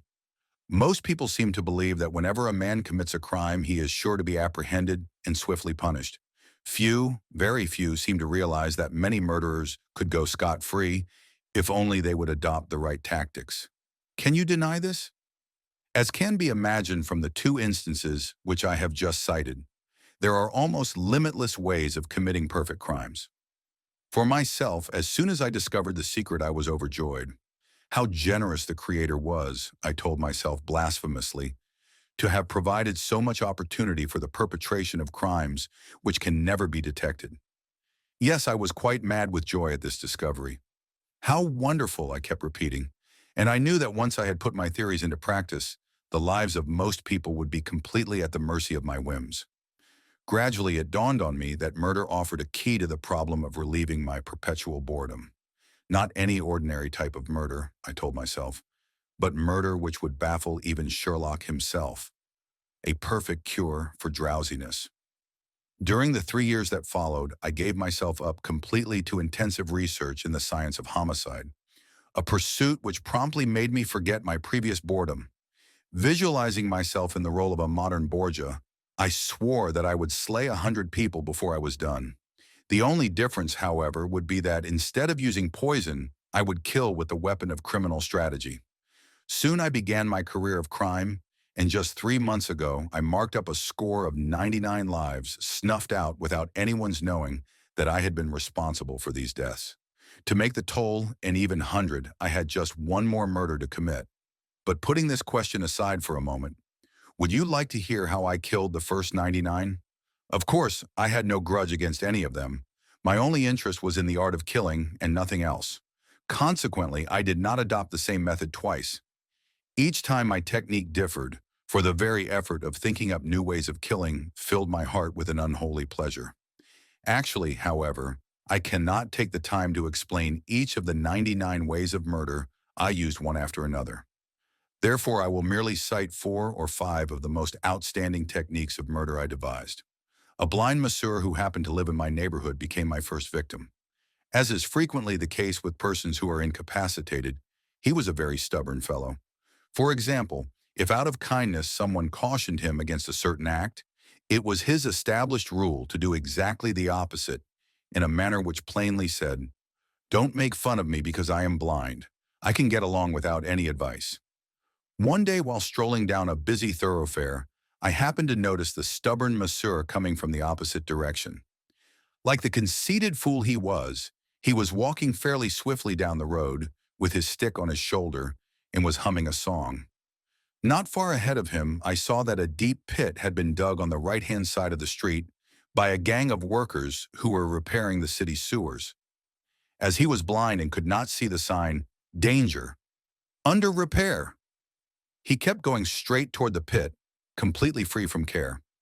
Suddenly, a bright idea struck me. "Hello, Mr. Nemoto," I called in a familiar tone, for I had often had him massage me. The next moment, before he could even return my greeting, I gave my warning. "Look out!" I shouted. "Step aside to the left! Step aside to the left!" This, of course, I called out in a tone of voice which sounded as if I were joking. Just as I had suspected, the masseur swallowed the bait. Instead of stepping to the left, he kept on walking without altering his course. "Ha ha ha ha ha ha ha ha ha ha ha," he laughed loudly. "You can't fool me." Boldly, he took 3 extra large steps to the right, purposely ignoring my warning, and the next thing he knew, he had stepped right into the pit dug by the sewer workers. As soon as he fell in, I ran up to the edge of the pit, pretending to be very much alarmed and concerned. In my heart, however, I wondered if I had succeeded in killing him. Deep down at the bottom of the hole, I saw the man lying crumpled up in a heap, his head bleeding profusely. Looking closer, I saw that his nose and mouth were also covered with blood, and his face was a livid, unhealthy yellow. Poor devil. In his fall, he had bitten off his tongue. A crowd soon gathered, and after much effort, we managed to haul him up to the street. When we stretched him out on the pavement, he was still breathing, but very faintly. Someone ran off to call an ambulance, but it arrived too late. The poor masseur was no longer of this world. Thus my plan had worked successfully. And who was there to suspect me? Had I not always been on the best of terms with the man, using his services often? Also, wasn't it I who had directed him to step aside to the left in an effort to save him from falling into the pit? With such a perfect setup, even the shrewdest detective could not have suspected even for a fleeting moment that behind my words of kindly warning, there had lurked a coldly calculated intention to kill. Oh, what a terrible way to amuse oneself. And yet how merry it was. The joy I felt whenever I conceived a new strategy for murder was akin to that of an artist inspired with a new idea for a painting. As for the nervous strain I underwent on each separate occasion, it was doubly compensated for by the overwhelming satisfaction I derived from my successes. Another horrible aspect of my criminal career was that I would invariably look back on the death scenes I had created, and like a vampire smacking his lips after a feast, relish the memory of how the innocent victims of my ruthlessness had spilled their precious lifeblood. Now I shall switch to a new chapter. The season was summer. Accompanied by an old friend of mine, whom I had already selected as my next victim, I went to a remote fishing village in the province of Awa for a vacation. On the beach, we found few visitors from the city. Most of the swimmers were well-tanned youngsters from the village. Occasionally, along the coast, we saw a few stray students, sketchbooks in hand, engrossed in the scenery. From every viewpoint, it was a very lonely, dull place. One big drawback was that there were hardly any of the attractive girls one finds at the more noted bathing resorts. As for our inn, it was like the cheapest of Tokyo boarding houses. The food was unsavory, and nothing, with the sole exception of the fresh, raw fish they served, seemed to suit our taste. My friend, however, seemed to be enjoying his stay, never suspecting that I had purposely enticed him here for but one purpose: to murder him. One day I took him out to a place where the shores suddenly ended in cliffs, quite a distance from the village. Quickly I took off my clothes, shouting, "This is an ideal place for diving," and stood poised to leap into the water below. "You're right," my friend replied. "This is indeed a wonderful place for diving." And he too began stripping off his clothes. After standing on the edge of the precipice for a moment, I stretched my arms above my head and shouted in my loudest voice, "1, 2, 3." And the next moment I dove headfirst into the water, managing a fairly graceful swan dive. As soon as my head touched the water, however, I twisted my body into an upward curve, so that I actually allowed myself to submerge to a depth of only about 4 feet. I swam a little at this depth before rising. For me, this shallow dive was no marvelous feat, for I had mastered the technique in my early high school days. When I finally popped my head out of the water at a distance of about 30 feet from the shore, I wiped the water off my face, and treading water with my feet, called to my friend. "Come on in," I shouted. "You can dive as deep as you like. This place is almost bottomless." Not suspecting anything, my friend quickly nodded, and poising on the edge of the cliff, dove in. He shot into the water with a splash, but did not reappear for a considerable length of time. This, of course, was no surprise to me, for I knew that there was a large, jagged rock located at a depth of only about 8 feet, but quite impossible to detect from atop the cliff. I had probed this sector of the water previously, and everything had suited my plans. As you may know, the better the diver, the shallower he dives into the water. Being an expert, I had managed to surface without coming into contact with the dangerous rock. But my friend, who was only a novice, had dived into the water to the fullest depth. The result was only natural: death from a crushed skull. Sure enough, after I had waited for some time, he rose to the surface like a dead tunny, drifting at the mercy of the waves. Playing the role of would-be rescuer, I grabbed him and dragged his floating corpse to the shore. Then, leaving him on the sand, I ran back to the village and sounded the alarm. Promptly, some fishermen who happened to be resting after a busy morning of hauling in their nets answered my call for help and accompanied me back to the beach. All along, however, I knew that my friend was beyond all earthly help. Crumpled up on the shore just as I had left him, his head crushed like an eggshell, he was indeed a pitiful sight. Taking just one look, the fishermen all shook their heads. "There's nothing we can do," they said. "He's already dead." In all my life, I have been questioned by the police only twice, and this was one of those occasions. As I was the sole witness of the accident, it was only natural that they should question me. But since the victim and I were known to have been great friends, I was quickly exonerated. "It is quite obvious," the unsuspecting police said, "that you city folks could not have been aware of the presence of that rock, and the coroner's verdict was accidental death." Ironically, I was even offered the condolences of the police officers who had cleared me of all possible guilt. "We are very sorry you have lost your friend," were their very words. Inwardly, I shrieked with laughter. Well, as I have said, if I were to recite all my murders one after another, I'm afraid there would be no end. By this time, you must surely know what I meant when I spoke of perfect crimes. Every murder that I committed was ingeniously planned beforehand so as to leave no trace of evidence. Once, when I was among the spectators at a circus, I captured the attention of a female tightrope walker who was balancing herself on a high wire by suddenly adopting an extraordinarily queer posture. A posture so queer and obscene that I am ashamed to describe it here. The result, of course, was that she slipped and crashed to her death because it had been her special pride to walk a tightrope without the benefit of a net. On another occasion, at the scene of a fire, I calmly informed a shrieking woman searching for her child that I had seen him sleeping inside the house. Believing me instantly, she rushed into the flames while I egged her on with, "Can't you hear him crying? He's wailing and wailing for you." The woman, of course, was burnt to death. And the ironical part of it all was that her child had been safe and sound all along elsewhere. Another example I could give is the time I saw a girl on the point of trying to decide whether or not to commit suicide by leaping into a river. At the crucial moment, when she had nearly decided to abandon her attempt, I shouted, "Wait!" Caught by surprise, the girl became flustered and without any further hesitation, dived into the water and was drowned. This again was another demonstration of how one seemingly innocent word can end a person's life. Well, as you may have realized by this time, there is practically no end to my stories. For another thing, the clock on the wall reminds me that the time is getting late.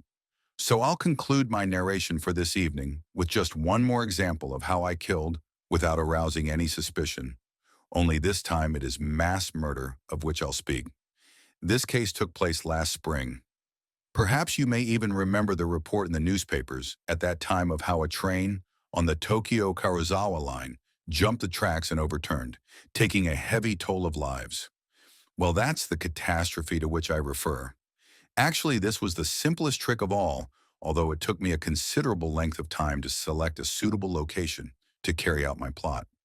From the very start, however, I had believed I would find it along the line to Karuizawa. This railway ran through lonely mountains, an ideal condition for my plan, and besides, the line had quite a reputation for frequent accidents. Finally, I decided on a precipice near Kumanotaira Station. As there was a decent spa near the station, I put up at an inn there and pretended to be a long-staying visitor, bathing in the mineral waters daily. After biding my time for about 10 days, I felt it would be safe to begin. So one day I took a walk along a mountain path in the area. After about an hour's walk, I arrived at the top of a high cliff a few miles from the inn. Here I waited until the evening shadows fell. Just beneath the cliff, the railway tracks formed a sharp curve.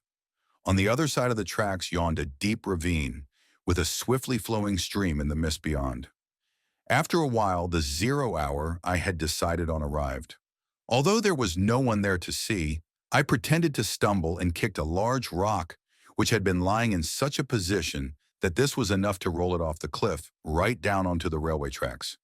I had planned to repeat the operation over and over again with other rocks if necessary, but I quickly perceived with a thrill that the rock had fallen onto one of the rails, just where I had wanted it. A down train was scheduled to come along those tracks in half an hour.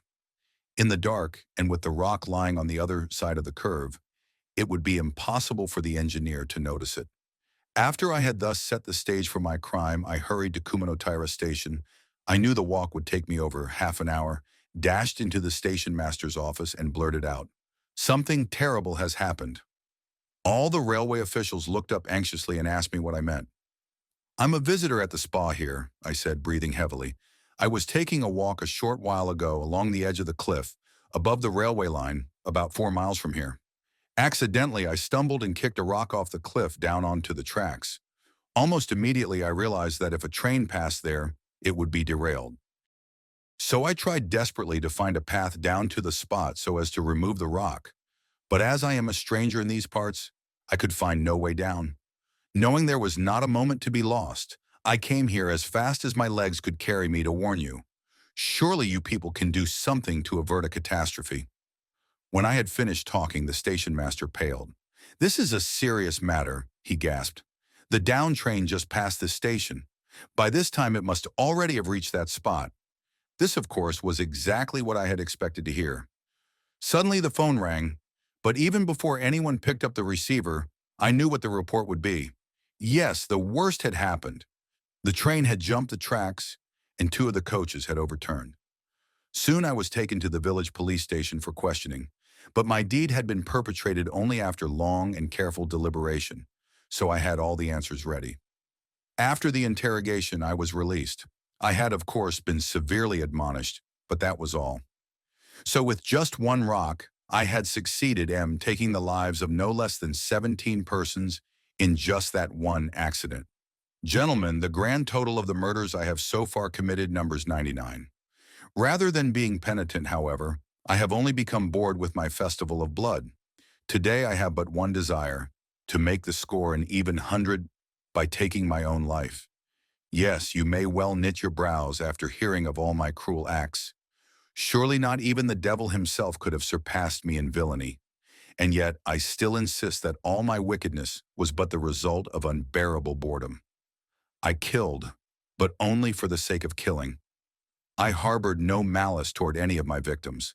In short, murder was, for me, a sort of game. Do you think I am mad? A homicidal maniac? Of course you do, but I do not care, for I believe I am in good company. Birds of a feather, you know.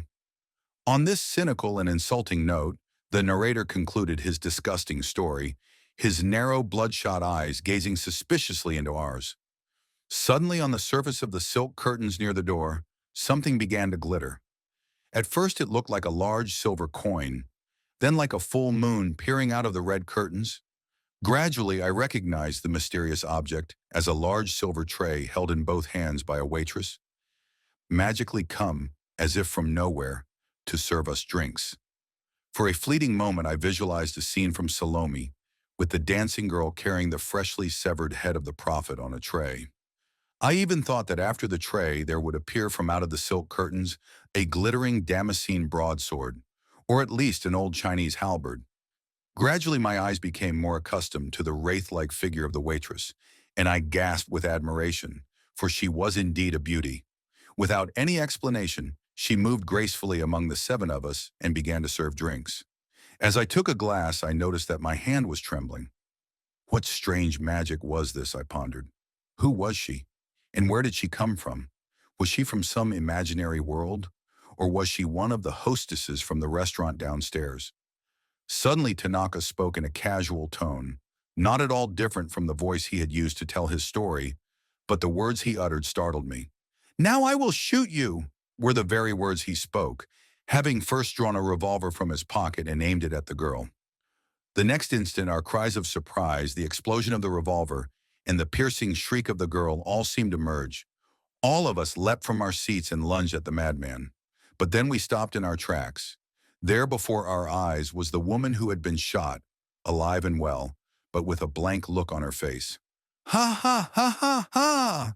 Tanaka suddenly burst out laughing in the hysterical tone of a madman. "It's only a toy, only a toy.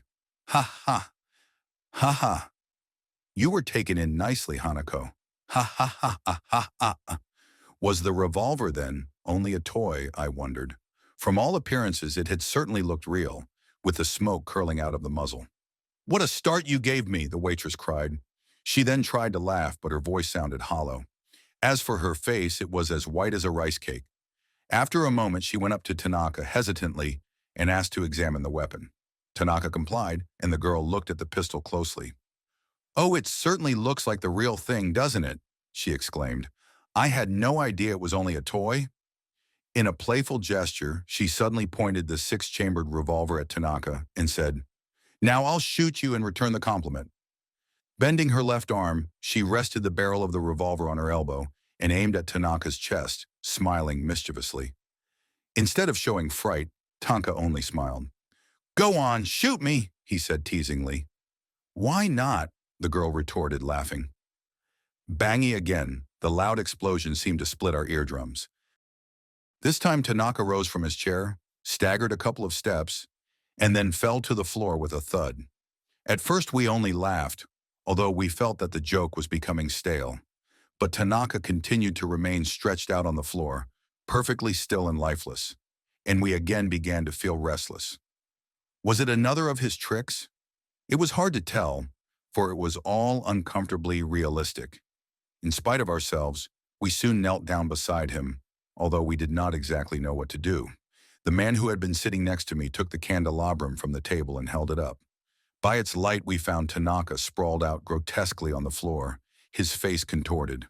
The next moment, we got the worst fright of all when we saw his blood oozing out of his chest, dripping onto the floor to form a pool. From all these indications, we quickly surmised that in the second chamber of the revolver, which he had passed off as only a toy, there had been a real bullet. For a long while we stood there, dumbfounded. Gradually I began to reason. Had this all been part of Tanaka's program for the night from the very start? Had he actually been carrying out his threat of ultimately taking his own life To make his score of killings an even 100? But why did he choose this red chamber as the scene for his final deed? Had it been his intention to pin the crime on the waitress? But certainly she was innocent, for she had not known the pistol was real when she shot him. Suddenly I began to see the light. Tanaka's favorite bag of tricks. Yes, that's what it was.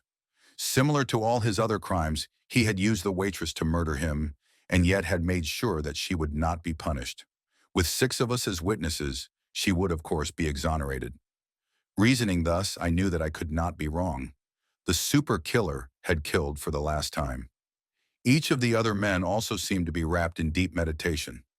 Plainly, I could read their thoughts as being the same as mine. An eerie silence fell over the company. On the floor, the waitress, who had unwittingly become a murderess, was weeping hysterically beside the body of her victim. In all aspects, the tragedy which had occurred in the candlelit red chamber seemed altogether too fantastic to be a happening of this world. All of a sudden, a strange voice drowned out the waitress's loud sobs. With an icy chill creeping down my back, I stole a glance at Tanaka, and this time I nearly fainted. Slowly, the dead man was staggering to his feet. In the next tense moment, the corpse broke the suspense by bursting into laughter, holding his sides as if to prevent himself from splitting. He then turned to us and said mockingly, "You are indeed a naive audience." No sooner had he spoken than another surprise was in store for us. This time the waitress, who had been sobbing on the floor, also got to her feet and began to shake with convulsions of laughter. Rubbing our eyes, we automatically, like robots, returned our gaze to Tanaka. What happened?" I asked sheepishly. "Are we all bewitched?" In answer, Tanaka said, "Look at this." Still chuckling, he held out a nondescript reddish mass on the palm of his hand and invited us to examine it. "It's a small bag made of the bladder of a cow," he explained. "A few moments ago it contained tomato ketchup and was planted inside my shirt. When the girl fired the blank cartridge, I pressed the bag and pretended to be bleeding. And now, one more confession. The complete life story which I related this evening was nothing but a mass of fabrications from beginning to end. But you must admit I was a pretty good actor. You see, gentlemen, as I had been informed that you were all suffering from boredom, I merely tried to give you some excitement." After Tanaka had explained all his tricks, the waitress who had served as his accomplice suddenly pressed the wall switch. Without warning, a blaze of lights caught all of us huddled in the center of the fantastic room, blinking foolishly at each other. For the first time since joining the group, I realized how artificial everything looked in our so-called room of mystery, and as for ourselves, we were just a bunch of fools. Shortly after Tanaka and the waitress bade us good night, we held a special meeting. This time, no stories were told. Instead, we unanimously agreed to disband. 2 crippled men. After emerging from a steaming hot bath, the 2 men settled down to a game of Japanese chess. But after they had completed one long drawn-out session, they shoved aside the chessboard and drifted into conversation. Soft winter sunlight warmed the 8-mat room, lighting up its luxurious paper screens. In the large charcoal brazier, carved out of Polonia wood, before which the 2 men sat cross-legged on silk cushions, a silver kettle sang cheerfully, the mellow notes drifting out into the landscape garden like a lullaby intended for the baby sparrows dozing on the pine branches. It was an utterly calm afternoon, monotonous, with nothing happening, but completely restful, and the men's wandering conversation gradually turned to memories of the past.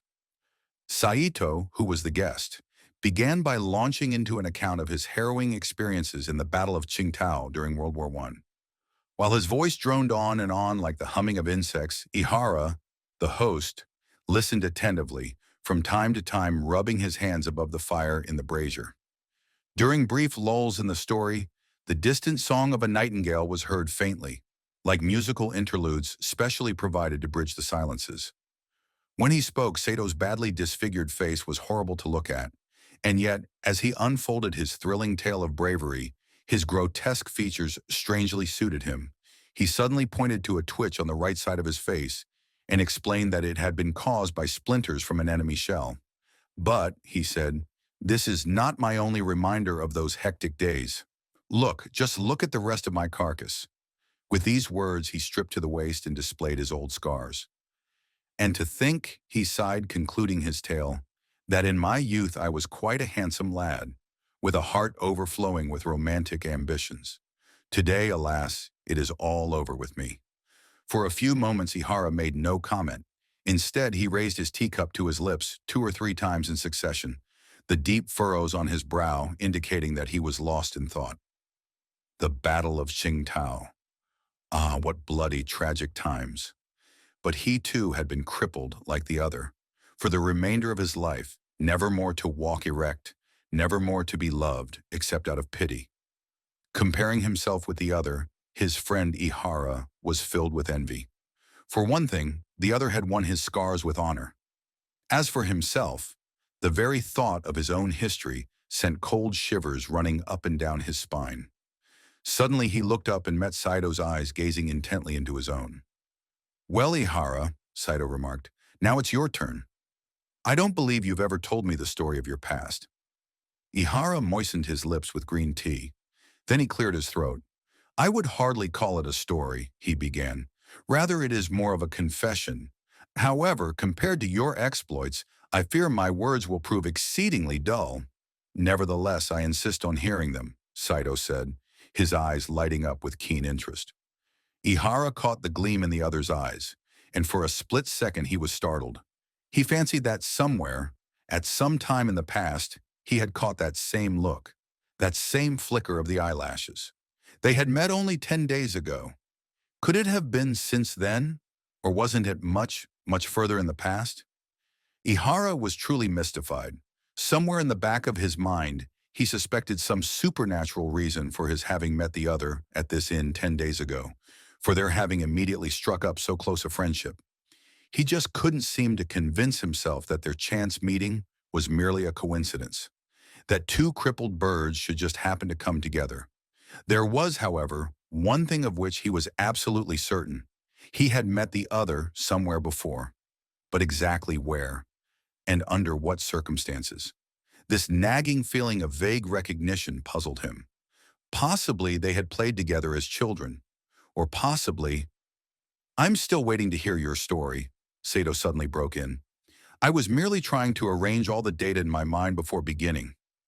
You must remember that this is the first time I've ever attempted to tell my story to any living soul."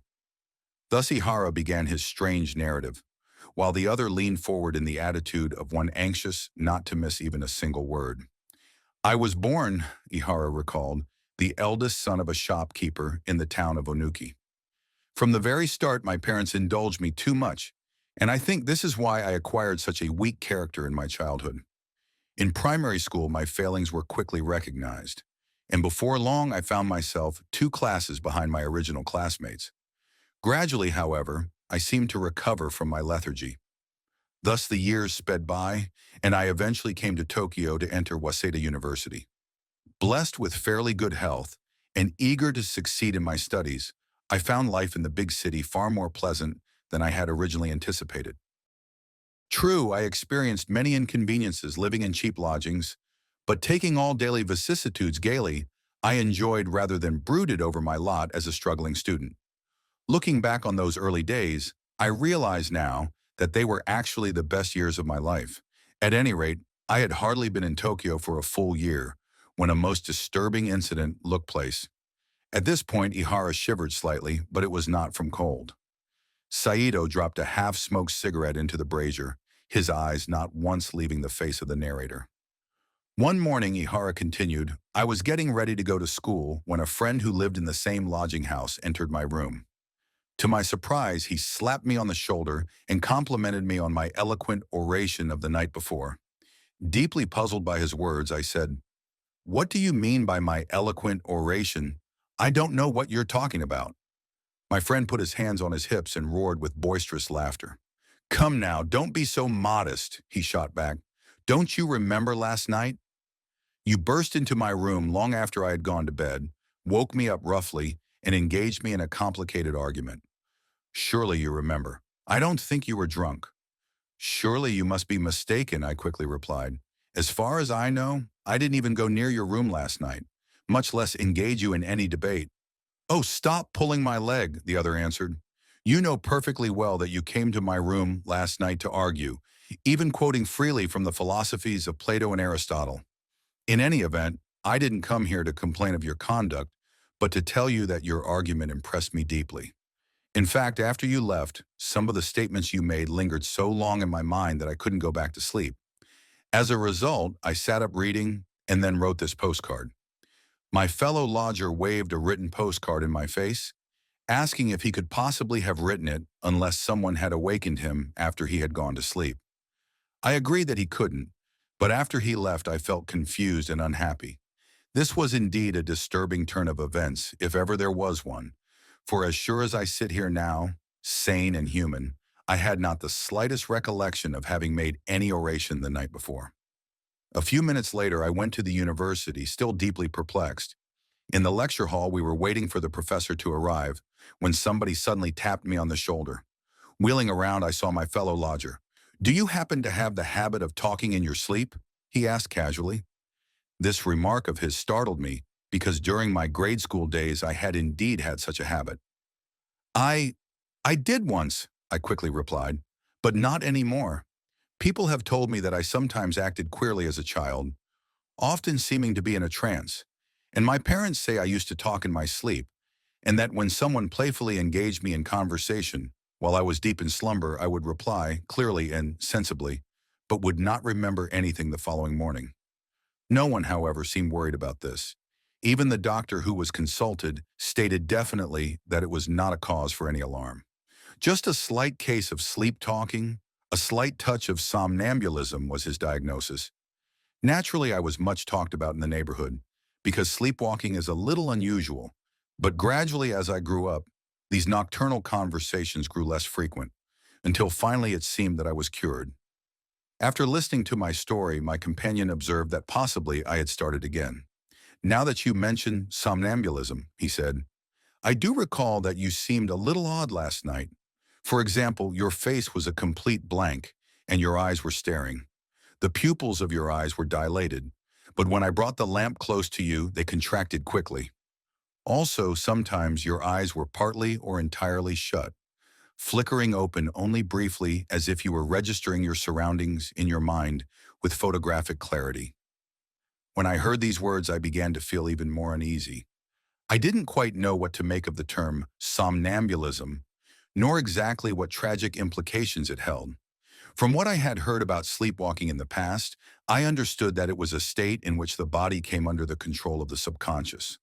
As I began to think about what this might mean to me, I began to shudder. Supposing, I told myself, I were to commit some crime during one of my trances? 2 days later, I was a complete mental wreck. Unable to eat and naturally unable to sleep for fear I would commit some violence while in die mysterious realm of the subconscious, I realized that I would never have another moment of peace unless I had medical help. So I went to see a doctor I knew. After examining me, the doctor told me frankly that I was a somnambulist. "But you need have no undue fears," he added, with what I considered unwarranted optimism. "Actually, yours is not a very serious case, provided you do not aggravate your condition by overstraining your mental energies. Calm yourself as much as you can.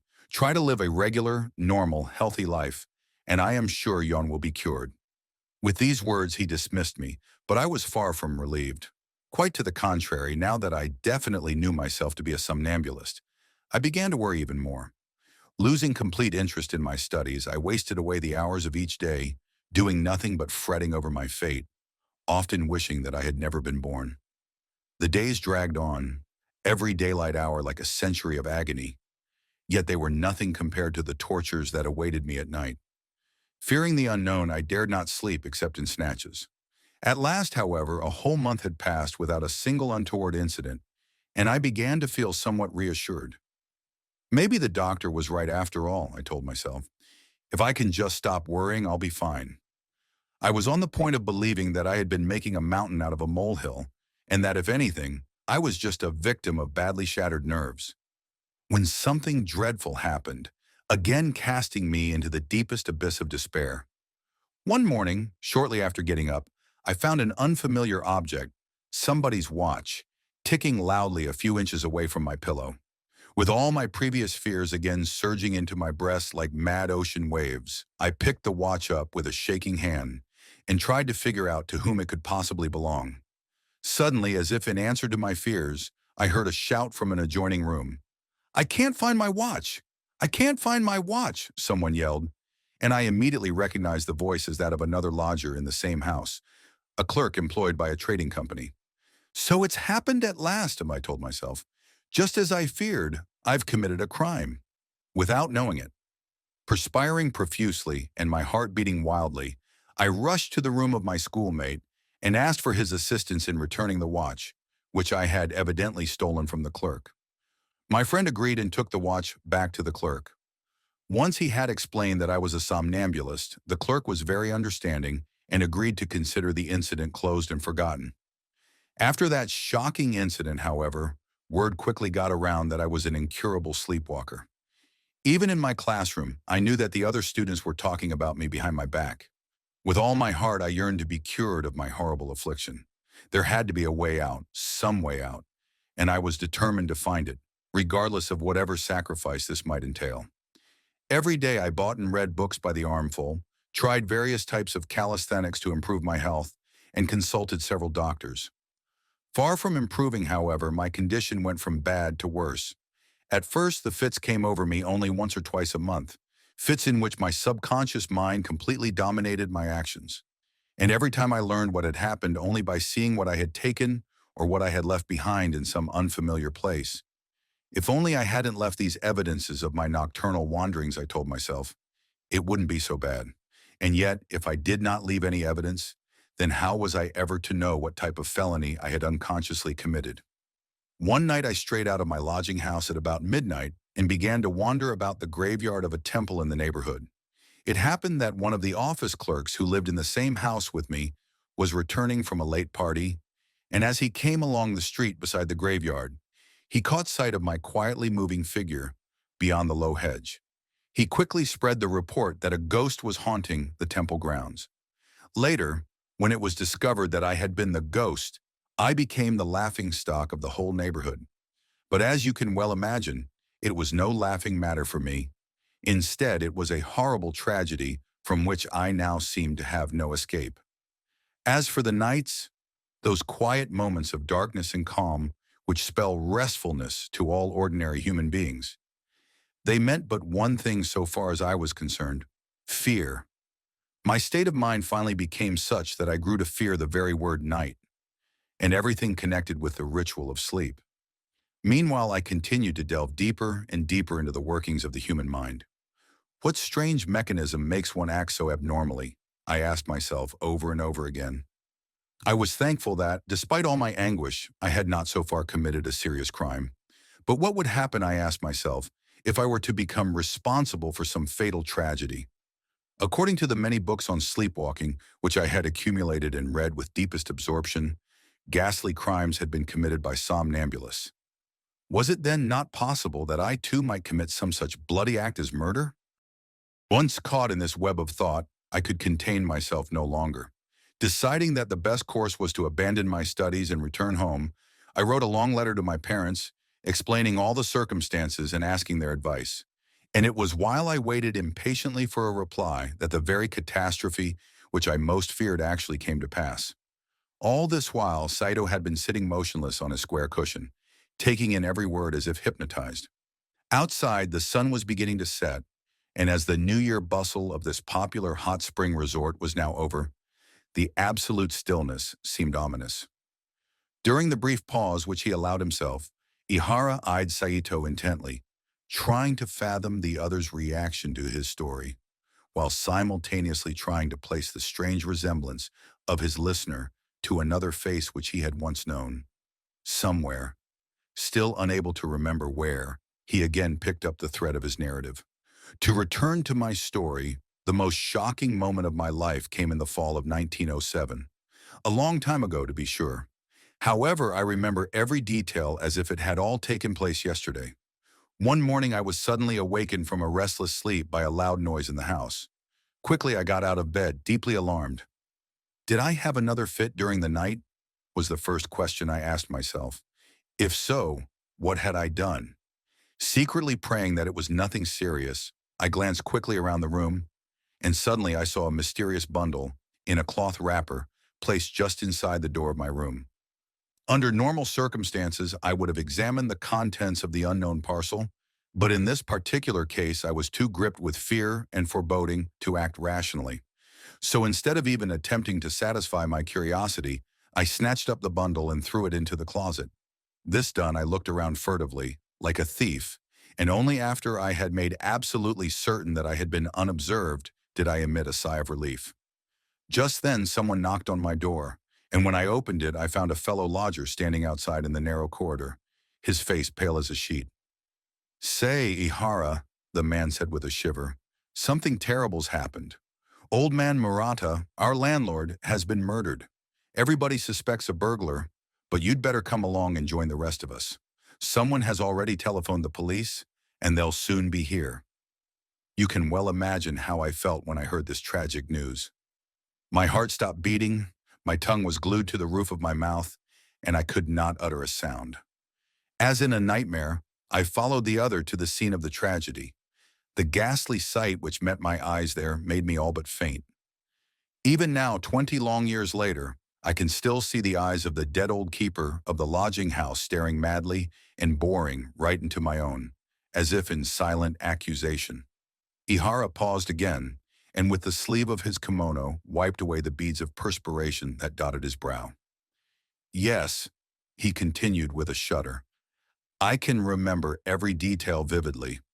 From the excited chatter of the others in the room, I managed to learn the details of what had evidently taken place. It seemed that on the particular night of the tragedy, the old lodging house keeper had slept alone in his room. The next morning, one of the maids had thought it strange that he was not yet awake since he had always been the first to rise, and she had gone to awaken him and made her gruesome discovery. When he was found, old man Murata was lying flat on his back, strangled in his sleep with the flannel muffler he had always worn, even to bed. Soon the police arrived on the scene. In looking for evidence, they discovered that several items belonging to the dead man were missing, namely the keys which he had always kept in his purse, plus a large fortune in securities which had disappeared together with the small, portable cash box in which they had been kept. Also, further examination showed that the main door had not been locked on the preceding night because he had expected his wife and son to return late. So it had been quite a simple matter for the murder or murderers to gain admission to the house. As for on-the-spot clues, there was but one item, a soiled handkerchief, and this the police officers took with them for minute laboratory inspection. Meanwhile, after I had seen enough of the murder scene to want to linger any longer, I stealthily withdrew to my own room. After I had locked the door, my first thought flew to the closet where I had hidden the mysterious bundle. "What's in it?" I asked myself with horror. "Is this to be a real case of a skeleton in a closet?" Even before I took out the bundle and examined the contents, I knew what I would find. Inside the package, I found the victim's missing securities. Not long after, the police took me into custody. Even without the damaging evidence of the stolen securities, which the police found in my possession, the case against me seemed conclusive, for the handkerchief which had been found at the scene of the crime was mine. The days that followed were like a nightmare. Cast into a cell, I was questioned incessantly for hours on end.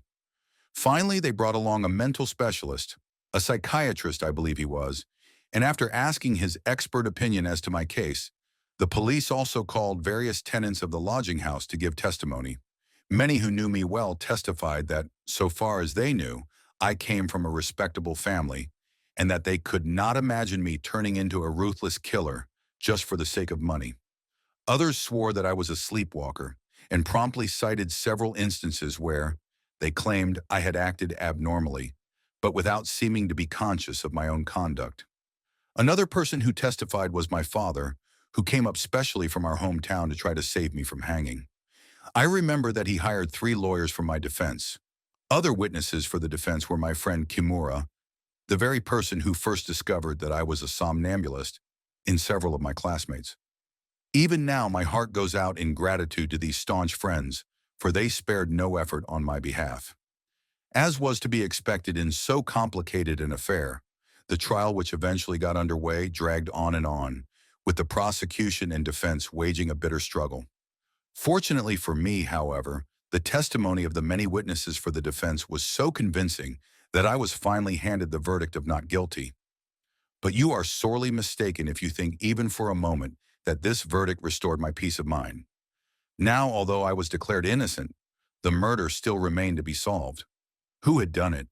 Inside my tortured mind, a terrifying voice kept repeating, "You are a murderer. You are a fiend. You have cheated the rope, but you cannot escape your own conscience." As soon as I was free, I went home with my father, and shortly afterward, I fell desperately ill. Had it been a physical ailment, I would no doubt have soon recovered.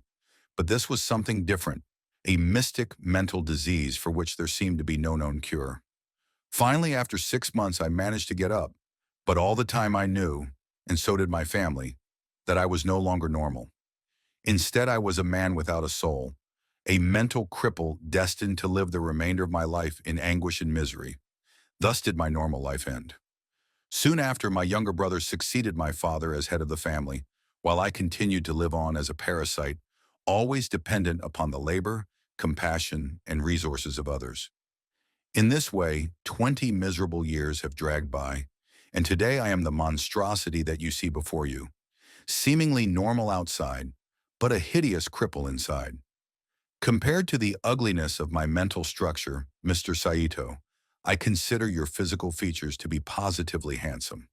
The narrator's face broke into a smile and he repeated, "Yes, you're handsome, my good man. Compared to me, you're handsome." Caught by the ironic humor of his own statement, Ihara broke into an eerie laugh. After a while, however, he quieted down and drew the tea things nearer to him. "Forgive me," he apologized, noticing the others frowning. "I was not laughing at you. No one but myself can appreciate the humor of my life story." Saito cleared his throat. "A tragic story indeed," he commented. "Strange how wrong one can be in one's first impressions. From the very first time I saw you, I took you to be a contented man of leisure. But tell me one thing. Are you still a somnambulist? Do you still wander in your sleep and, commit crimes?" Ihara smiled again. "Strange to relate," he replied. "I have never had another fit since the old man was murdered. According to the opinion of different doctors, my somnambulistic nerves must have been paralyzed by the shock I suffered at the lodging house. Can you now imagine why I laughed at myself a moment ago? Can't you realize what a comic figure I have cut these past 20 years, wasted in fear of something which was never more to happen?" Again, Ihara began to laugh, but Saito cut him short. "One moment," he said. "Tell me something about that friend of yours at the lodging house. The man you called Kimura. He was the one who first called attention to your somnambulism, wasn't he?" Ihara nodded. "Yes, he was the first to find out," he replied. "But then, there were also the others. The man who swore that his watch had been stolen, and later the man who spread the alarm that I had been prowling around like a ghost in the cemetery. But were these the only occasions which made you think that you were a sleepwalker?" Saito asked, his eyes gleaming through narrow slits. "Weren't there any other incidents?" "Yes, many," Ihara replied. "Once, another lodger said that he heard footsteps late one night along the corridor of the house, while another accused me of trying to break into his room. But why all these questions? What are you driving at?" Saito forced a laugh. "Forgive me," he said softly. "I wasn't trying to cross-examine you.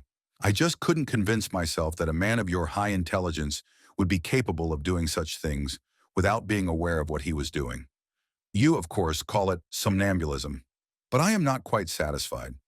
You know, it is quite common for people who are deformed and live aloof from the world like me to be very skeptical, so I find all this hard to believe.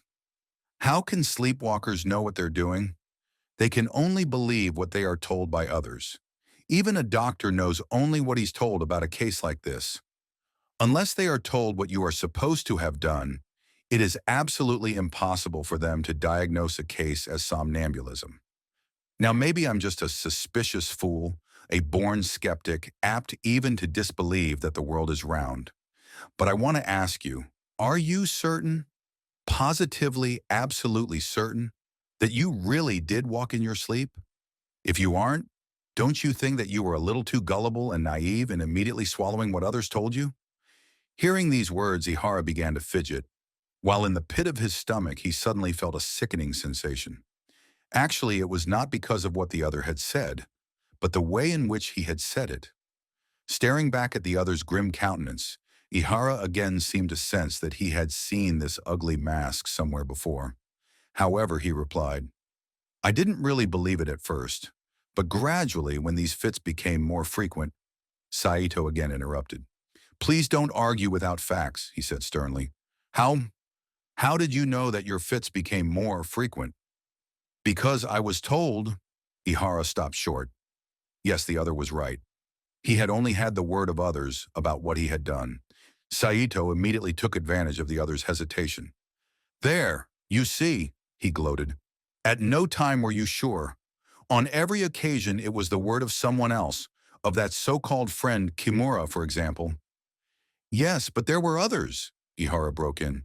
"There was the clerk who discovered me at the cemetery, the man who missed his watch, the man who saw me break into his room. Besides, what about the many clues I left behind me? Don't forget, every time I had a fit, I left something behind or took something away. Certainly things can't move by themselves." "That's the most suspicious point of all," insisted Saito. "Even a fool knows that things could easily be moved or planted here and there if there's something to be gained by doing so. And as for your many witnesses, I don't consider any of them to be trustworthy.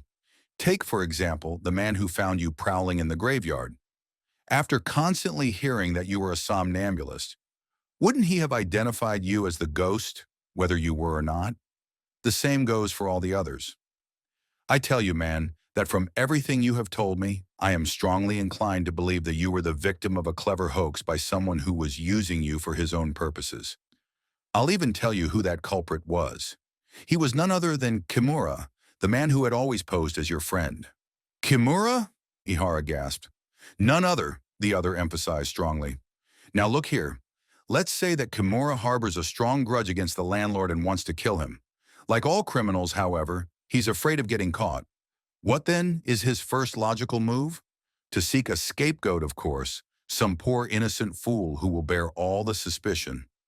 Now, under these circumstances, would it not have been convenient for him to choose you, a credulous and weak-minded man, for that very role?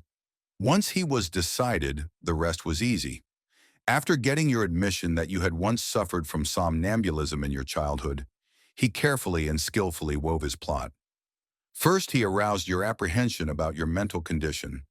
Next, he stole small objects, such as the watch you mentioned, and planted them in your room while you were asleep. Another detail was to disguise himself like you and to wander about in the cemetery. Finally, after the plot was well prepared and with your sleepwalking well established, he murdered the old man, planted one of your handkerchiefs at the scene of the crime, and likewise planted the old man's securities in your room. There's the whole story from a different angle, an angle which you no doubt never considered, but which is, nevertheless, quite possible." When Ihara heard this amazing theory, his whole frame began to tremble. But, but what about Kimura's conscience?" he blurted out. "Supposing I had been convicted of the murder and sentenced to the gallows, would he have allowed an innocent man to be executed for his own crime?" Saito gave a weird chuckle. "There," he said, "you have a point, but my theory covers that as well. Do you imagine, even for a moment, that a somnambulist would be convicted of a crime which he did not know he had committed? In the Middle Ages it may have been possible, but not today. No, my friend, Kimura knew all along that you would be acquitted, and so he didn't worry about you." After thus finishing expounding his theory, Saito paused briefly and eyed his companion intently. Then he went on in a new tone of voice. "Forgive me, Mr. Ihara, for having suggested all these possibilities," he said. "I only mentioned them because I was greatly moved by your confession. If you still believe that you really did kill a man while in a trance, there is nothing further I can say or do to change your mind. However, I hope that the theory I've outlined will help lessen your mental anguish hereafter." Ihara heard the consoling words, but his thoughts were elsewhere. "Why?" he muttered aloud. "Why did Kimura murder the old man? What reason could he possibly have had? Was it revenge? Only he can explain this." Slowly he raised his eyes and stared into his companion's eyes. Saito, however, looked down at the floor.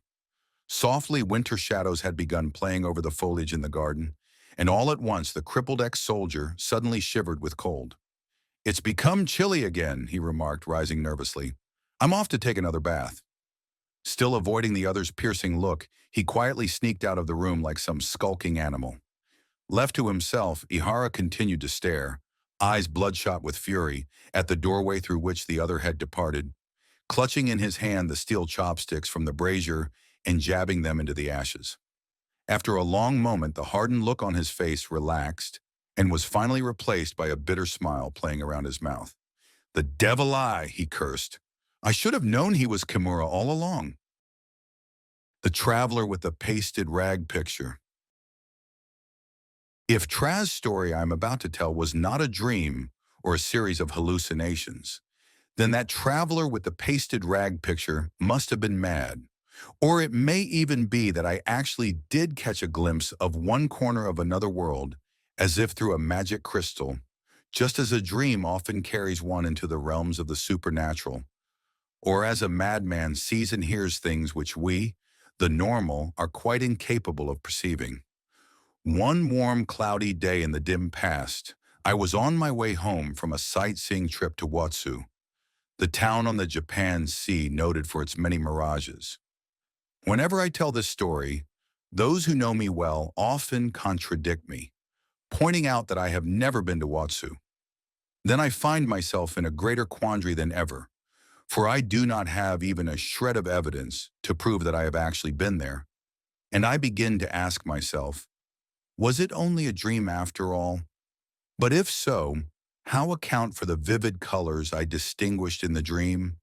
It is well known, as all dreamers will agree, that scenes which appear on the screen of the subconscious mind are quite devoid of color, like the flickerings of a black and white motion picture. But even now that scene of the interior of the railway carriage flashes back vividly to my mind, especially the garish rag picture with its striking colors of purple and crimson, with the dark, piercing, snake-like eyes of the two figures depicted there. It had only been a short time previously that I had seen a mirage for the first time in my life. Originally, I had expected a mirage to be something like an ancient painting, perhaps a beautiful palace floating serenely on a sea of mist. But at the sight of a real mirage, I was startled, to say the least. There, at Watsu, under the gnarled branches of old pine trees lining the silvery beach, I and a large group of other visitors gazed expectantly at the expansive sky and sea. Never had any sea seemed so unnaturally devoid of sound. It was an eerie and ominous gray, without even a ripple, looking more like an endless swamp. Gazing as far as my eyes could reach, I noticed that there was no line marking the horizon, for sea and sky were merged into a thick, grayish haze, and above this haze, a large, ghost-like white sail suddenly loomed, gliding along smoothly and serenely. As for the mirage itself, it seemed as though a few drops of India ink had been spilt on the surface of a milk-colored film and then projected enormously against the sky.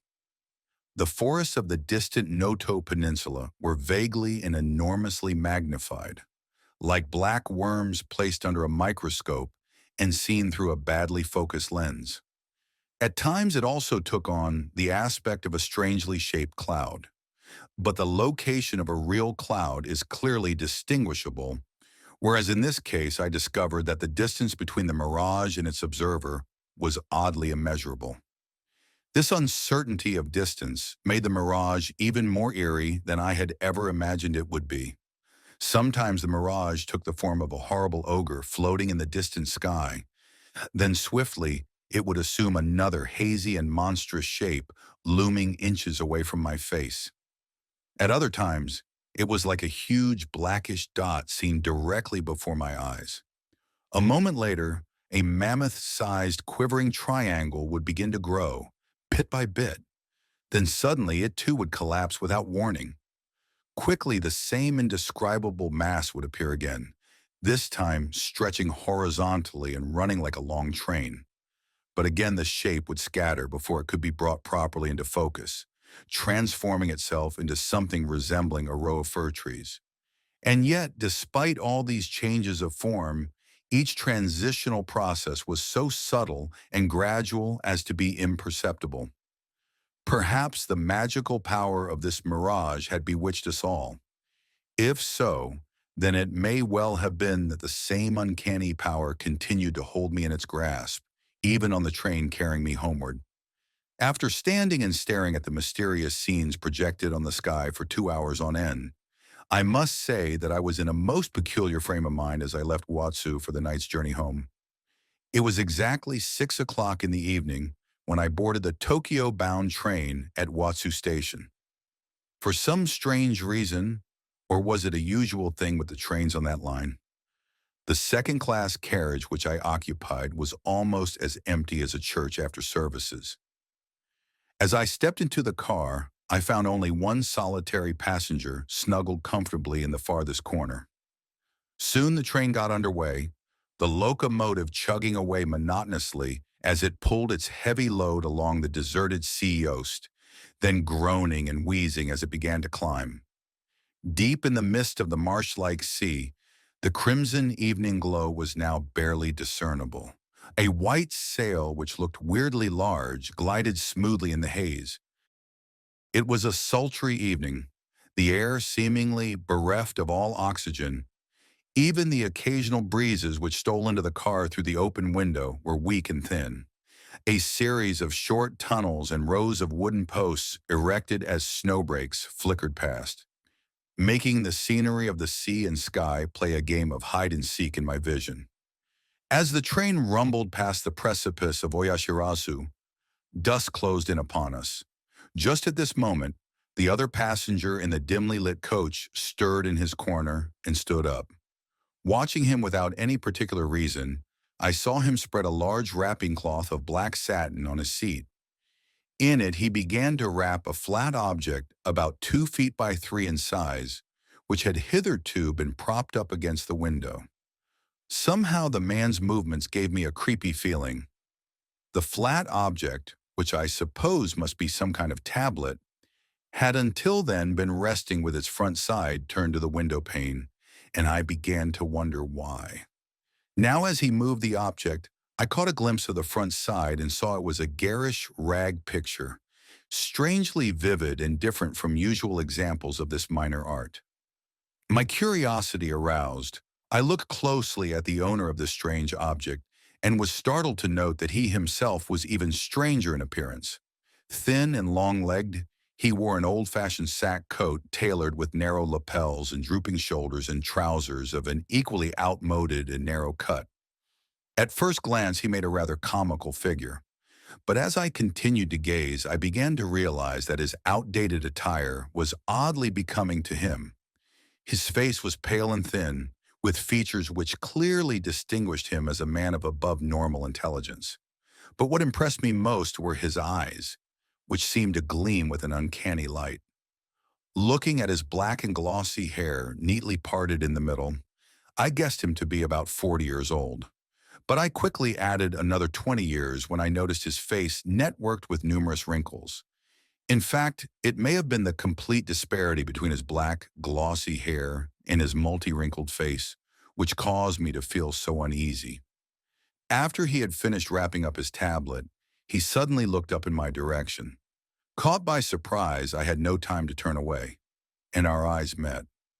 Seeing him smile shyly, I returned his greeting with a nod. While the train rumbled past 2 more stations, we kept to our own seats at opposite ends of the carriage, occasionally stealing a glance at each other, and then looking away quickly with embarrassment when caught in the act. Outside it was now quite dark. Pressing my face against the window glass, I looked out and could see nothing but the solitary lamp of a fishing boat twinkling far out at sea. Through the boundless darkness, it seemed as if our long, gloomy carriage were the only existing world, monotonously rumbling along on its creaky wheels, my peculiar companion and I the only creatures alive. Not a single new passenger had boarded our second-class coach, and, strange to recall, Not even the conductor or train boy had put in an appearance. As I watched the stranger in the far corner, my mind began to play strange tricks. For one fleeting moment, he appeared to be some unholy foreign magician, and gradually a terrible fear began to gnaw at my heart. When there is no distraction to alleviate it, fear is an emotion which steadily grows in intensity. When I finally felt that I could stand the suspense no longer, I got to my feet and walked down the aisle toward the stranger. The very fear I had of him seemed to drag me toward him. Reaching his seat, I sat down on the facing seat and with narrowed eyes peered closely at his furrowed face. My breathing was constricted practically to the point of suffocation. All along, I had been keenly aware that the man had been gazing at me from the moment I had risen from my seat. And then suddenly, before I had even recovered my breath, he spoke in a dry voice. "Is this what you want to see?" he asked, nodding his head casually toward the flat parcel beside him. I was so taken aback by the suddenness of his question that I found myself completely tongue-tied. The tone of his voice had been natural enough, so completely natural, in fact, that it further disarmed me. "I'm sure you're dying of curiosity to see this," he said again, calling me back to my senses with a jolt. "Yes, yes, if you would permit me," I stammered, feeling my face flushing. "It would be a great pleasure," the old man replied with a disarming smile. Then he added, "I've been expecting you to ask me for some time." He unwrapped the large cloth covering carefully with his long fingers and stood the tablet against the window again, this time facing me. Unconsciously, I closed my eyes, although why I could never explain. I simply felt that I had to. But finally, with a supreme effort, I forced my eyes open, and for the first time I saw the thing. It was just an ordinary wooden tablet with a picturesque scene painted on its surface. The scene showed a suite of rooms, their floors covered with mats of pale green straw, and their ceilings, painted in assorted colors, seemed to stretch far away into the distance, like the backdrops of the kabuki theater. In the left foreground there was a classical window, painted with bold brush strokes, while beneath it there reposed a low black writing desk, which seemed utterly out of place. Against this background there were two figures, each about 1 foot high, looming in bold relief, having been fashioned out of cloth and pasted on the tablet. One was a white-haired old man, garbed in a well-worn black velvet suit of an obsolete European cut, sitting stiffly on the floor. And strangely enough, this figure bore a striking resemblance to the old man sitting beside me. Shifting my gaze, I examined the other figure, which was that of a strikingly beautiful girl, no older than 17 or so. Her coiffure was of the classical style, while her intricately designed kimono was a long-sleeved affair of crimson artistically blended with other lighter hues, held together with a gorgeous black satin sash. Her posture was delicately amorous, for she was leaning shyly against the lap of the old man, as in a typical Japanese love scene on the stage. In sharp contrast to the crudeness of the setting, the elaborateness of the pasted rag dolls was astonishing. The faces were fashioned out of white silk, with uncannily realistic wrinkles. As for the girl's hair, it was real, affixed strand by strand and dressed with intricate skill. The old man's white hair, too, was no less real. As for his clothes, I noticed that even the seams were faithfully sewn. The buttons, too, small as millet seeds, were there.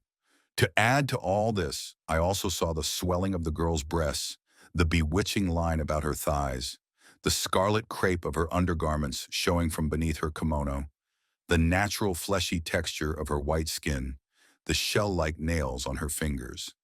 In fact, all was so perfect and true to life that I even thought I could have found pores and downy hair if I had continued my scrutiny through a magnifying glass. The tablet itself appeared very old.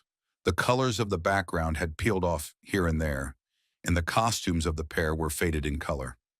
Despite these flaws, however, the two figures were so uncannily real that one would have expected them to come to life at any moment. In the classical puppet theater, I have often experienced the sensation of seeing a doll, manipulated by a real master of the art, momentarily come to life. But the two rag figures pasted on the tablet had not just a fleeting aliveness, but a permanent one. Lost in my wonder, I had almost forgotten the old man beside me, but suddenly he gave a cackle of delight. Do you realize the truth now, my good man? After uttering this cryptic remark, he took the black leather case which had been hanging by a strap over one shoulder and calmly began to unlock it with a small key. Then taking out a very old pair of binoculars, he held them out to me. Look through these, he invited. I was reaching for the glasses when he interrupted. No, no, you're standing too near. Step back a little. There, that's better. Although it was a strange invitation, I was gripped by an intense curiosity. The binoculars were queerly shaped, and their leather case was worn with age and use, its inner layer of brass showing here and there. Like the clothes of their owner, the binoculars, too, were quite a museum piece. Taking the proffered binoculars, I raised them casually to my eyes. But the old man suddenly cried out so piercingly that I almost dropped the glasses. No, no, no, wait, wait. You're holding them the wrong way, he shrieked wildly. Don't ever do that again. Startled by the outcry and the insane light gleaming in his eyes, I lowered the instrument and mumbled a hasty apology, although for the life of me, I could not understand the reason for his sudden consternation. Raising the binoculars again, this time in the proper way, I began to adjust the lenses, and gradually there came into focus an amazingly large image of the girl on the tablet, her white skin glistening with an utterly natural luster, and her entire body seeming to move.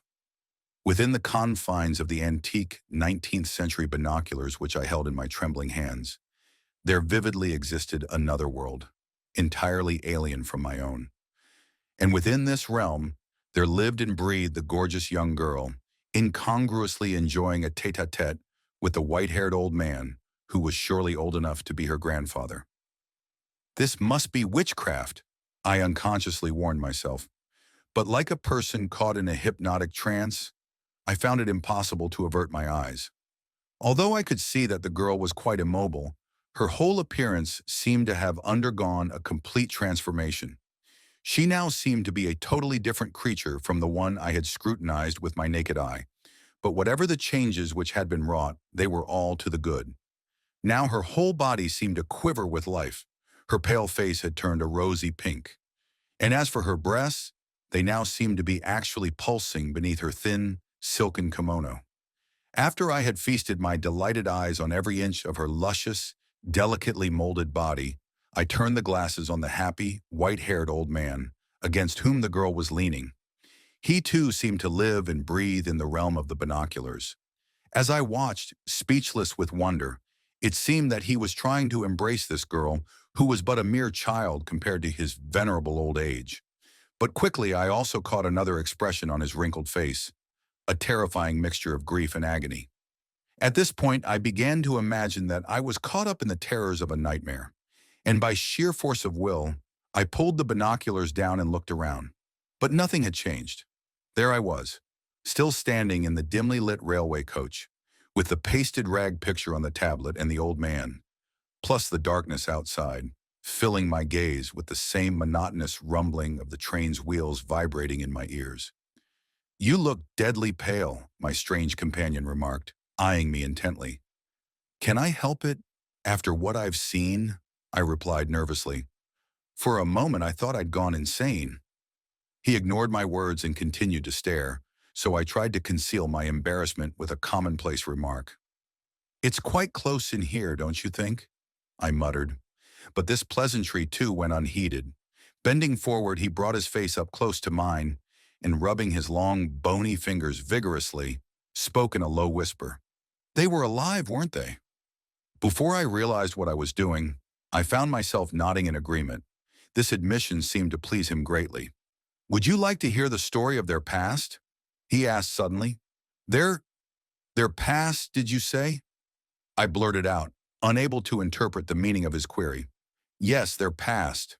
That's what I said, he repeated in the same low tone, especially that of the old man with the white hair. But I don't understand, I began, pinching myself to make sure that I was awake and feeling the pain. Do you mean the story of his past since his youth? Exactly, he replied emphatically with an odd smile, since the day he was only 25 years old. And with these words, I suddenly found myself yearning desperately to hear the whole tale. By all means, tell me the story, I urged impatiently, sitting on the edge of my seat. Tell it to me in full detail. Thereupon, the old man smiled again and launched into the following story. I remember it all very vividly, he began, even to the precise day my elder brother turned into that. Eli nodded toward the tablet. It was on the evening of the 27th of April in 1895. But let me start from the beginning. My brother and I were born the sons of a draper, living in the Nihonbashi district of downtown Tokyo. The time of which I speak was not long after they had built in Asakusa Park, that 12-story tower known as the Junikai, which until its destruction in the Great Earthquake was a marvel of architecture for all provincial visitors to the capital. Almost every day my brother used to go and visit the tower, for he was of a very curious disposition and loved all things of foreign origin. These binoculars, yes, the ones you used, were but one example of this peculiar craze of his. He bought the binoculars at a small curio shop located in Yokohama's Chinatown. I remember my brother telling me that they had once belonged to the master of some foreign ship, and that he had paid a tidy sum for them. Every time he said, "My brother," the old man either looked or pointed at the other old man in the pasted rag picture, as if to emphasize his presence there. I soon realized that he identified the memories of his real brother with the white-haired old man in the picture, and hence talked as if the picture also were alive and listening to his story. Strangely enough, the fact did not strike me as being at all unusual. During those moments, both of us must have been living in some strange domain far beyond the operations of the laws of nature. Did you ever go up the Junikai? The old man's voice droned on. No. What a pity. It was quite a strange building, I must say. I often used to wonder what sort of a wizard had built it. It was said to have been designed by an Italian architect. I must explain that in those days, Asakusa Park was even more of a showplace than it is now. At nearly every turn, there was one attraction after another. To cite but a few, there was the Spider-Man, a sword dance show by a group of young girls, a noted circus entertainer with his favorite feat of dancing atop a ball, and peep shows galore. Then there was also the puzzle labyrinth, where you could easily get lost in a maze of paths partitioned by knitted bamboo screens. And finally, of course, there was the tower, built of brick, rising abruptly from the center of the district. It was a dizzy 216 feet high, almost half a city block, and its octagonal top was shaped like a Chinese cap. Wherever you happened to be in Tokyo, you could almost always see the Unikai. In the spring of 1895, not long after my brother had bought the binoculars, a strange thing happened to him. My father even thought that my brother was going mad, and worried about him constantly. As for myself, because I love my brother deeply, I too could not help being sorely puzzled over his strange behavior. For days on end, my brother took little food, hardly spoke a word to his family, and shut himself up in his room most of the time when he was at home. Before long, he became thinner and thinner, while his face turned deadly pale, with only the eyes glaring brightly. Nevertheless, he was out from noon till evening each day, as regularly as if he was employed in some office, and whenever he was asked where he went, he would close his lips tightly and refuse to reply. My mother, too, worried over his strange habits and tried in every possible way to make him tell her the reason for his low spirits, but all to no avail. This state of affairs lasted for about a month. At last, I became so anxious to know where he went that one day I followed him secretly. On this particular day, too, it was cloudy and muggy, just like today. As had become his custom, it was a little past noon when my brother went out, clad in his smart black velvet suit, with his prized binoculars dangling from his shoulder. Following him at a safe distance, I saw him hurrying down the road leading to the horse tramway stop at Nihonbashi. A moment later, he got on an Asakusa-bound horse car. As the cars ran rather infrequently, it was impossible for me to follow him in the next car. So I quickly hailed a rickshaw. "Quick, follow that horse car," I ordered. The rickshaw man proved fleet of foot and was able to keep the horse car within sight with ease. Arriving at Asakusa Park, I saw my brother get off. I dismissed the rickshaw and continued to follow him on foot. And where do you think he finally arrived? At the Kwannon Temple in Asakusa Park. Unaware that he was being followed, my brother threaded his way through the crowds along the red-fronted shopping street, past the main building of the temple, and then proceeded, through an even thicker throng converged around the show booths at the rear, to the Junikai. He walked purposefully up to the stone gate, paid his admission fee, and disappeared into the tower. I, of course, was completely astonished, for I had never dreamed that my brother had been coming to this familiar landmark day after day. Young as I was still in my teens then. I even thought that my brother might have been possessed by some evil spirit inhabiting the tower. For myself, I had climbed it only once, with my father, and never after that, so I felt rather uneasy about going in again. But since my brother had gone in, I had no choice but to enter and go up the dark stone stairs after him, keeping a safe distance behind. The windows were small and the brick wall was thick, so it was cool inside, just like a cave. On one wall hung several macabre war paintings done in oils. It was the time of the Sino-Japanese War. Higher and higher rose the gloomy stairway, just like the spiraling grooves in the shell of a snail. At the top of the tower there was a balcony with a railing running around the edge. When I finally reached the balcony, my eyes were dazzled by the sudden brightness, because the narrow winding passage from the ground had been long and dark. Above me the clouds were hanging low, so low in fact, that I felt I could almost reach up with my hands and touch them. When I looked around, I saw all the roofs of Tokyo in a weird jumble, while on the distant horizon I could clearly make out the Bay of Tokyo. Directly below me I saw the Kwannon Temple, looking like a doll's house, and the many show booths. As for the people, they all looked as if they had only heads and feet. Close beside me I saw about 10 other spectators huddled close together, admiring the view. My brother stood apart from them, gazing eagerly at the compound of Asakusa Park through his binoculars. As I watched him from behind, I noted that his black velvet clothes stood out in sharp relief against the gray clouds. He looked so much like a figure in a Western oil painting, austere and saintly, that for a moment I even hesitated to call out to him, although I well knew that he was really my brother. Remembering my mission, however, I couldn't remain silent. Going up to him, I asked abruptly, "What are you looking at, brother?" He started, then wheeled around with a look of extreme annoyance. "Your recent strange behavior is causing father and mother untold anxiety," I continued. "We've all been wondering where you go every day. But now I know.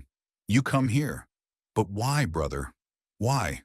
For God's sake, you've got to tell me. You can trust me, can't you?" On and on I pleaded with him. At first he refused to discuss the matter, but I kept pestering him for an explanation so insistently that he finally gave in. But even after he explained, I found myself more mystified than ever, for what he said was altogether incomprehensible. According to him, one day about a month before, he happened to be gazing down through his binoculars from the top of the Junikai into the compound of the Kwannon Temple, when he had suddenly caught a glimpse of a girl's face amidst the crowds of people. She had been so beautiful, he explained, so uncannily beautiful, that he had been swept completely off his feet. For him, this sudden infatuation was a new sensation, for normally he was quite indifferent to feminine charms. But in his surprise and excitement, he had moved the binoculars too sharply. Frantically, he had brought the lenses back into focus, but by this time the face had vanished, and look as he might, he could not find it again. Ever since that moment, my brother had not known a moment's peace, for the beautiful face of the girl kept haunting him, even in his dreams. And of course, it was the sad, forlorn hope of trying to find the girl in the temple compound that had caused my brother to waste away with complete disregard for any thought of food, and to keep climbing the Junikai day after day with his binoculars to scan the sea of faces below him. After finishing his confession, my brother went back to his binoculars in a frenzy of undying hope. Watching him, my heart bled with sympathy. He was indeed like the man looking for a needle in a haystack. To my way of thinking, his search was utterly futile, but I did not have the heart to disillusion him. Tears welling in my eyes, I continued to gaze at his pathetic figure. A few moments drifted by, and then gradually I became keenly aware of the beauty of the scene spread before my eyes. With my brother's slim figure outlined sharply against the sailing clouds, it appeared as if his body were floating in the air. Suddenly, a large number of colored balls, some dyed a deep blue, others in green, red, purple, and other gay hues, floated up into the sky, fashioning a fantastic design. I quickly leaned over the railings, and looking down saw that the strange phenomenon had not been the product of my imagination. It had so happened that a vendor of colored toy balloons had accidentally tipped over his stand, releasing all his stock in trade. Just at this moment, my brother broke into my reverie with a voice trembling with excitement. "Come, we've got to hurry or we'll be too late," he fairly screamed, pulling me roughly by the hand. As I ran after him down the stone stairway of the tower, I called out to him, asking what had happened. "The girl! The girl!" he cried. "I found her!" After reaching the ground, he seized my hand again and began to drag me with him as he made for the compound of the temple. "My search is over," he gasped as he ran. "I just saw her, sitting in a large room floored with straw mats. I know I can locate her now. I must. I must." Going into greater detail as we hurried along, my brother explained that he was now seeking a landmark in the form of a tall pine tree, which he had seen through the binoculars, located somewhere at the rear of the Quanon Temple. "And near it," he stammered excitedly, "there is a house. She's there. There." We soon located the pine tree in question, but great was my brother's disappointment at finding not even the remotest trace of a house in the vicinity. Although I was persuaded that my brother was suffering from some optical illusion, I nevertheless began to search for signs of the girl in the neighboring tea houses, for I truly and sincerely felt sorry for my lovesick brother. While carrying out my search, I must have drifted away from my brother, for when I turned a moment later, he was nowhere in sight. Hurrying back toward the pine tree, I chanced to pass a row of stalls, among which was a roofless peep show booth. And then suddenly I stopped running, for I found my brother peering intently into one of the peepholes. "What are you looking at?" I asked abruptly, tapping him on the shoulder. I will never forget the strange expression he wore when he turned around.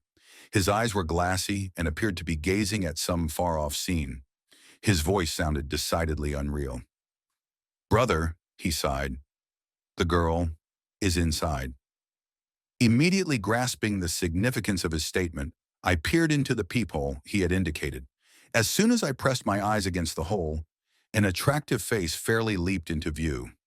Instantly, I recognized the features as belonging to Yaya Oshichi, a well-known heroine immortalized on the classical kabuki stage in a tragic love drama. Gradually, as my eyes came into focus, I was able to observe the whole setting of the peep show. The picture, for such it was, depicted the attractive girl Oshichi leaning amorously against the lap of her lover Kichiza in a guest room of the Kichijo temple. Studying the pair more closely, I discovered that they were nothing more than the two main characters of a pasted rag picture. But the sheer artistry of the workmanship amazed me.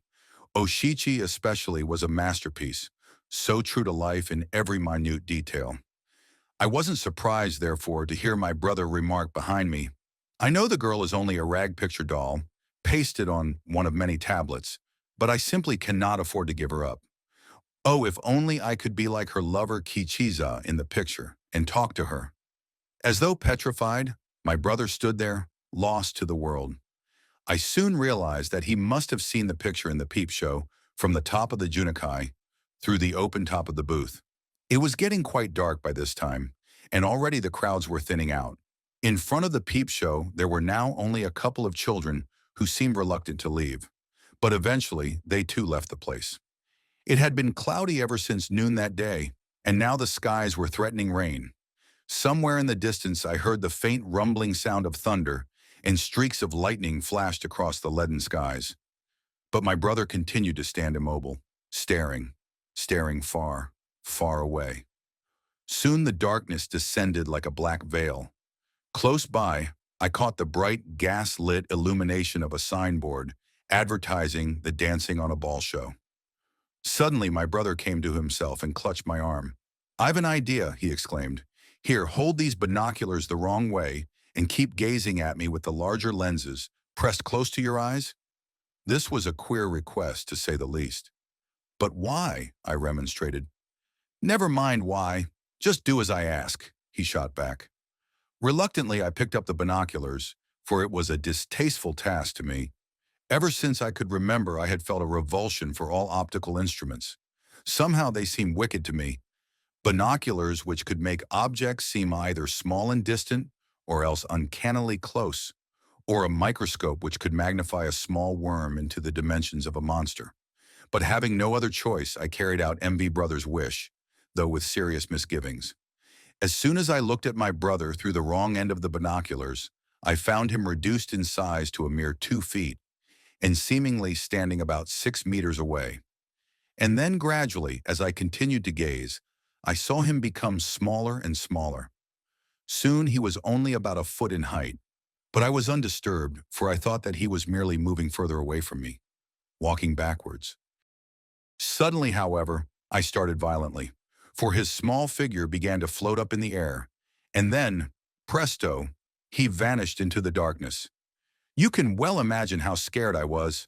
Lowering the binoculars, I began to run around in circles, screaming, "Brother! Brother! Where are you? Where are you?" But all my efforts to find him proved fruitless. And this is the way, my friend, that my brother made his completely unexpected and weird exit from this earth. Ever since that time, I have regarded binoculars as instruments of terror. I am especially afraid of this particular pair. Although it may sound superstitious, I have always had the feeling that swift misfortune will overtake any man who looks through these lenses from the wrong end. Maybe you can now understand why I stopped you so violently when you held them the wrong way a few moments ago. To return to my story, I soon tired of my search and returned to the peep show. Suddenly, like a bolt from the blue, I was struck by a queer thought. Could it be possible, I asked myself with a shudder, that my brother purposely reduced himself in size by dint of the black magic of the wicked binoculars and went to join the girl of his undying affection in the pasted rag picture?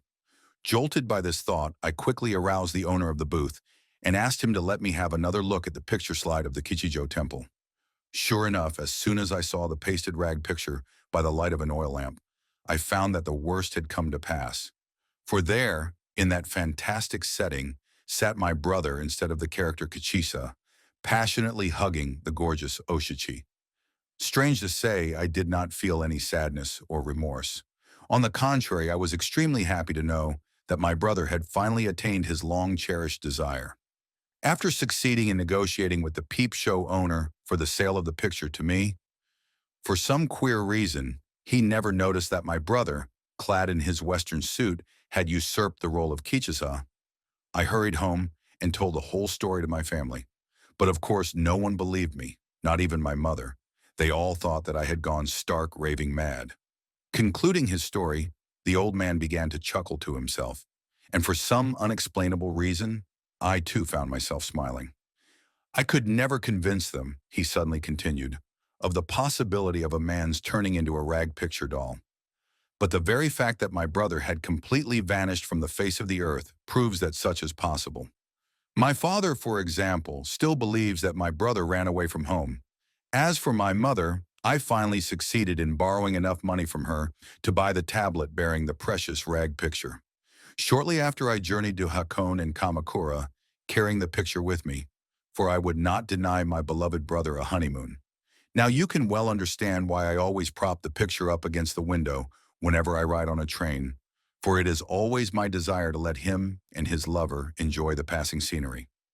Before long, my father liquidated his business in Tokyo and moved to his native city of Toyama. I too have lived there for the past 30 years. And then, a few days ago, I decided to let my brother enjoy the sights of the new Tokyo, and that is the reason why I am making this trip. Sad to say, however, there is just one setback to my brother's happiness. For while the girl always remains young and fresh, for she is actually nothing but a doll despite her lifelike features, my brother grows older and haggard with the passing of each year, for he is human, of flesh and blood, just as you and I. Where once he was a handsome and dashing young man of 25, he has now been reduced to a white-haired old man, feeble of limb and ugly with wrinkles. Ah, what a sad situation, and what irony! Sighing deeply, the old man straightened, as if he had suddenly awakened from a trance. "Well, I've told a long story," he remarked, "and I assure you that every word I've spoken is true. You do believe me, don't you?" Of course, I reassured him. "I am truly happy to know," he replied, "that my narrative has not been wasted." He then turned to the rag picture and began to speak in a soft voice, like the cooing of a dove. You must both be tired, my dear brother and sister-in-law. And you must also be feeling embarrassed, for I told the story in your presence.